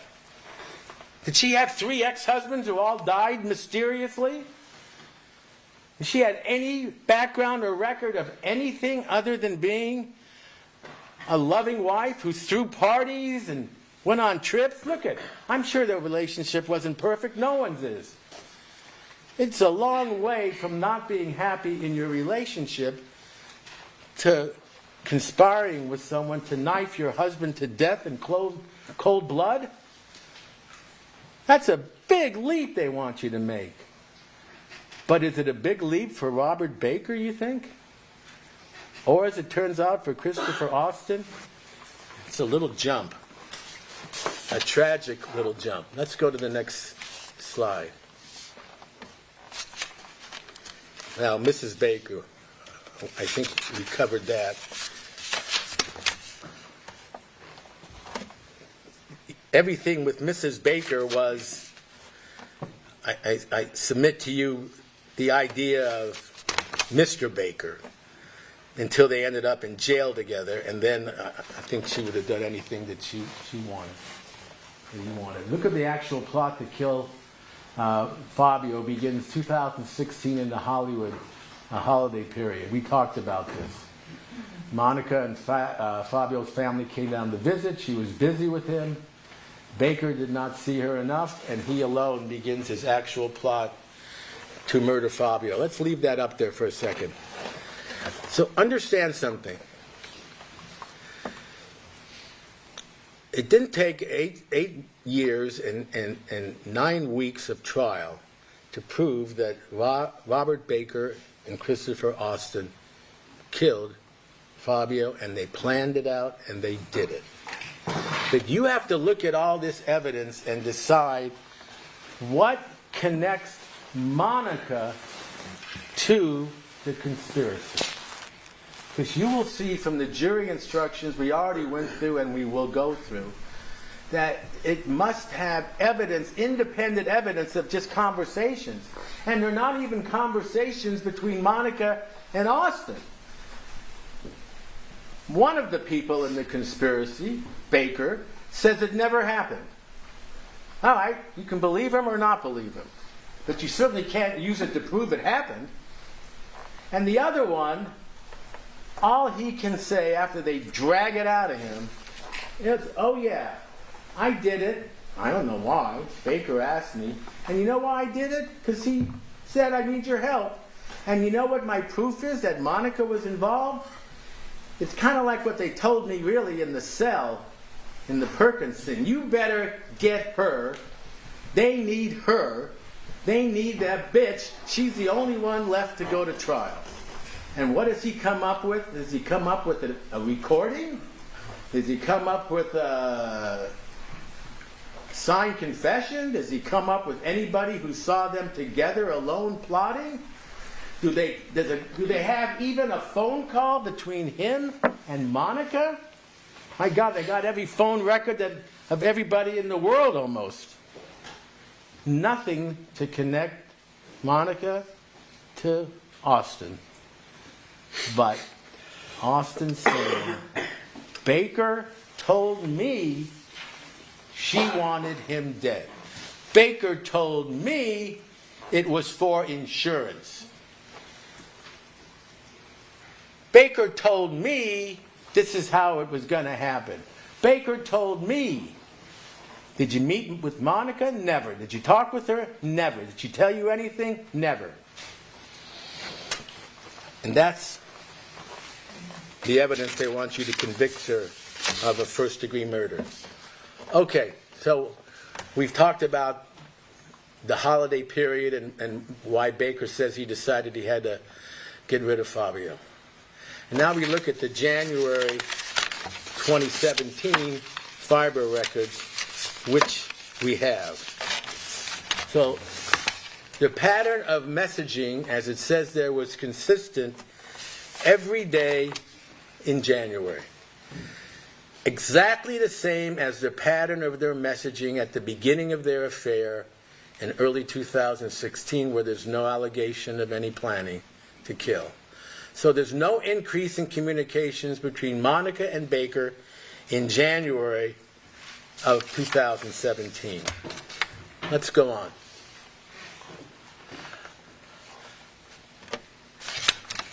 The prosecution has drawn your attention to the separate communications between Baker and Austin, and then Baker and Birdsong and Monica on January 11th to the 13th.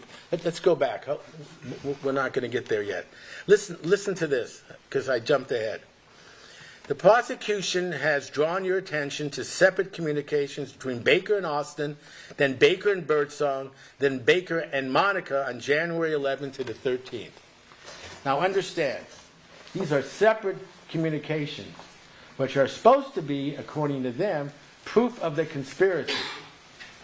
Not communications between Austin and Monica, Austin and Birdsong, Austin and Baker, Baker and Birdsong, Baker and Monica, but there's no evidence that any of Baker's communications with Monica had anything to do with Baker's separate communications with Austin and Birdsong.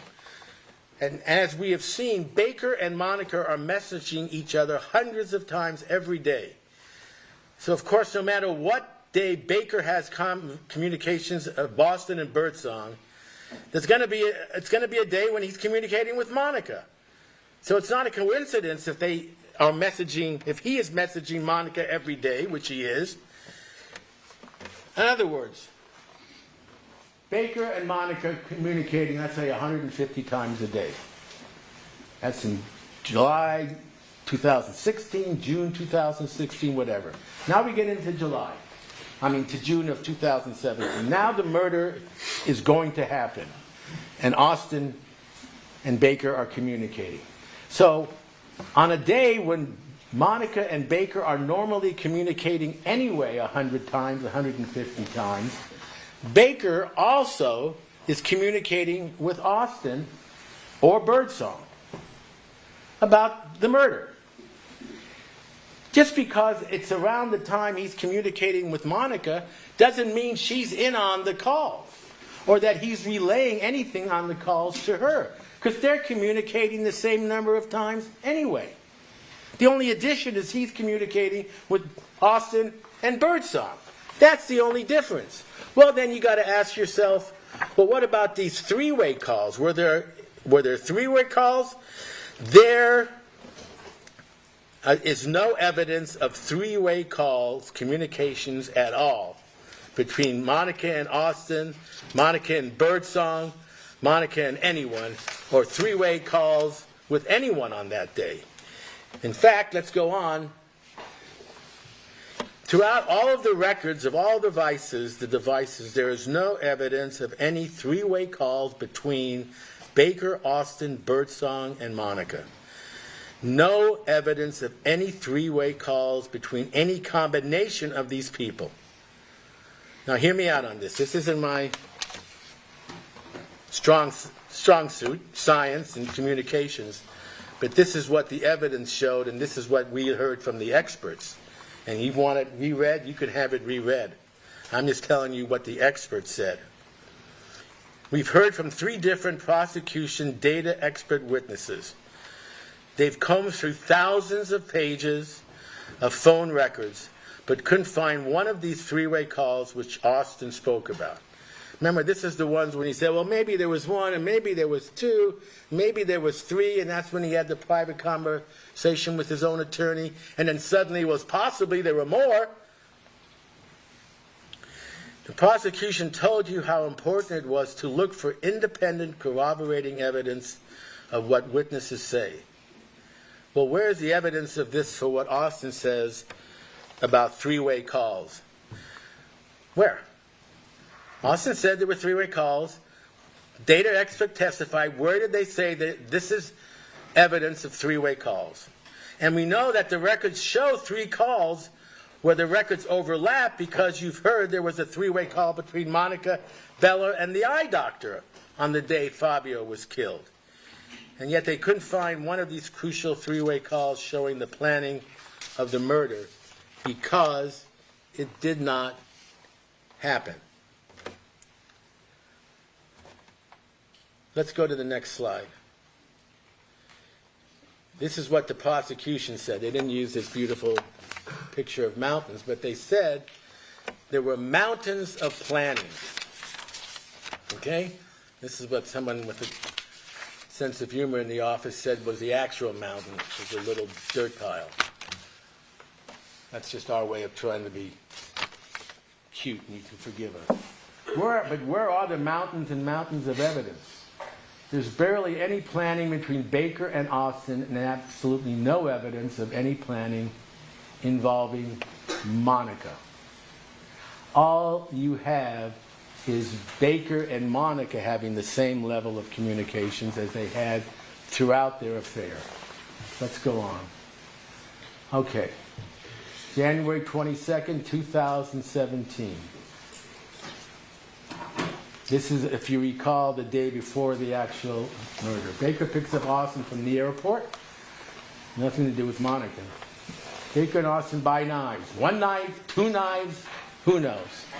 I guarantee you, if you wrote a message, and I'm not encouraging you to do that because it doesn't make me friends with the reporters, please play back or read back to us all the times Austin mentions knives. You will find he goes from 1 to 2 to 1 to 2 to 3 to 4 to different shapes, different sizes, different place. Walmart, no, he got it at home. No, I own my own knife. He is all over the place because he doesn't know what to say. Now, he does have a knife, right? He stabs Fabio. Baker has a knife, right? So why is he talking about buying 1 knife? All he has to say is, I don't remember. We each had a knife. But he's trying to say what they want him to say. And when they show him this knife that they found in the Mustang, which has nothing to do with this case according to Detective Gable, and show it to him, he says, yeah, there it is. That's the knife. Okay. So whatever knives they have and whatever they look like, and it all changes, Baker and Austin go to the area of the faux restaurant. and the murder doesn't happen. Now, before we get to the next slide, let me talk to you about this faux restaurant and this attempt the night before. What's interesting about it is neither Austin nor Baker ever talk about this all these years, or in Vancouver. I mean, in Vancouver, when Austin is supposed to be telling the truth, and he's even talking to the Perkins guy, he doesn't mention that he tried to kill Fabio the night before. Well, I don't blame him. Fabio's not killed. No one really knows about it except Austin. Fabio goes, picks up whatever food, goes back home. It fails, and he says, Baker, I couldn't do it. I just couldn't do it. Well, you know what? I wish he couldn't do it the next day either. He could have hopped on the next plane when he realized what was really being expected of him and just flown home. Oh, I couldn't afford, really? He didn't have a credit card. He's been living up north with his wife and kid and works in a parole office. He can't get a ticket back to Alaska a day early. What hold does Baker have over him? Huh? Is he blackmailing him? Is he threatening to kill him? I will not understand that. So, they go to the area of the faux restaurant. The murder doesn't happen. Let's go to the next slide. Now, remember, Fabio picked the faux restaurant and initiated the first text to Monica. Okay? Now, they claim that Monica deleted the faux message from Fabio because why have proof if he really is murdered that night that she had a message or that he forwarded it to her? That is completely false. You look at the records, that message is not deleted in the records. Monica cleared all of her web history, not just the web history relating to Faux.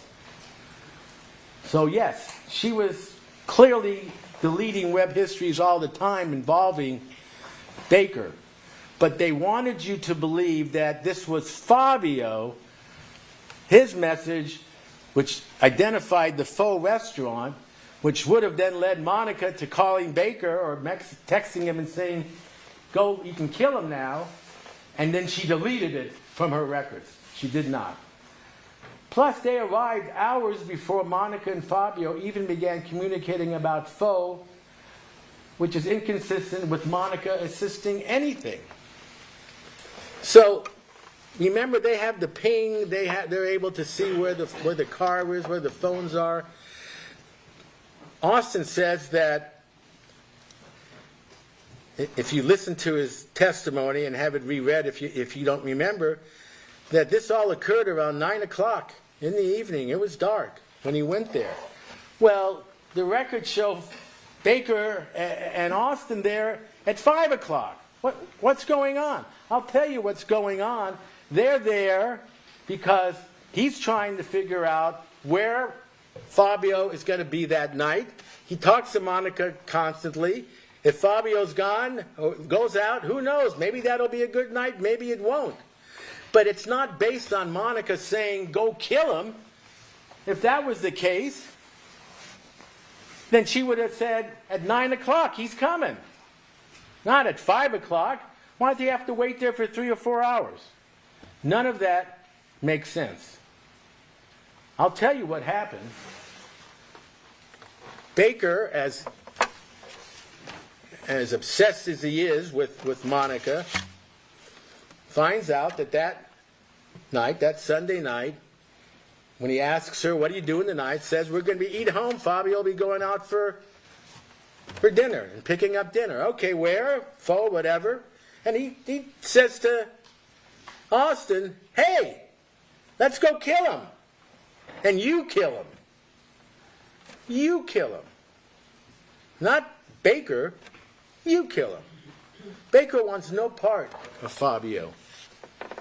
And he figures, let Austin do it. And if it doesn't work, Austin can't squeal on him because he was part of it. So the point is, yes, they did go there at 5 o'clock, waited 3 or 4 hours, and there's all sorts of conflicts as to where they parked, but it's 8 years ago, I get it.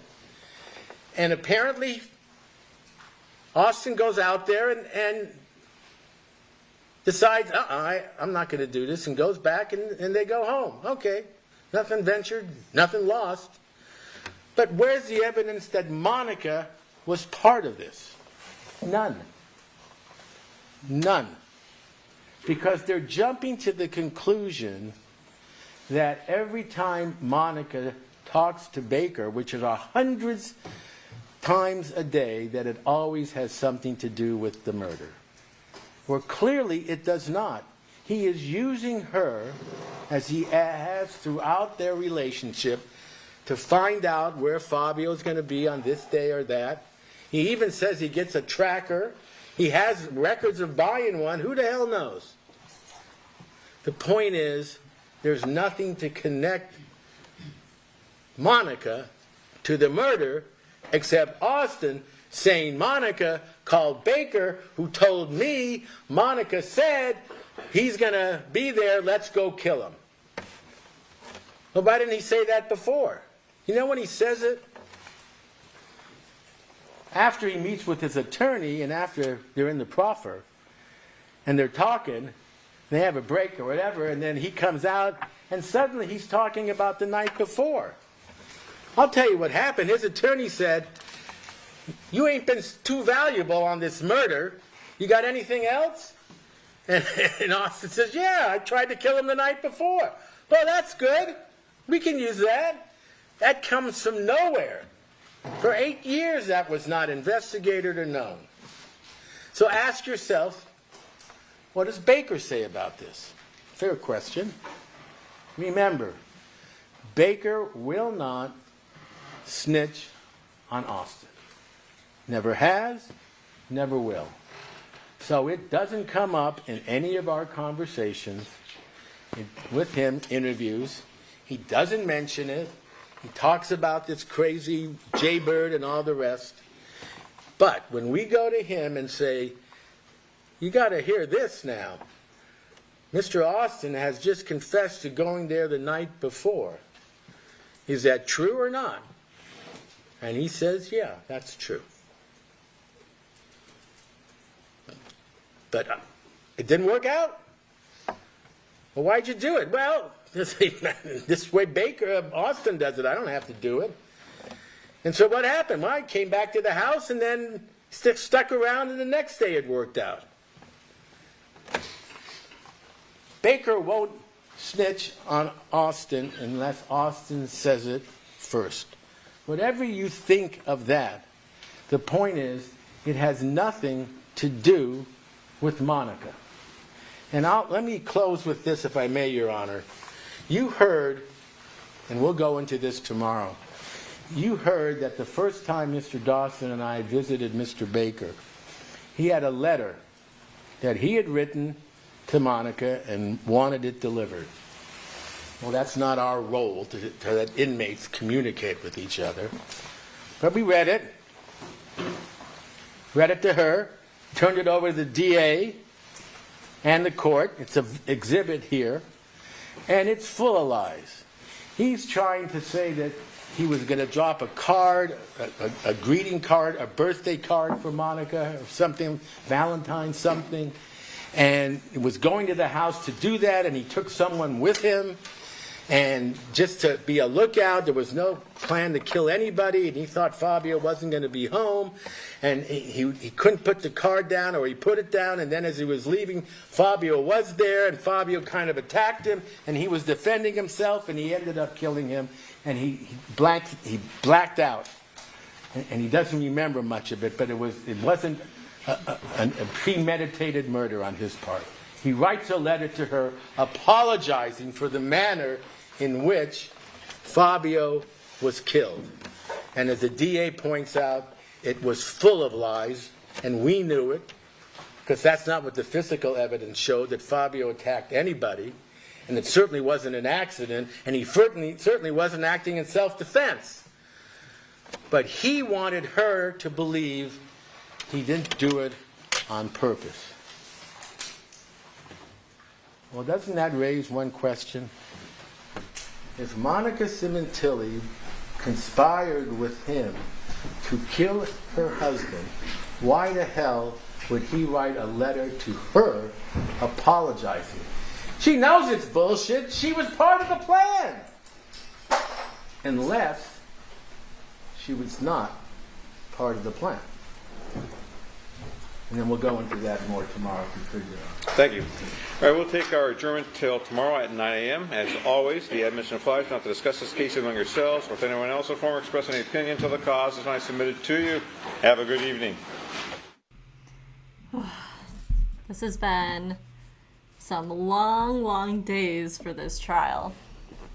So yeah, the defense will be back up first thing in the morning, and then hopefully then they can have the judge go over everything he needs to say to the jury, and then deliberation. So hopefully all done tomorrow, kind of, until they actually come back with the verdict. But I'm happy that this trial is finally ending.